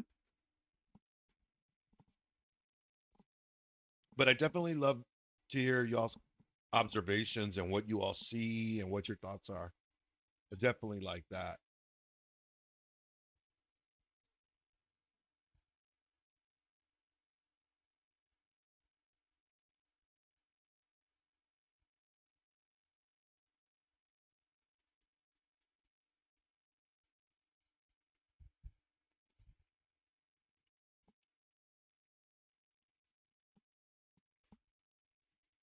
I mean, the kind of good thing about this is if we do sell, you're gonna get a pretty decent move. One bad thing is contract. You know, you want to trade options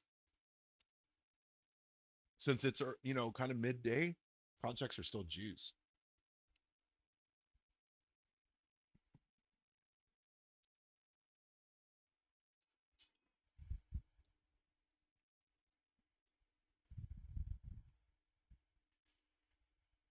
Mm,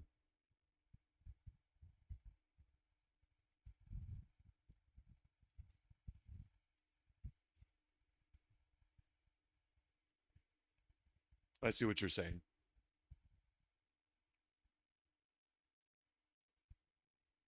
It could. I didn't see that. I didn't see that. So thank you for pointing that out. We're ahead of it. I would wait until the shoulder forms though, because you're kind of getting ahead of it. But I think you know that already. You mentioned that. Yeah.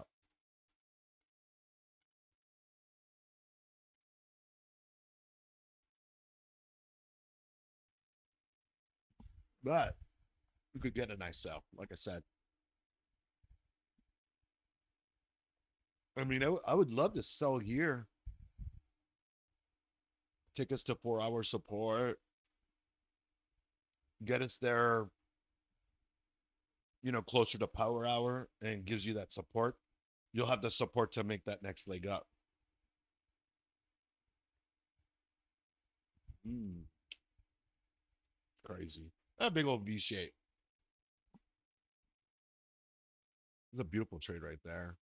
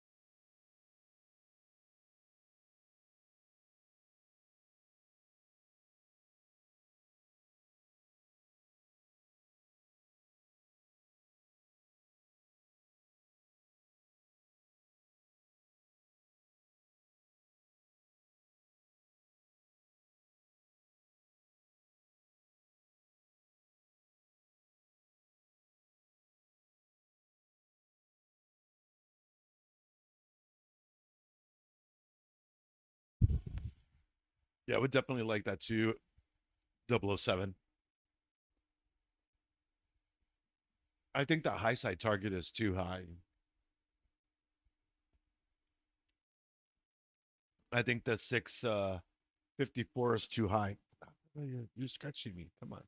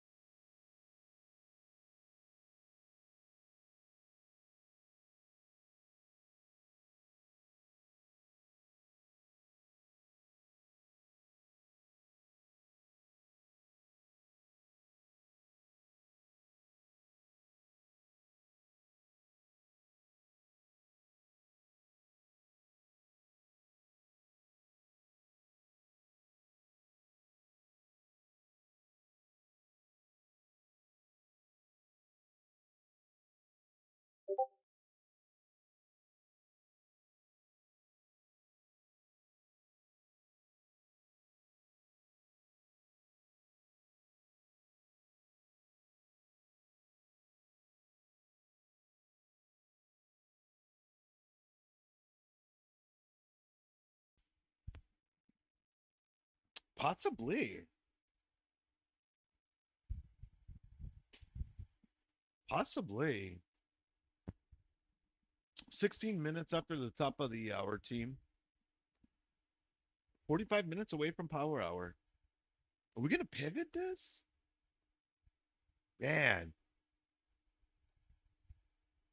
I mean, if they're going to sell us from here, it could get pretty ugly.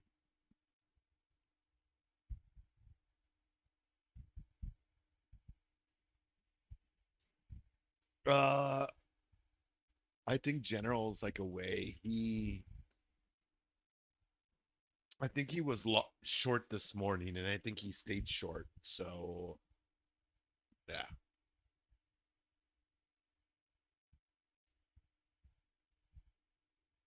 yeah.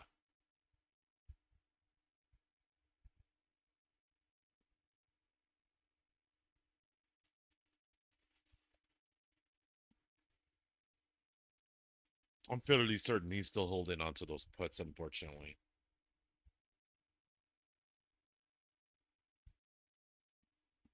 Yeah, yeah. Unfortunately, yeah.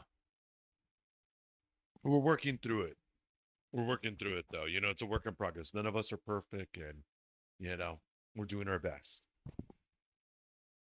Jaja, never. That's it, brother. You got the target today. No, I'm just joking. Nobody's picking on you. We're picking on the general because he's a DGen, but he's my DGen.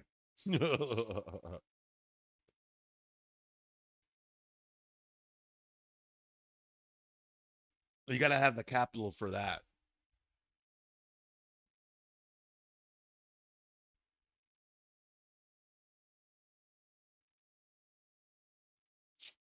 The other problem with it is if you're too far out the money, you got a lot of hopium then.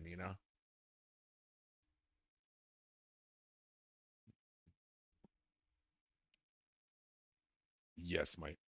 Yes. Unfortunately, I have to say that. I have to say that. It is options, unfortunately. I'm afraid I have to say that. Yeah, so he's in a very different predicament. Yeah, no, that's all right. All of us, kind of doing something different. I kind of want to short this though. I'll be honest with you.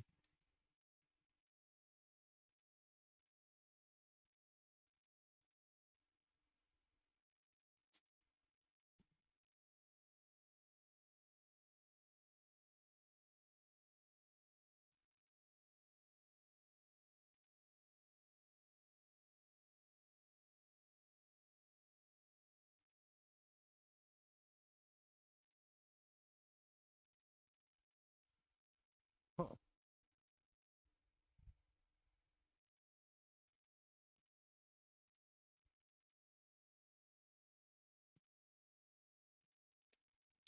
Yeah, I hope you does help.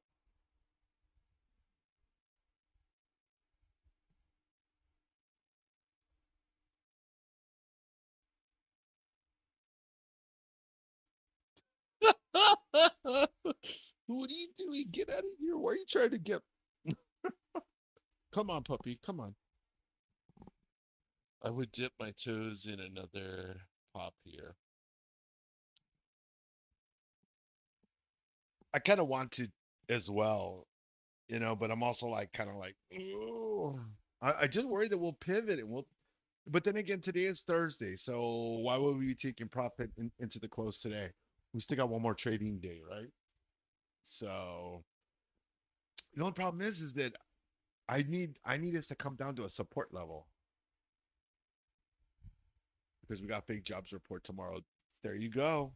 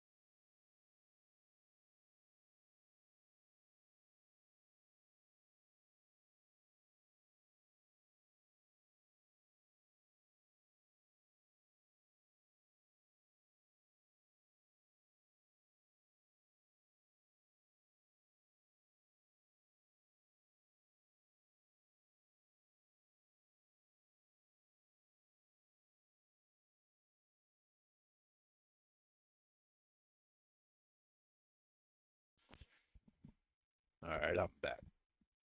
Because we are not buying this breakout, but doesn't give us reason to short either. Yep, you're right. You're right. We're being very patient today. We're being very patient today. Yeah, I actually scalped a little short, a little bit more up now.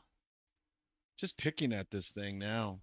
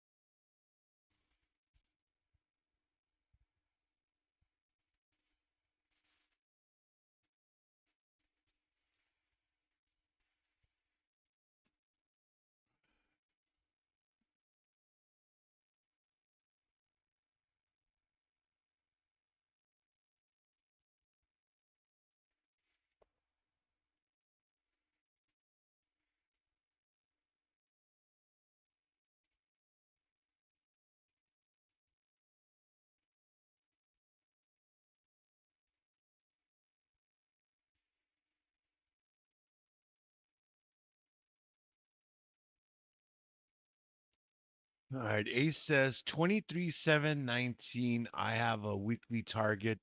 Then the last week's high is at 23,803.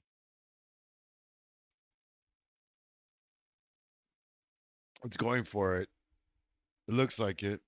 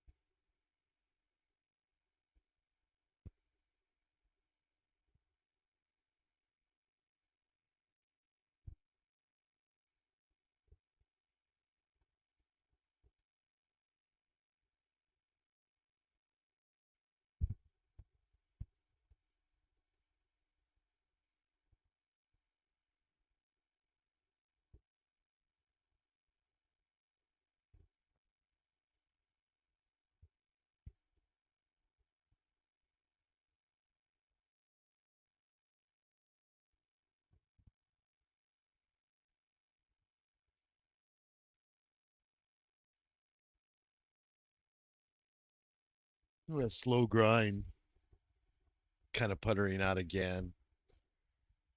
Oh man, they're gonna give us an easy move, aren't they? They're not gonna make it easy for us at this point. It feels like they're gonna make us work for this last trade of the day.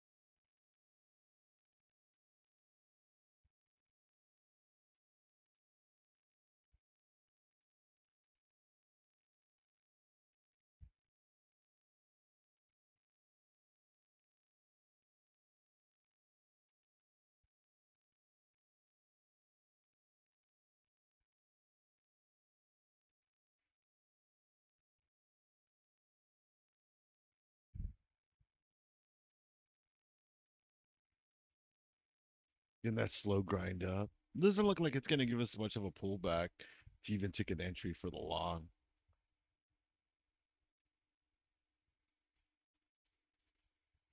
Good point though on that 007, not to force the short, you know.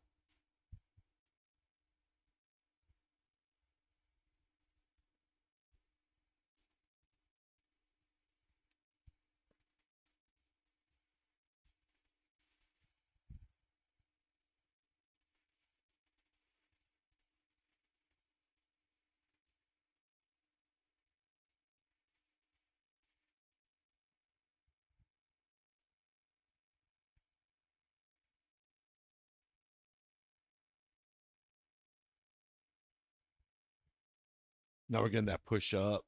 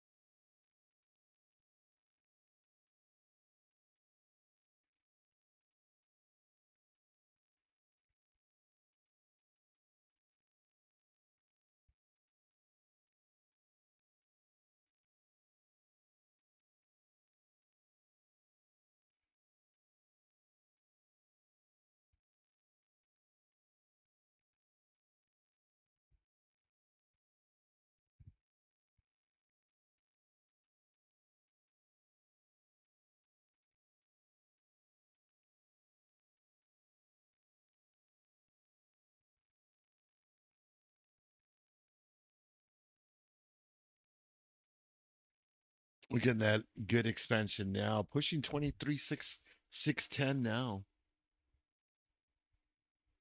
We're just pushing now.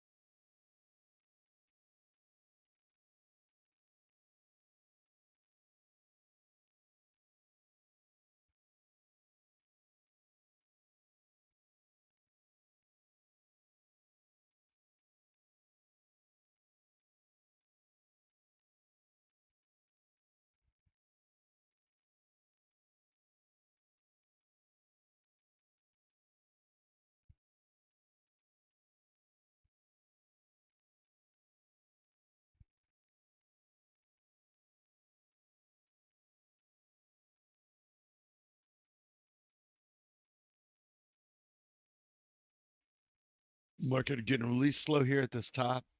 Sorry, team. Just kind of looking at us here, sitting at 23,612, 22 minutes away from power hour. And what's this thing gonna do? We're gonna sell, come back to a base, gonna come in, rip faces off.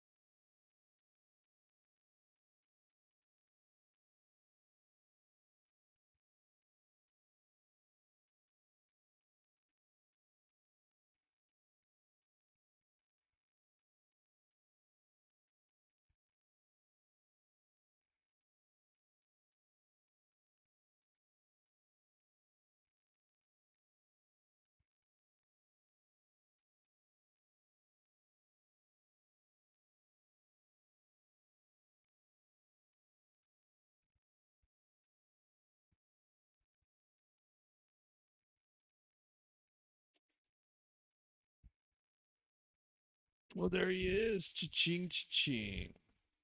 What's up, Tip? How's it going, bro? How's your day? Yeah, not too bad of a day, right? Doing all right. Doing all right. Actually, a little bit more up than that now. I'm sitting at 931 now. I've just been taking little scalps. Yup. Slow grind up.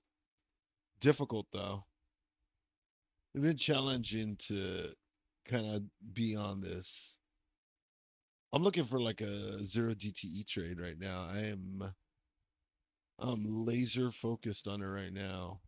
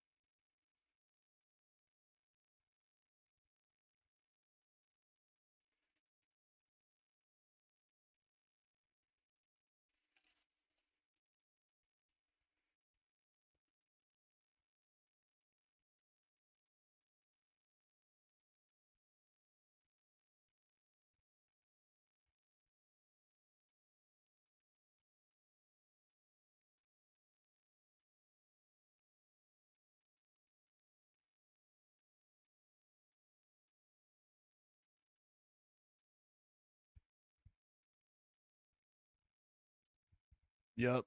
Well, we got numbers tomorrow, so I would imagine so.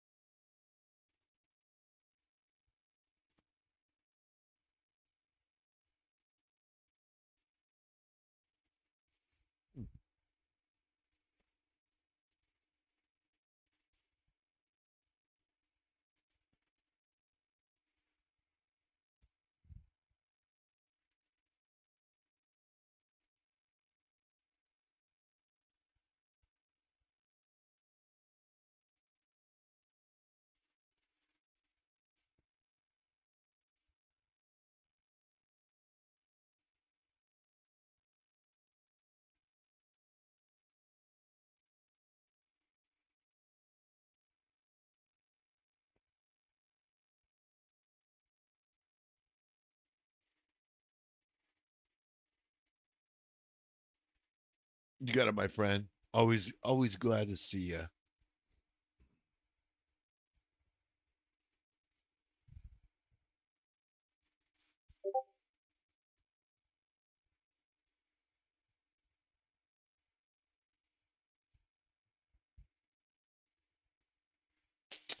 Almost 15 minutes away from the top of the hour. Getting close to power hour.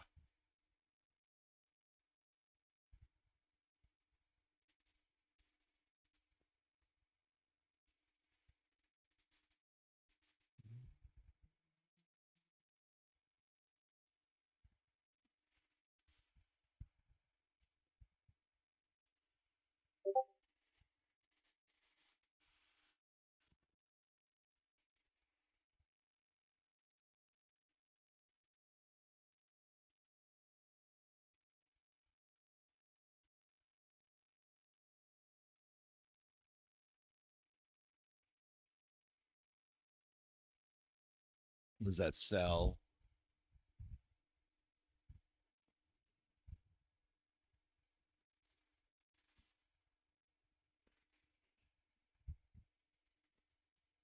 Testing the 9 now.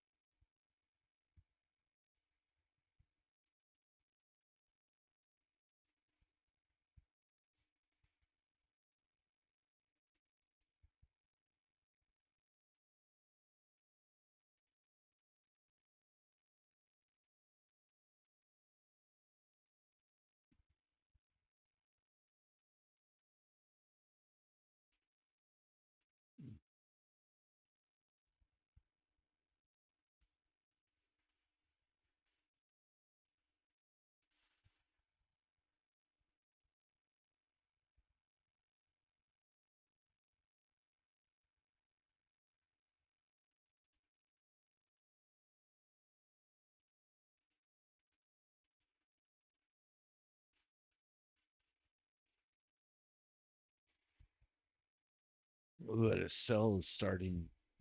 See, these bulls can take us down to that 26.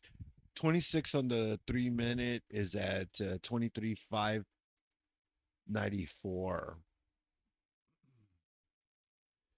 He says 23,622 was a sell wall prior. Let's see the reaction.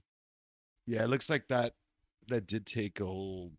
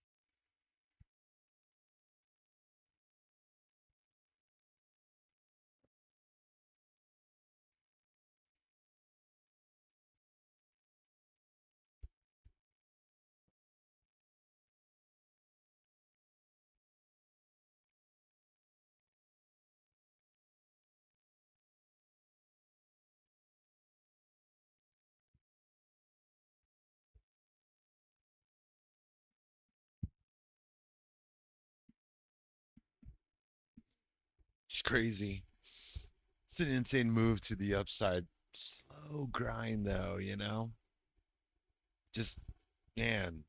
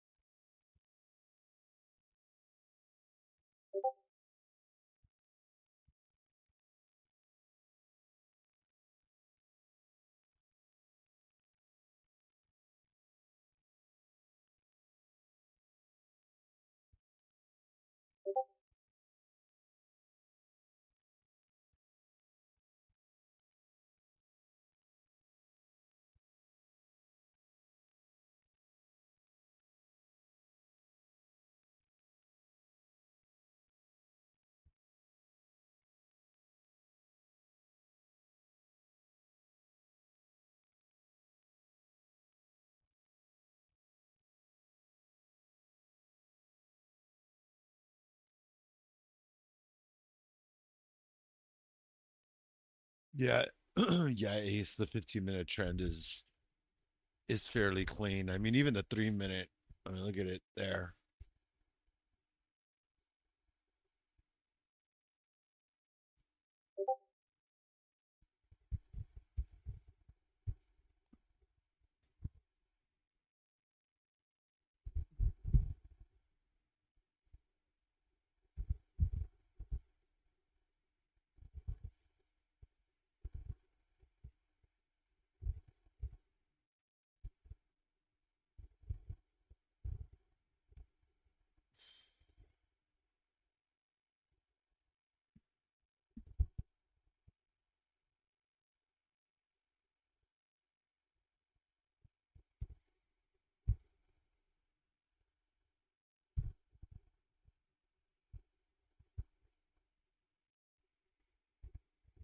I think we're like 6 minutes away from power hour.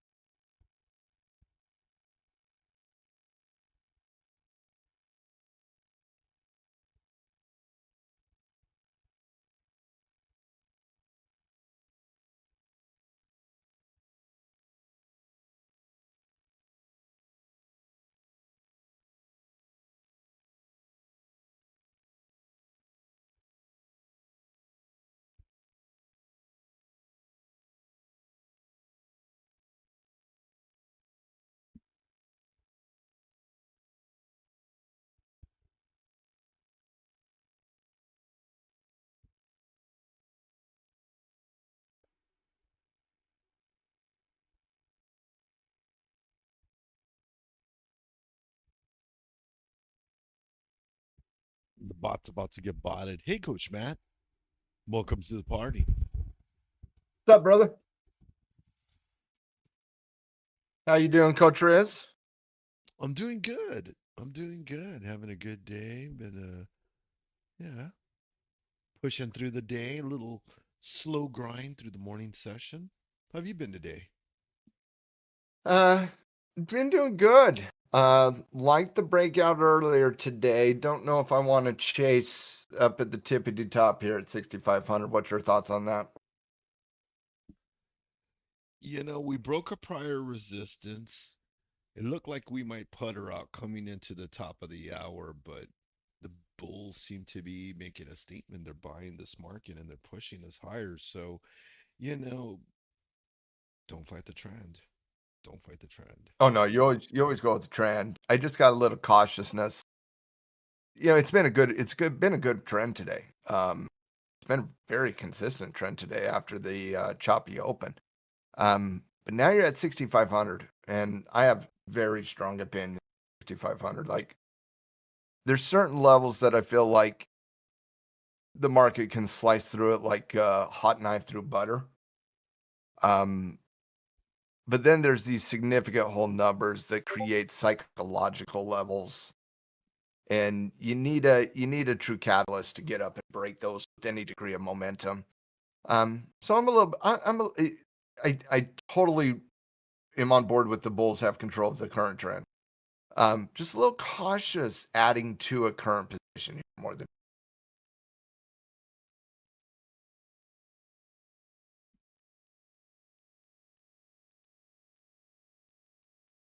Well, I think after such a bullish move and it being throughout the whole day and not taking much of a breather other than the consolidation before New York lunch kind of Yeah, I gives was you gonna that. say just the consolidation lunch hour.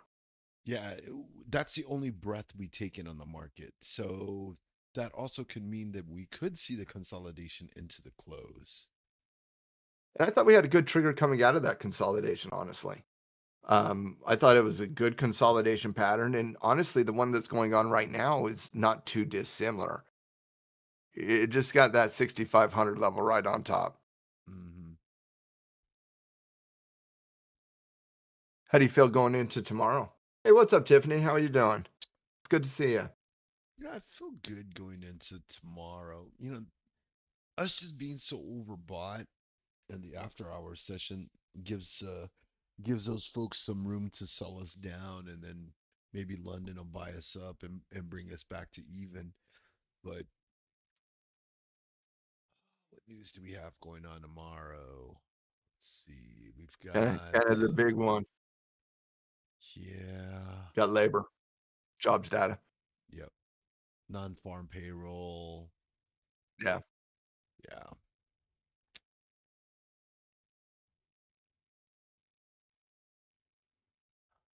I mean, they could give it to us. Here's what I'd say, Jaw, about that. Just real quick, Riz, on the accuracy of the jobs data so far. If they're manipulating the data, they're not doing a very good job of it. The the Jolt report was the worst one since early pandemic. ADP today came in at a miss.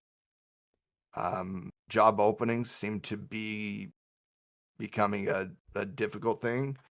And so I'll say they need to do a better job. They need to take some lessons from the Chinese on data manipulation, because they're not doing a very good job of it.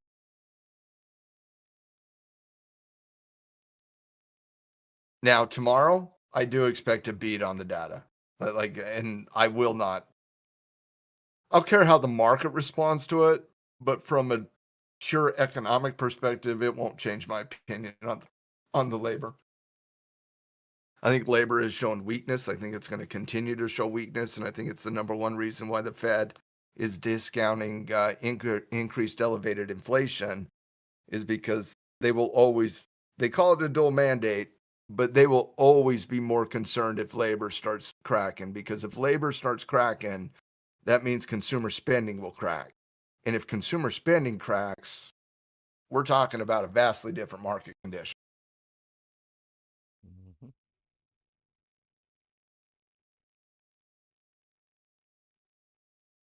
And if you wonder why the market's bullish the last 2 days, it's because the market is sensing weakness in labor, which is going to force aggressiveness out of the Fed.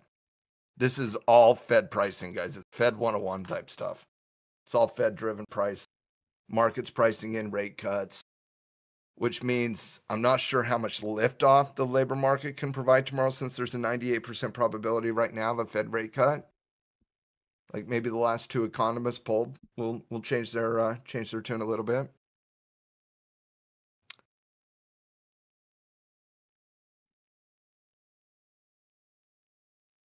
We can do it, GIF.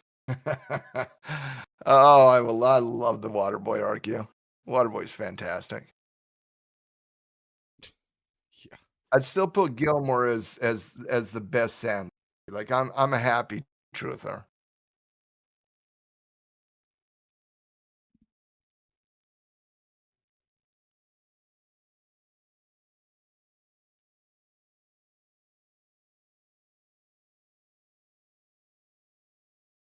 Get in your hole.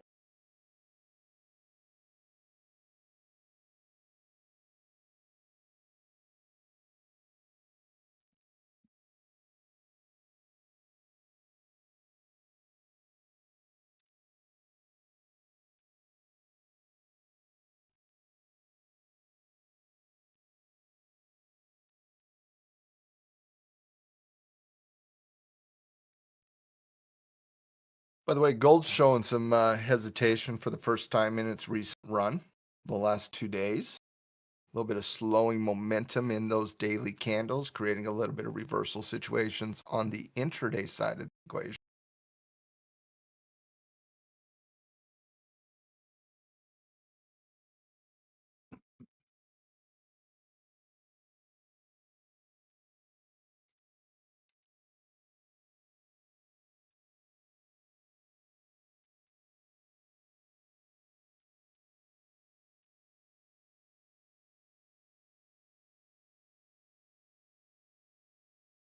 NASDAQ's a little extended in its current run here. Mm-hmm. My lord, it's very consistent. Look at the Like the last pushing few up. hours have been just 45-degree angle up, no volatility. Mm-hmm. Good look on the NASDAQ.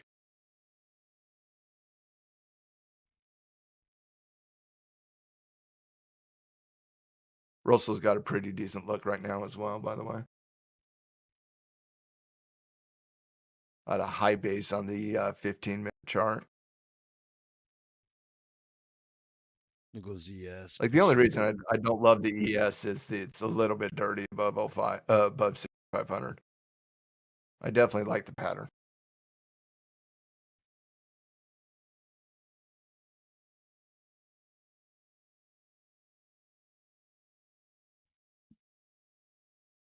Do you ever trade the Russell, by the way? Yeah, sometimes I do. Not very often. I only revert to the Russell Yeah, if it's I'm not very often for me either. Every now and then, though, bro, it can run. Like forest run, forest type run.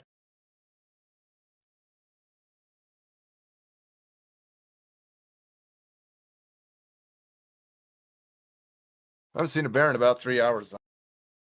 Like they're hiding. Is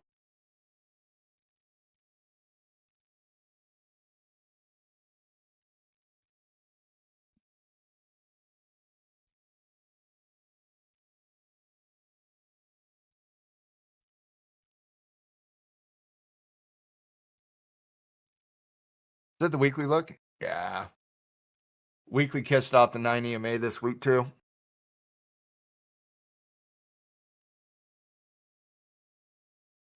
Like, I kind of feel like the Bears had a chance on Tuesday and they got stuffed. They certainly can send it back to the intraday lows, though. Yeah, it's green. Right now, it is green. The weekly candle is. Kissing right up there against the exact same resistance that was on the ES. I'm looking at the ES. On the NQ, same thing. A little bit of a flag Like the ES weekly is real clean high base. And the NQ is kind of like a little bit of a mini flag on the weekly, but both look like hammer candles building.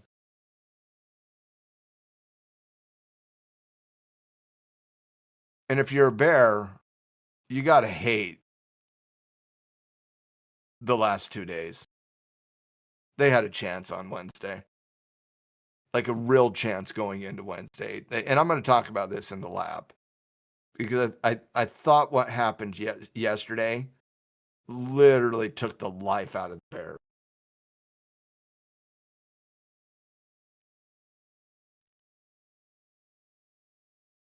No, I'm talking technically RQ, but the Japanese. If you ever say Japanese shoes, I need to go look at it because Japan can actually be a catalyst more than you think.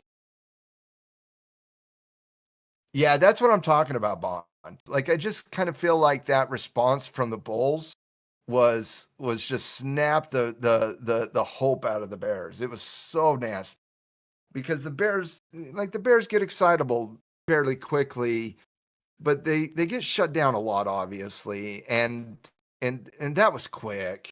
It was just quick, and I saw a couple Bear triggers, and I took a couple of them, and I wasn't easy. I didn't feel easy about it. I didn't feel good about it, honestly.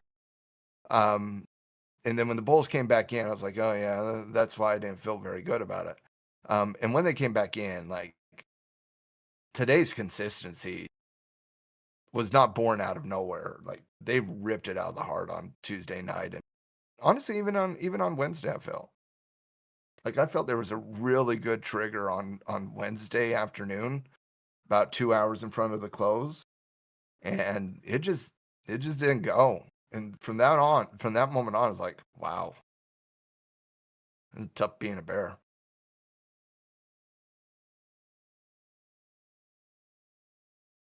I will talk about that in the lab later on today, though. We're going to do a general conversation on the pricing. We're going to talk a little bit about the labor environment tomorrow to get ready for it. Review this past week on the good triggers out of the ES and Q, a little bit of the gold triggers as well. Do a little back testing from this week. What did we learn? What can we repeat into next week? Talk about the labor market. And then obviously take some time at the end for Q&A.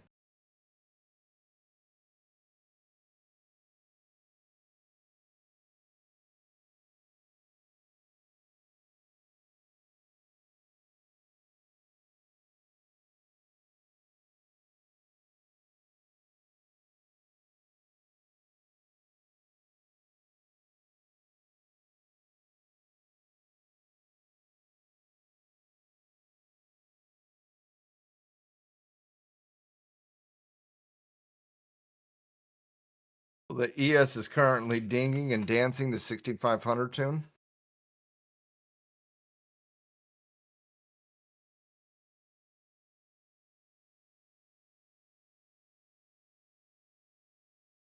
Well, I'm going to be very clear on that. That was a great question, Bond.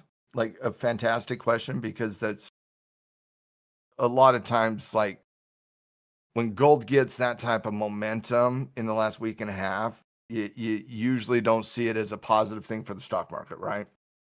Because usually when gold gets that type of a momentum, it's usually because there was a fear-based bid coming into the market, and that fear-based bid basically is negative to the stock market, positive to gold, right? But there are times when the ES and yeah, I've said that a lot. Like if you're going to trade gold, definitely understand the Asian hours. But there are times when ES and the market in general and gold will run together. And those times are specific to environments regarding monetary policy.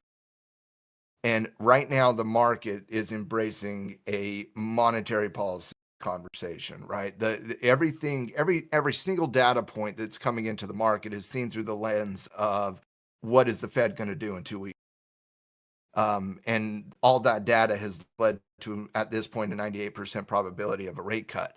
Well, if the market's going to cut rates If the Fed's going to cut rates, question I have for everybody: if we increase the supply of anything, what happens to the value of that? If you increase supply, what happens to the net value? Drops, right? So I'm specifically talking about the dollar. If you increase supply, because that's what cuts do, you cut the interest rate, it increases the demand for, it increases the supply. And as you increase the supply, the value is going to drop. So the dollar drops. Increasing supply equates to more M2 rate. When the M2 rate goes up dramatically due to certain monetary environments, both gold and the S&P 500 will run simultaneously together. It is that one environment that is very unique to the market and gold, where they both, at this point, this is not the case historically, by the way. It changed after 08. After they embraced modern monetary theory, this is one of those situations that had a fundamental macro change on the business cycle in general. By the way, I get fascinated by these conversations. They're like right in my wheelhouse of macroeconomics and so on and so forth. But in that one unique environment, post 2008, post subprime meltdown, you have the market will go at the rate of the M2 rate. And it's really unique to Fed cutting cycles, because historically Fed cutting cycles were net negative for the market. They were net negative for the market and net positive for gold. Post 2008, cutting cycles are now seen by the market as net positive for the market and net positive for gold, meaning in the unique environment of a rate cutting cycle, gold and the ES will both price in that unique period. It will not last long term. It is a short term analysis, but I just wanted to give a little bit of detail on that amazing question, because I thought that was a good question. So I hope that helped. Yes. Because think about it. The reason they're cutting is what? They're cutting because of weakness in the economy, right? That weakness in the economy is short-term positive because of the weirdness of how we think about rate cuts these days, is positive short-term for the market and definitely positive in the short term for gold. But in the long term, it's not necessarily positive, right? For the economy, for the world, for you and I, for everybody. Like, it's not a positive thing that we're talking about rate cuts. That's not a positive thing. It is because there's weakness out there in the market somewhere. And that weakness will always manifest itself over time. But in gold, that weakness gives a bid over time. There's a reason that in times of weakness, gold always hits its all-time high. In 2008, the run after 2008, man, that famous silver and gold run was amazing up until this one, which is also equally amazing. And so that's one of the reasons why, from a short-term perspective to a long-term perspective, there's not an asset class I have greater confidence in than gold. Not a single asset class do I have greater confidence in gold, because there's so many different scenarios that force gold ownership, that force gold to go up. And a lot of this is simply based on one simple belief system. I believe we are in the last edition, the last phase of the currency cycle known as the fiat currency system. And as we see that last hurrah of the fiat currency system, you're seeing those benefits of gold ownership over time. So I have a pretty core belief in gold ownership. It's about as strong as you can get in a belief in any one asset class. But there's just some things that happen on the day in, day out basis, week in, week out basis, month in, month out basis that people don't necessarily understand regarding gold. And it just gets those benefits that otherwise, both on the short term and long term, don't get. Usually it's as simple as this. Everything you like looks a lot better when the dollar's going down. And when the Fed cuts interest rates, the dollar's absolutely going. Did that help? Sorry for the little soapbox rant there, but hopefully that helped a little. I am prone to a soapbox rant, by the way. Yeah, gold. You've described gold in the last 6,000 years there, RQ. It's a lot about the M2 rate, Bond.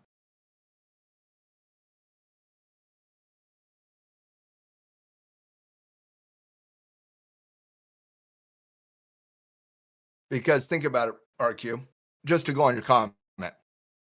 If people are broke, what are they broke on? Are they broke on time? Are they broke on emotion? Or are they broke on currency? Ace, what's up, buddy? Good to see you back.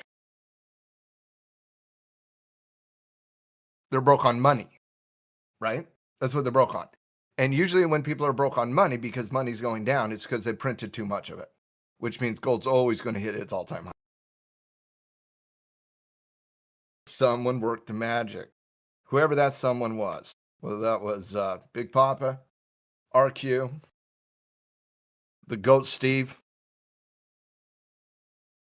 we thank you. We like our ace.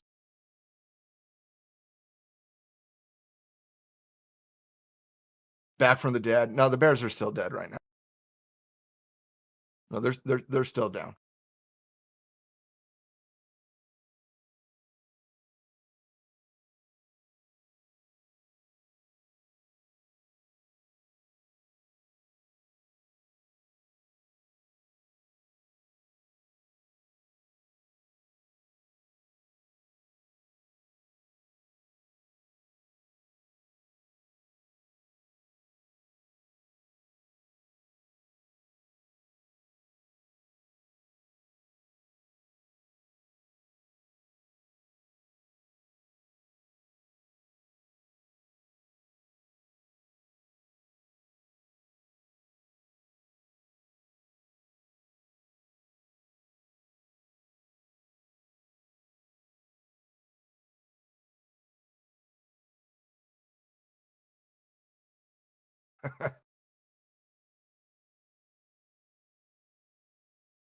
Big Stepper, welcome. Can we all give Big Stepper a big shout out? New here to the stream, new to Blue Sky.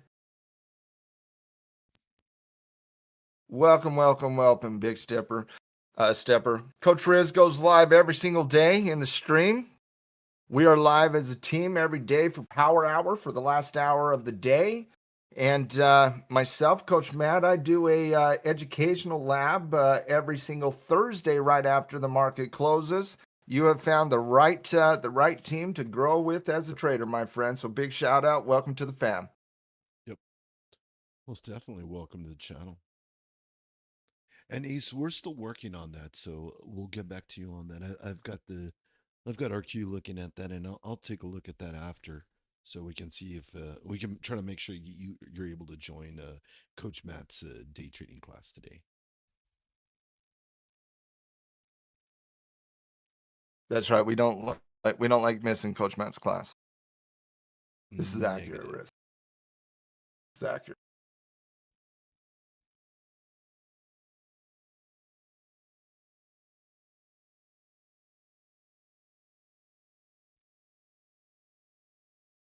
See, Tiffany, that's why you're one of my favorites.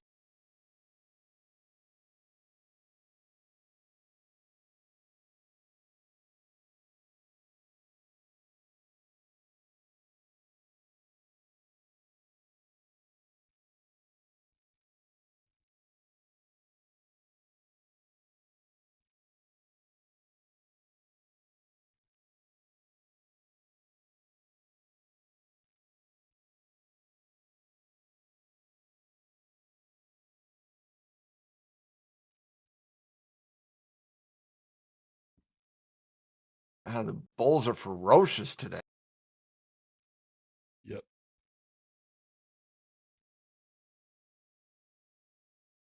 I picked up a couple of 648 puts on XSP. They were 3 cents. I was going to say, how cheap are they? Those shot in the dark type stuff, yo. Now we just need a pullback. They're at the money. They're right at the money. That's it. Really? You're not even that far out of the money? They're 3 cents? Well, we don't have much time. No.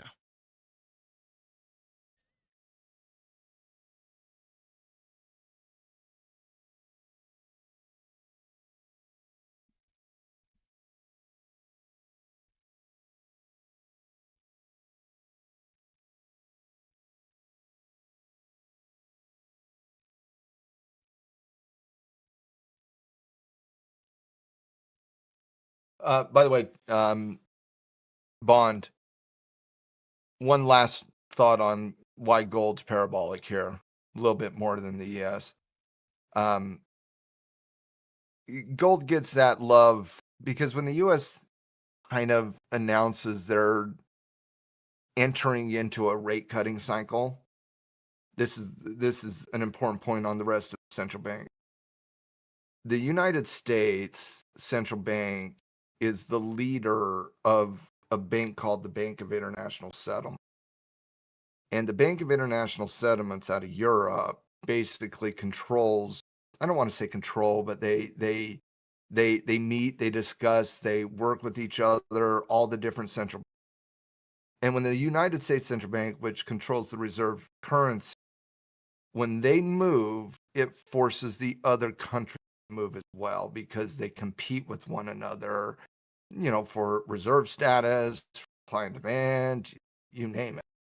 And so if the US entertains a rate cutting cycle, like if it's just one rate cut, it's not going to be that big of a deal, honestly. But if they enter into a rate cutting cycle, it will force Europe, Canada, Australia, New Zealand, everybody not named Japan and Switzerland, it will force them to rate cut as well. And that increases M2 rates across the board. You'll see debt implosion across the board. And so, and it's not, even if they don't want to, they have to. Like if the US is gonna drop their currency, but everybody else isn't, well, the US is on sale in comparison to everywhere else. And so it forces them to do the exact same. And once again, this goes to just that underlying belief in that gold, because if the US is going to act and that's going to arbitrarily force other central banks to act, well, you get this situation where it's not just the US from a fiscal situation, it's now seen as the world doing it, and you just get a lot of love coming in on the gold side.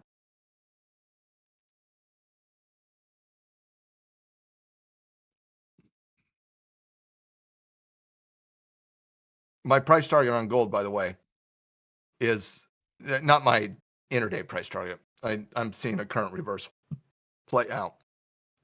We'll break that down in the lab as well. But 4,000, like it was by the 26, 27, that was my price target of 4K. I kind of feel like that's summer next year now. A lot of momentum there. And Asia, I would agree. The system is broken. The currency system. Yeah, I would agree with that.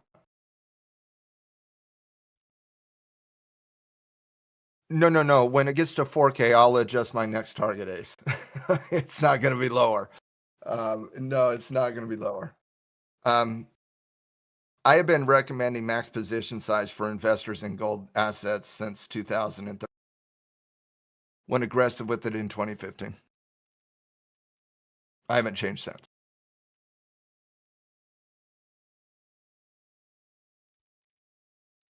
It's the number one protection strategy for every portfolio that's ever happened in the history of mankind. And I'm not just talking about your portfolio, I'm talking about your current. I'm not, I don't define myself as a gold bug, although other people have called me a gold bug many times, Bond. But no, gold bugs believe in buying gold at any point. I'm a technician. I have a fundamental view on it, but I am a technician. I think the technicals prove it out though, Bond. Like if gold's in a bearish downtrend, I am equally as aggressive on writing covered calls and locking down risk graphs and, trying to cash flow. So like, am I a gold bug from a, you should own gold in a portfolio? If that's the definition of a gold bug, I am absolutely a gold bug. That you should own gold in your portfolio. If you ask me, should you own gold in your portfolio? The answer has been and will always be until the currency changes. Yes. I think you're either a gold bug or a dollar lover. You guys pick. I would rather own gold.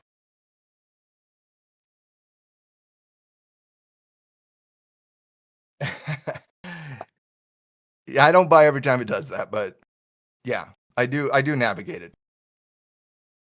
I can't turn off the technical, like regardless of the situation. I can't not see technical.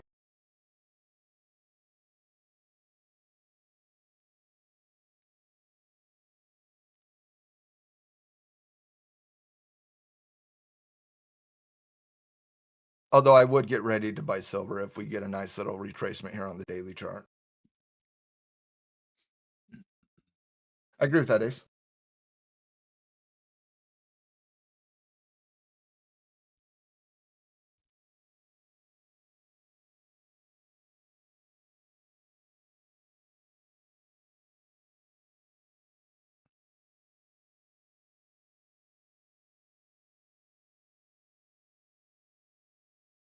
I just feel always a little bit comfortable with it all.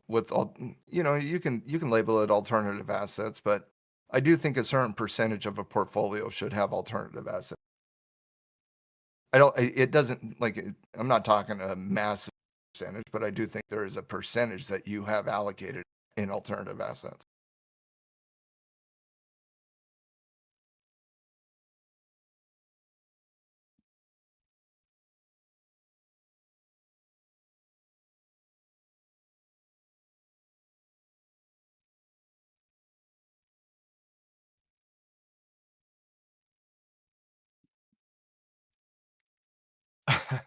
Bond. I had a student one time. I'm laughing at it because he was a gold bug, no doubt about that. I got to know him very, very well. He would never tell me how much gold he owned. He would never tell me where he would store it. And finally, after about a year of working with him, he finally felt comfortable enough to tell me about his gold. And Bond, I'm not kidding when I say he owned land in Alaska. That should tell you everything you need to know about the story. And he had created a map to where he buried his gold. And that, my friends, is a gold bug.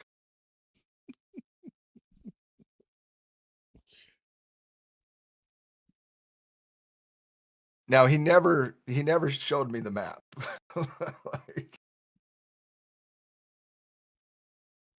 Oh no, he didn't like me enough to tell me all that stuff.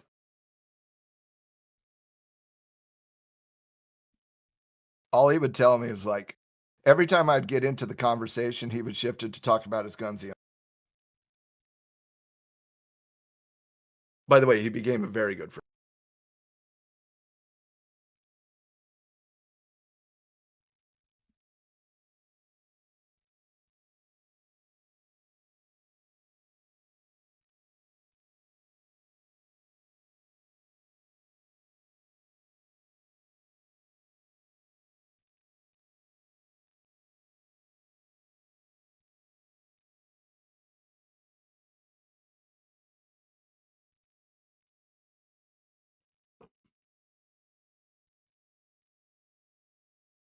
Well, Bear's stepping in now. In the money on Yeah, it this looks like a piece. little bit of hesitation here. I was just going to ask you, Riz, does it kind of look on the NQ that, I mean, we are slightly extended here Yeah, some profit on the taking. 15. Mm-hmm. Kind of what I was expecting us to have a little bit of have a pullback into the close, especially with That's why I didn't love the trigger above 6,500. Mm-hmm. That's kind of what I was sensing from you. Yeah. It's almost like target was hit.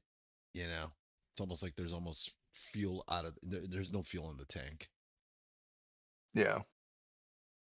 How much juice do you got when you're at massive resist? And that's what I would define as 100. After a good day, the market's had a good day here. How much juice do you have in front of label? How much more can you squeeze out of the tank, right?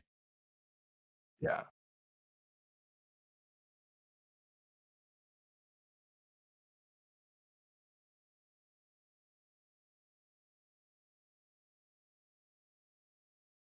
Well, I'm up 25% so far.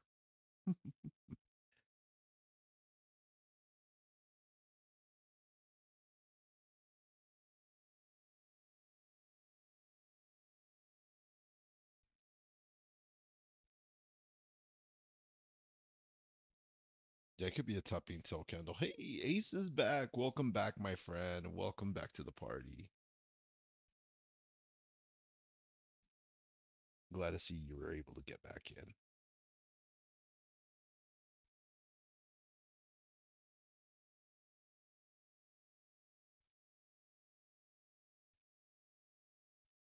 Yeah, Big Stepper, if you got a question, drop it in chat. That's it, man.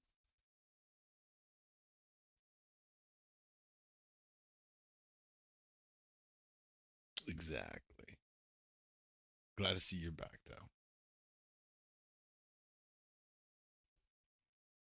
All right, we're at the bottom of the hour, 3 minutes past.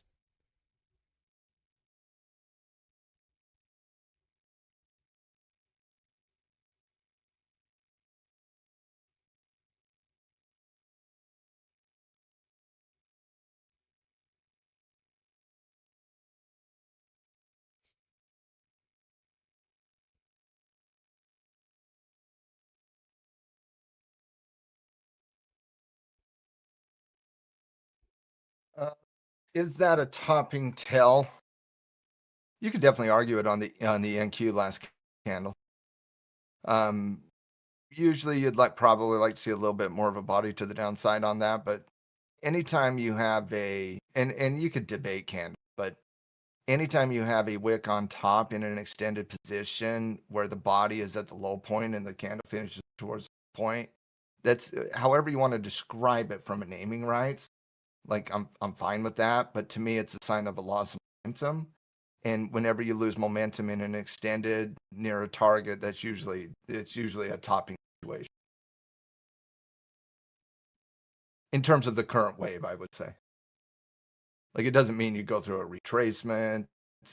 It just means that the current run is showing a Big Stepper, unfortunately, it seems that if you are a resident of Nigeria, you unfortunately are not eligible for a brokerage account. And that link there that Jaja sent to you shows that Nigeria is on that list.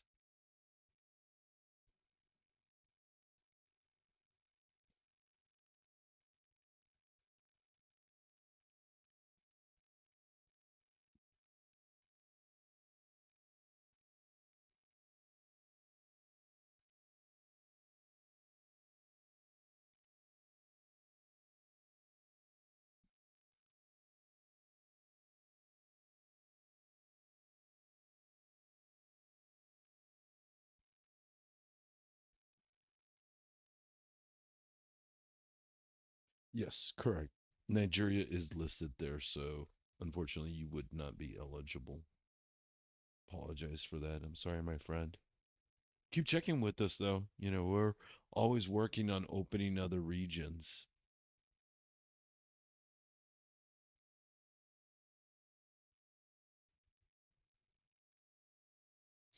IWM is crossing 236. Let's take a look at that. Why is that significant? Yeah, I IWM. like that IWM break a little bit more than the ES. Oh, look at that. IWM is actually bullish. Yeah, it's running. That is very interesting. That means the Dow is moving to the upside too. Means the It was a S&P. little choppy there, but yeah, it's in general doing the same.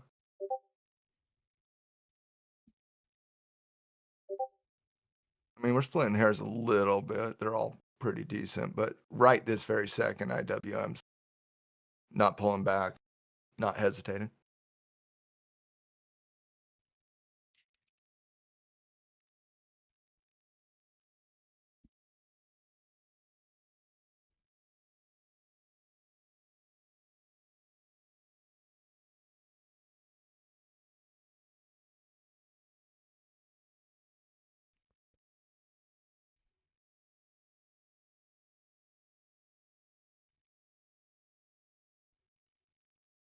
We're going to do a lot of charting here in about 20 minutes.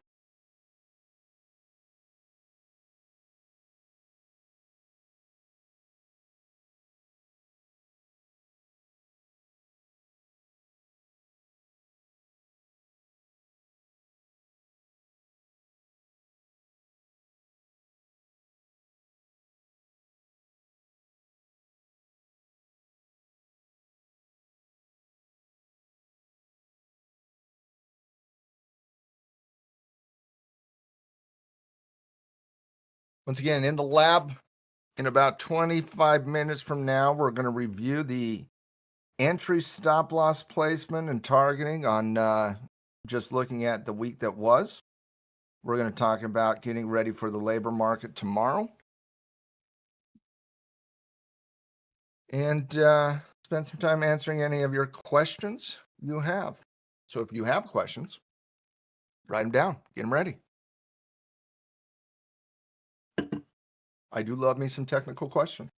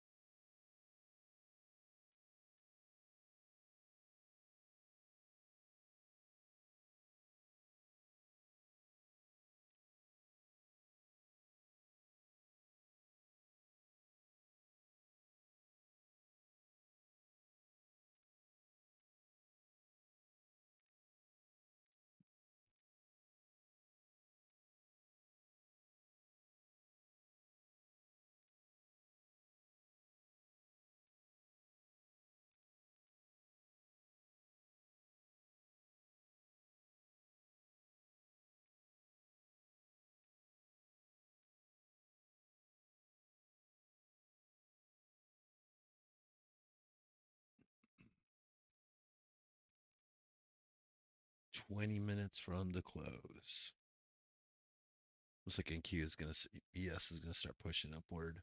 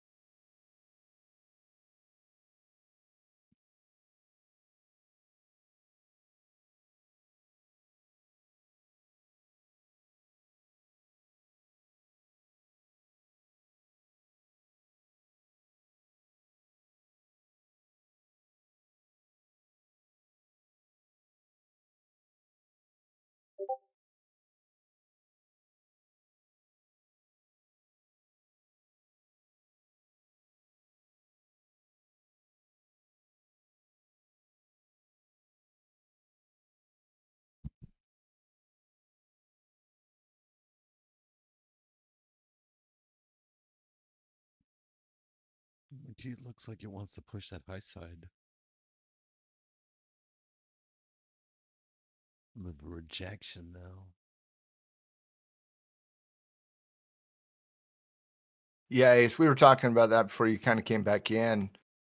They, whether you can say they fumbled today or they fumbled yesterday or the day before, I think you can make a strong argument that they had an opportunity this week to really kind of push. ES was clipping major support, and Q was clipping major support. Trends were getting violated on Tuesday, and Bears didn't push the edge. Like they just didn't. They had an opportunity, and it's not like the data came out. It was like, oh my goodness, it was very compelling for the Bulls. They just didn't take advantage.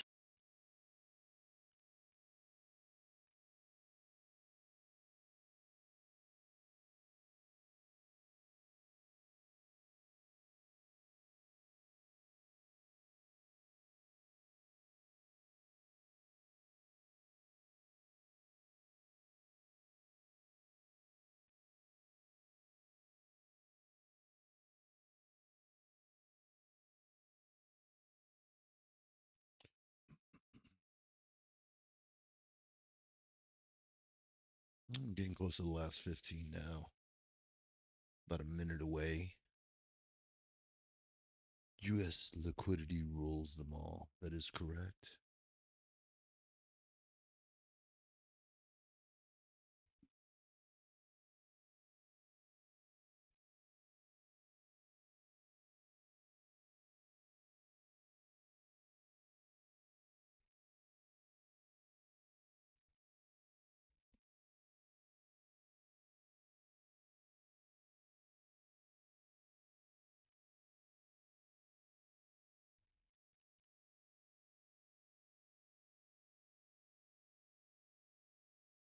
Well, I'm glad you enjoyed that content, Primo.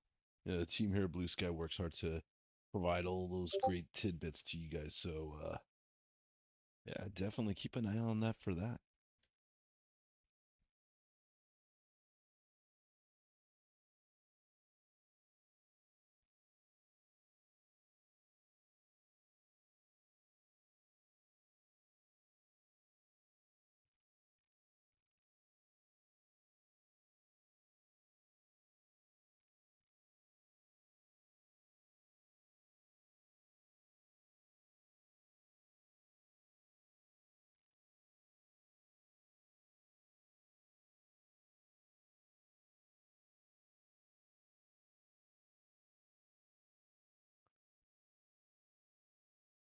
Yeah, it's kind of rejecting here.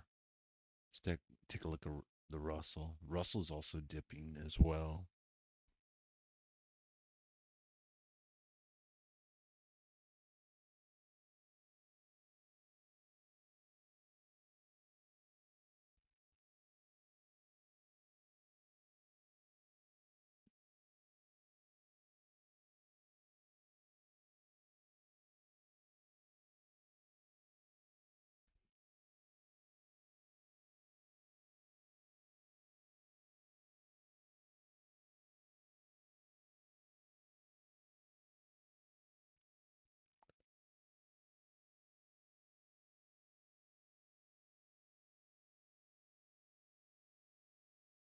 Some volatility starting to kick in now in the market.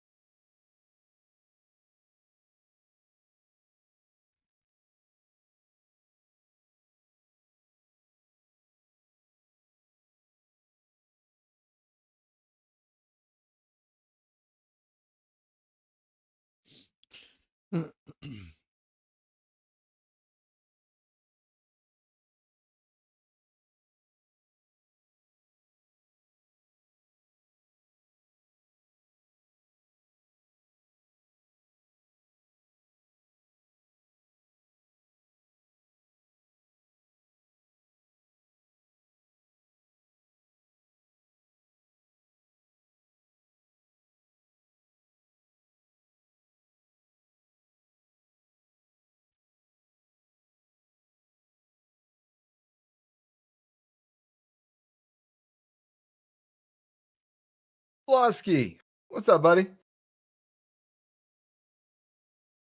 good to see you.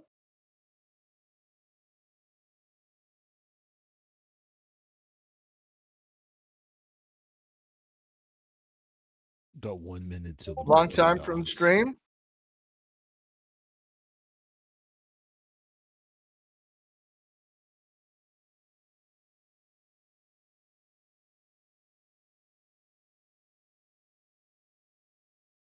Once again, in the lab here in 10 minutes or about 15 minutes, guys. We're going to look, review the week that was, discuss the labor market tomorrow, get ready for that. And how we're going to get ready for that is we're going to go look and we're going to go back and we're going to look at the last 4 job. We're going to go review the last 4 times the jobs report was released.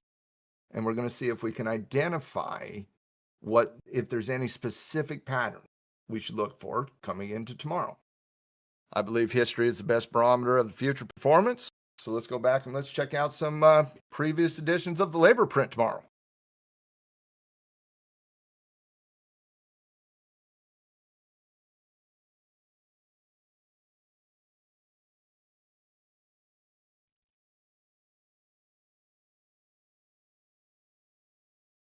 Sounds like we got to the buy side, the imbalances.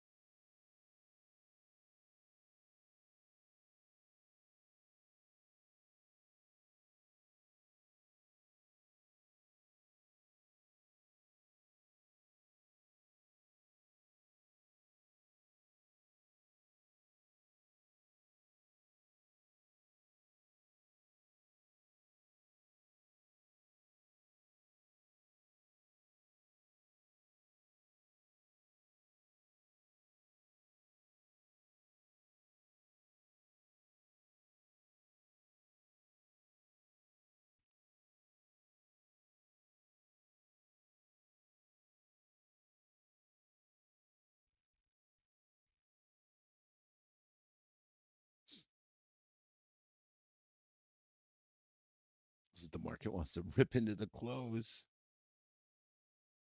It's not stopping. Mm-mm. The Russell is expanding momentum. Crazy. Hell, the ES is expanding momentum at this point. A little slow though. Yeah, it's not aggressive. It's taking Still its sweet impressive. time.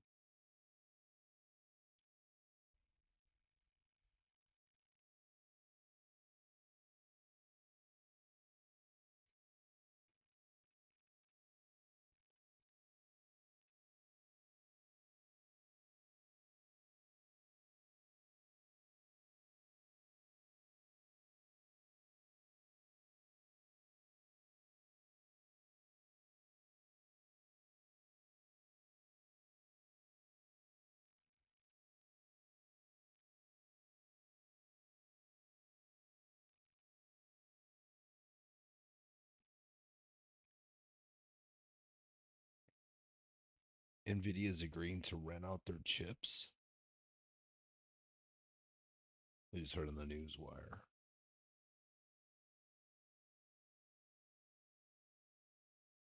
They're going to rent their chimps? Yeah. Just saying.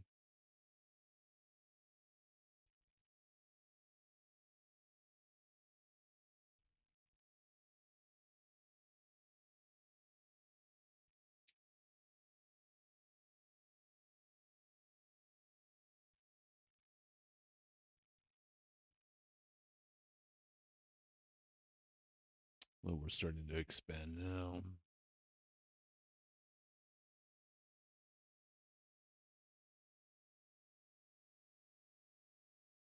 20 cents out the money.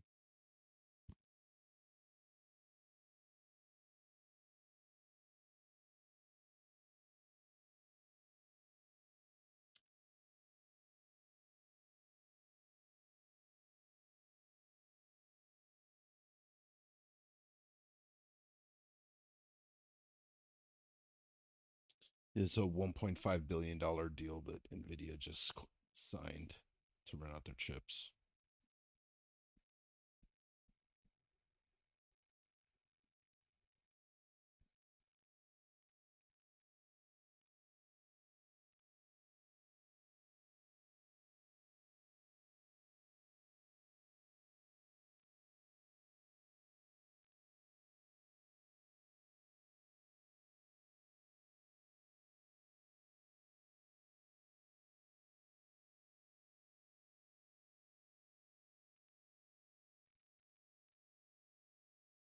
NVIDIA crossing 171.30, pushing to the upside now.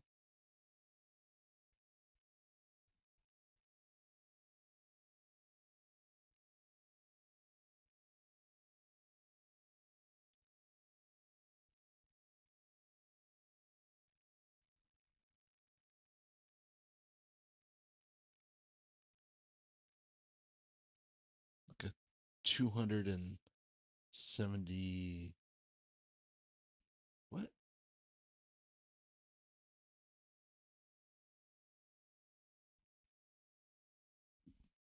Sorry, let me see if I get the full details on that. It's a bit much for me to kind of repeat off the fly.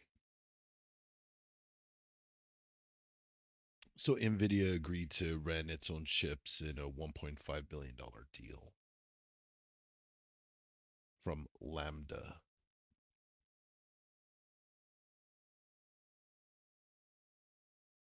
NQ over that 4-hour support at 652.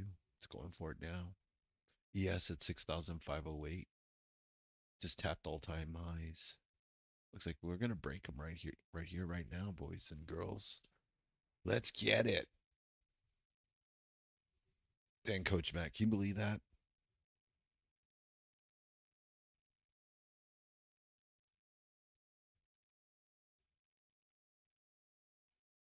Come on, Bulls, push this thing. Send it. Let's just do the dang thing.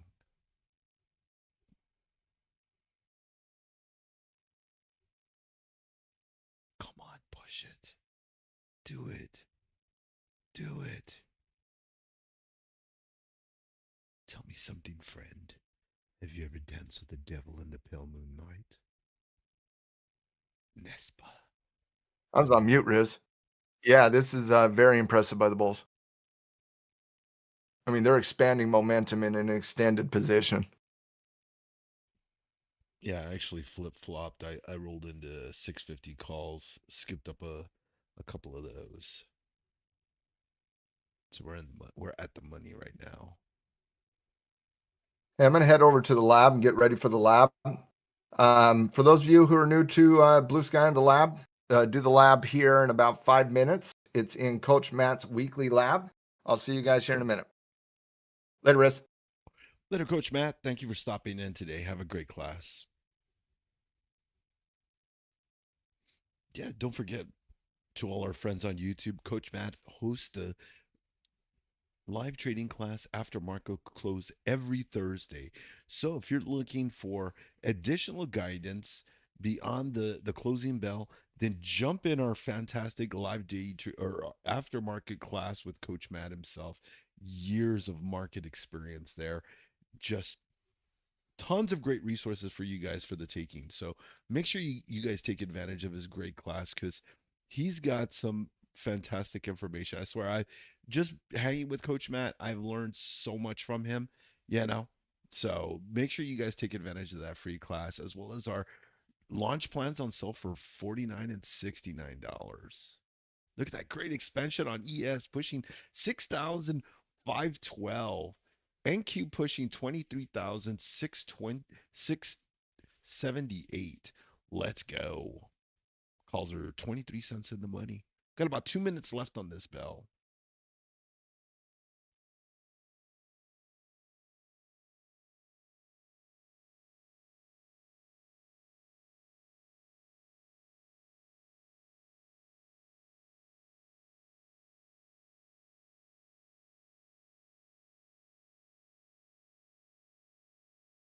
Come on, hold it, NQ. Don't give it up. Keep going. Let's take a look at ES. ES pushing. A little bit of a rejection, a little bit of selling going on at the 610, the 6510. Still holding. Less than a minute. We've got 40 seconds left in the bell in the New York cash session. Hey, no problem, Tiffany. Always it's actually my pleasure. I am so blessed and fortunate to be able to have the opportunity to be here with you guys. So truly, I am sincerely appreciative for you guys having me, and I've seen some of the feedback. So thank you guys for the positive feedback. Definitely loves that. We got 12 seconds left. No. Come on, NQ. Come on, ES, hold it. Push. Four, three, two, one. Ding, ding, ding. There's your bell, team. There's your bell. Wow. What a phenomenal trading day. I hope you guys were all profitable. I was profitable across the board. Little over $1,000 profit. Sounds like it sounds like the majority of our team had a great day. Ace, glad to see you back. Super glad to see that we were able to get you brought back in with the team. I'm really looking forward to see what my XSP calls are gonna settle for. Hopefully they settle out at $85 a con.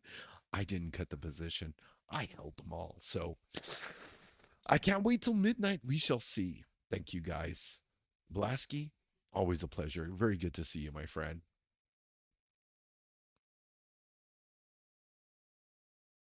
Yeah. Yes, ma'am. Yes, ma'am. I am sorry. I am so sorry for being late this afternoon. What's going on later at midnight? Well, since these are European settlement, so they settle at midnight. So they won't settle like a normal contract. Hey, thank you. Hey, we don't get it often, right? We don't get it often, but yeah, what we do, we take what we can. Oh, it's no problem. It's no problem. But I will definitely be here on time, and thank you again. Thanks everybody. Don't forget to bring in those questions. If you guys struggled today and had some hiccups along the way, then today is the perfect time to start that trade journal. Document the lot size, time of day, the date, and also the confluences that let you do that trade, as well as the most important part, three things you can do to improve upon that trade. And that's the first start to your trade journal. So again, hope you guys had a great day. Again, thank you for hanging with me. As always, good luck in the market, and I will see you bright and early tomorrow. Tomorrow's Friday, team. Last day of the week. Let's end the week strong. All right. See y'all. Have a great day.